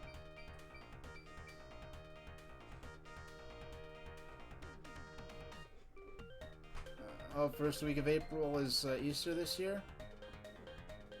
Yeah, and I think if I do any, like... it always remind me when I talk to you, Clackerboy, but... yeah, I'm yawning and stretching, excuse me. But...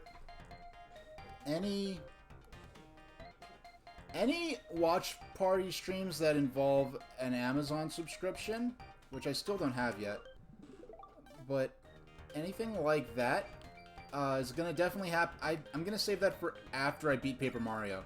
Any watch party stuff I do before then is gonna be stuff that I'll be able to put on Twitch. So there'll be lots of public domain cartoons, train videos. Commercial rips of my commercials from my VHS collection, stuff like that.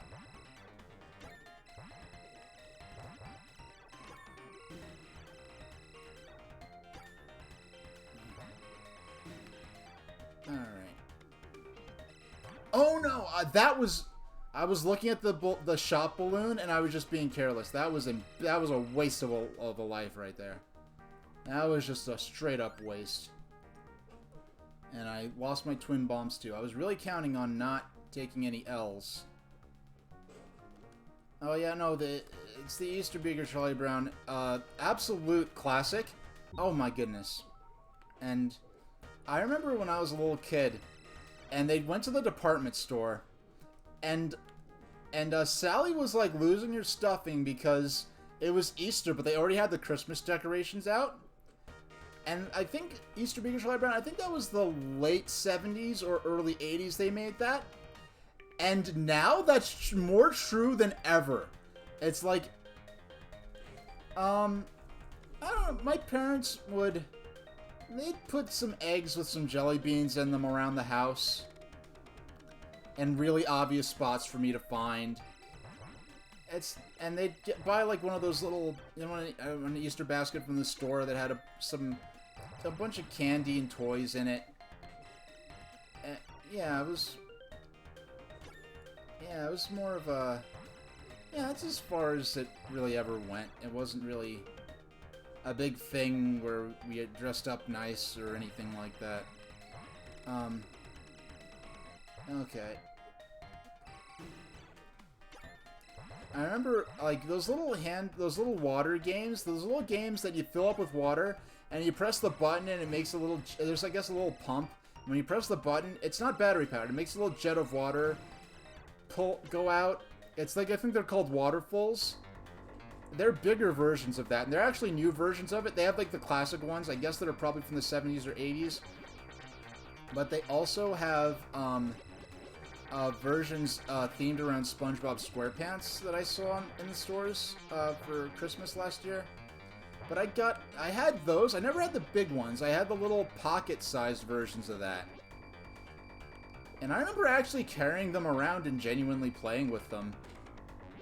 In fact, I have more memories of playing with those little pocket water thingies than I ever did of having like the little Tiger Electronics LCD games. But the first like modern, like not counting like something from the 70s that yeah, the Cadbury eggs. Those things are funny because like I have one. I try to lay off the candy so much these days, but I'd get one and I'd eat it and it's like, oh, this is really good. But that last bite was like, it's so rich and sweet, I'd like gag a bit. It was like too sweet. I did feel so grossed out that I wouldn't want one until a year later. So it's kind of like, and it's funny because that's really one of the only Cadbury products that I ever really had. I mean, I'd have, like, there's Cadbury chocolate that they make in America, but it's like not the like British Cadbury chocolate. It's like a different recipe, and it's actually like Hershey. Like I believe Cadbury is licensed by Hershey in the U.S. Like the Cadbury name, like Hershey bought the rights to produce candy under the Cadbury name. So there were stores that you could buy like international candy, and they were importing Cadbury candy from Hershey, and Hershey was actually suing. And it really hurt my opinion of Hershey as a company, as a brand. And in addition to the way they run their private school, had a lot of issues going on with it, where there's a lot of bullying problems that were being unaddressed, including students literally attempting to murder each other, and then, like, punishing the students that, like a student tried to drown. Like, two students tried to drown another student, and then, so the student that they were actually trying to drown to death, like, fought back and, like, punched them out. And she got in trouble for hitting the students that were trying to drown her to death. And things were like, they were putting so much pressure on the football team that like students were having nervous breakdowns in class, so they'd have to call the ambulance. And they really just treated it as an inconvenience, like, oh, I can't believe we lost our football player, rather than like, oh my gosh, this kid had an existential crisis in class. Because they put so much stress on them for this football program and stuff, where they were putting all this energy and resources into a football program, but not the actual course of study for the students. So that's, once again, that's sort of phenomenon. I see a lot in some colleges where the educational aspect of the school sort of becomes a fundraiser for the football program, rather than the football program being like just a means to just like an extracurricular activity and a social thing. It just became like the college or the school becomes the football program becomes like becomes the actual business, and the actual like education part just becomes something they use to fundraise for the football program, the actual tuition for the students and stuff. So, but anyway, all that is this, and I was talking about the Milton Hershey school and problems they were having, at least about 15 to 20 years ago. I don't know how it is nowadays, but oh, and stuff like, at one point they expelled a student for being HIV positive, all kinds of stuff about the school that's, you know, an issue. But, or at least was an issue. Maybe they improved, I don't know, since then. And also, of course, like, stuff like, it's a boarding school, so they'd have stuff like where the house mothers would take away, like heavy metal and rock music from the students, saying, oh, that's satanic music, you're only allowed to listen to, like Christian music, and you know, just nonsense like that. It's not unique to that school, but just the kind of stuff you deal with. But they were suing candy, like family-owned candy shops that were importing British Cadbury chocolates. And I'm not talking about like Kinder Surprise, where it's like an issue where the candy's actually banned by the FDA for health and safety reasons. Like stuff where they legitimately purchased the chocolate and imported it of their own money, and Hershey was suing them because Hershey, because they bought the rights to manufacture Cadbury chocolate. Oh yeah, they'll be like, I remember when I worked at a dollar store. Man, that is like, okay, that boss keeps destroying me, right? But I feel like satisfying, like it's my fault. Like I need to get better at the game in order to beat that boss. And that's the third boss, and the extra bosses now available in the menu settings. Special bosses will appear if you fulfill certain conditions. That's interesting. Extra bosses Master System mode is now available. This will enable extra bosses to always appear. That's interesting too. Extra bosses is now turned off to enable recording scores in original ranking mode. Okay, so we're gonna go to the main menu and turn those extra features off. But yeah, so I guess you have to play it a certain number of times. But like that boss that was shooting the lasers at me, the 1, 2, 3, like that 4th level boss. Time check mode, replay, original mode. Round select off. Okay, so this shouldn't be that special mode we unlocked. And so, yeah, so they were just suing like mom and pop candy stores that were importing British Cadbury chocolates because of the licensing agreement between Hershey and Cadbury. Okay, that agreement is between Hershey and between Hershey and Cadbury. The candy shops aren't breaking the law. Unless there's somehow an international trade agreement, like, made with the government, that's somehow violating by importing the British Cadbury chocolate, some kind of non-compete law or something like that. It's really messed up that Hershey was suing mom-and-pop candy stores for importing legitimately purchased British Cadbury chocolate. Because of, like, if you, like, there's a difference. You could definitely taste the difference. So when I went to England in 2015, I bought as much Cadbury chocolate as I could. Like Cadbury, like the equivalent, like the British equivalent of like a Hershey milk chocolate bar is what they call it's a Cadbury dairy milk bar. So I bought as many of those as I could for myself and sending it to them to friends as gifts. So I keep meaning to go from like, I don't know, an import. I know, like, when I bought, like, all the cash I brought with me to the UK, I brought, I think, about, like, 60, I think I brought about 50, I think I brought about 60 pounds in notes and coins, because they don't have a $1 bill in the UK, they only have £1 coins, and most of that I actually got from, because of the international nature of New York City, like, in Times Square, there are little currency exchange booths you could do. And that's, I believe a few months before I actually went to the UK, that's where I got my British pound notes and coins from. You know, in case I had a problem, like if my bank, I warned my bank in advance that I'd be traveling to the UK. So, like, not to freeze my card if I made debit card purchases that were from another country. And actually, what alerted me to needing to do that was, when I purchased my airline tickets, I bought the tickets. Oh shucks, I brought my tickets via Norwegian Air. I flew on Norwegian Air Shuttle, because it was really underpriced. They're extremely underpriced compared to like British Airways and like mainstream flights. And I think I got my round trip. Yeah, my round trip tickets, my reserved seat and round trip tickets. Yeah, my reserved seat and round trip tickets, one checked bag and one carry-on, and my meals were all, my in-flight meals were all paid for like, I think $700 or something like that. It was pretty much a steal at the time. And I flew on the newest and nicest passenger airplane you could fly on, the Norwegian the Boeing 787 Dreamliner. And the plane I flew on, the plane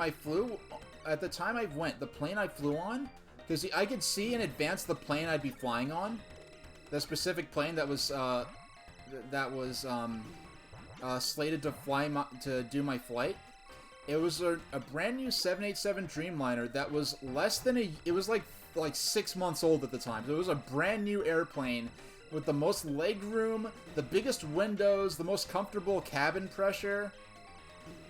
Like, we left I think we left like 2 hours late. We ended up getting there almost an hour early because we had a good tailwind.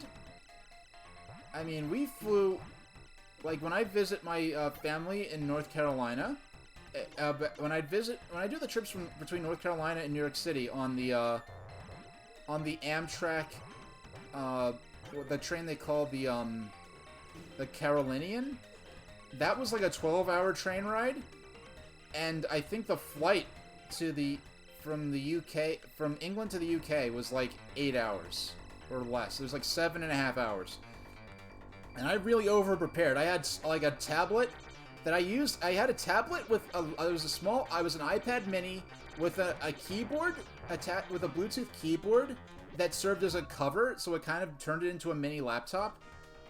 And I know one thing I always wanted to do was, like, Who Framed Charlie Brown? Bon Voyage Charlie Brown, which is a movie I will be watching on stream via Amazon. Yeah, so we'll be doing an Amazon watch party of that movie, eventually. Maybe I'll even do it, before I complete, Paper Mario. Because I don't necessarily, when I think of these things, I don't want to wait that long to do them. Because I never know, like, it could happen that there's the licensing changes and the Peanuts movies leave, Amazon Prime Video, but now they're on there, so I do want to take advantage of that while I can. Yeah, a number of the Peanuts specials, as well as the Peanuts, all the original Peanuts movies from the 70s and 80s, well, the 60s, 70s, and 80s, are all on, they're all on, Amazon Prime Video. And I'm not in a rush to give Amazon my money, but I'm already doing that. I'm already producing cash flow for Amazon just by being on Twitch to begin with.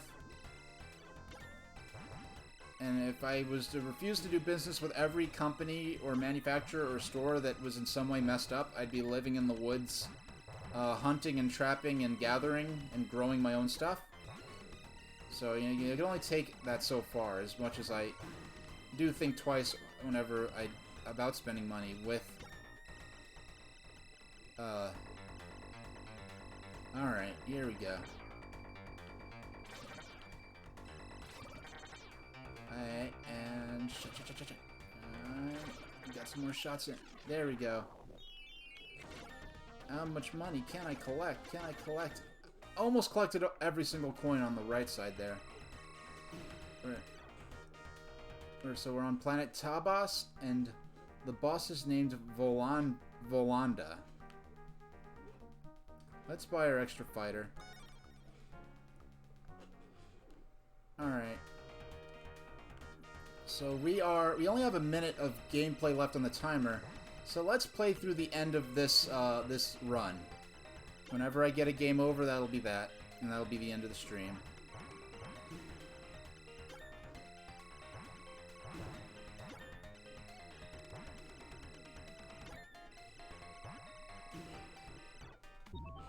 Oh, Disneyland will only allow California residents?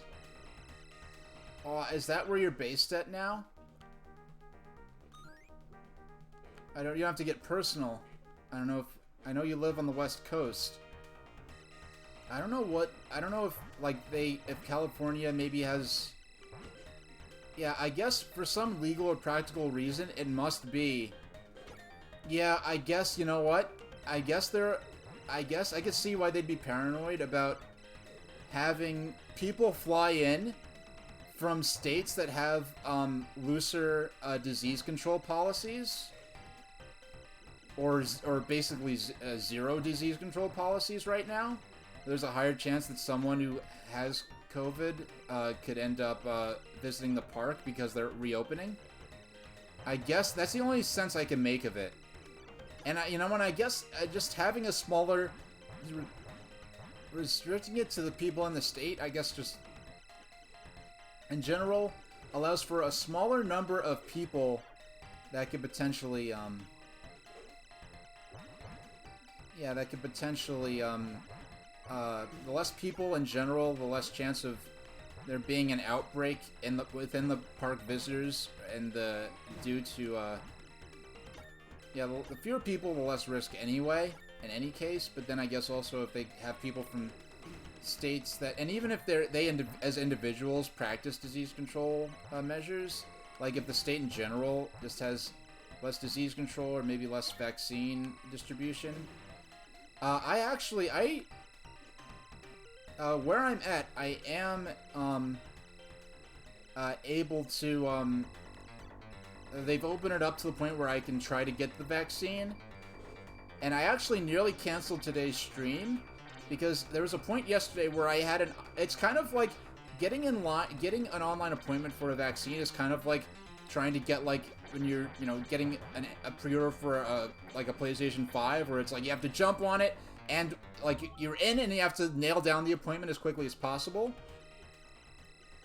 So I nearly canceled today's stream, because if I was able to get the appointment, I would have been able to do the stream today. Because I would have canceled the stream in order to be able to get the first part of the vaccine. But I ended up not being able to get the appointment, so... I mean, that would have been a legitimate reason not to cancel the stream.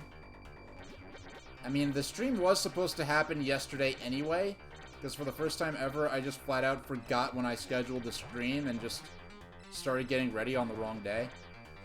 Even though all the materials and everything I publicly said very explicitly made it out that the stream was going to be yesterday, but I just forgot. Alright, yeah, it's gonna be tough, but, depending on the states, they're opening up the availability gradually. So, the hope is that the people who are able to get vaccinated now, them getting vaccinated helps break the chains where someone who otherwise may have ended up getting the disease doesn't get it, and therefore that many more people, even if they aren't vaccinated themselves yet, are sort of benefiting from the protection those other people received. But, and then there's I don't even know which, I'm not choosing, you don't get to choose which one I'll be getting, I don't know, but if it turns out to be alright, that's game over. So, I'm gonna call the stream there. Now, okay, so, I'm not gonna make this mistake again. It's not the 16th, I forgot to change the date here. It is gonna be Tuesday the 16th. No. I forgot to update this. It's gonna be Wednesday. Hold on.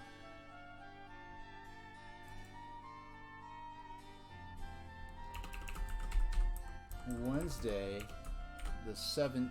No, not 7 ampersand. It's gonna be. No, I did it again.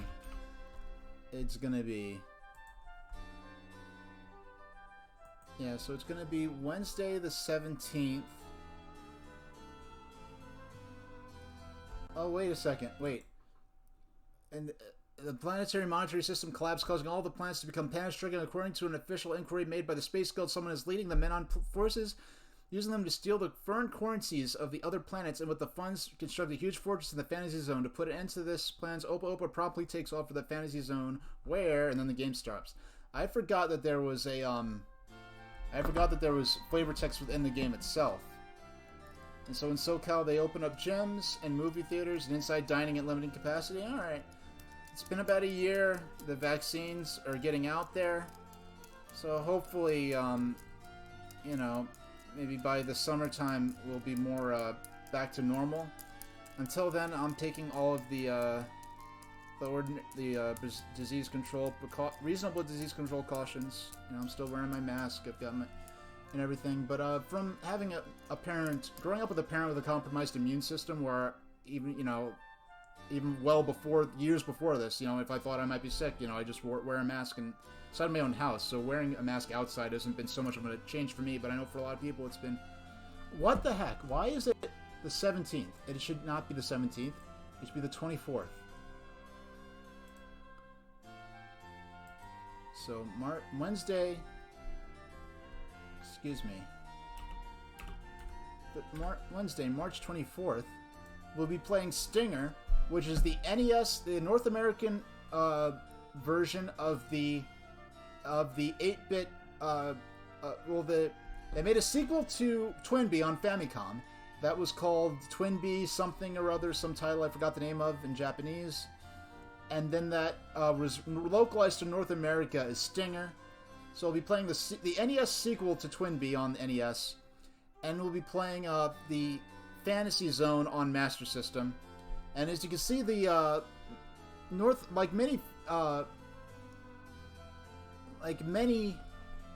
this music does provide a refined atmosphere for the waiting portions of the stream. So Fantasy Zone, like many Master System games, a very plain, simplistic box art. That boss we were just fighting is actually on the cover here, but it makes the game look very like many Master System box arts, very minimalistic, plain. I really feel like for Master System, they're trying to make the most deliberately generic console and accessories they possibly could, which gives it a certain charm now. At the time, I don't think it helped it stand out much compared to the NES.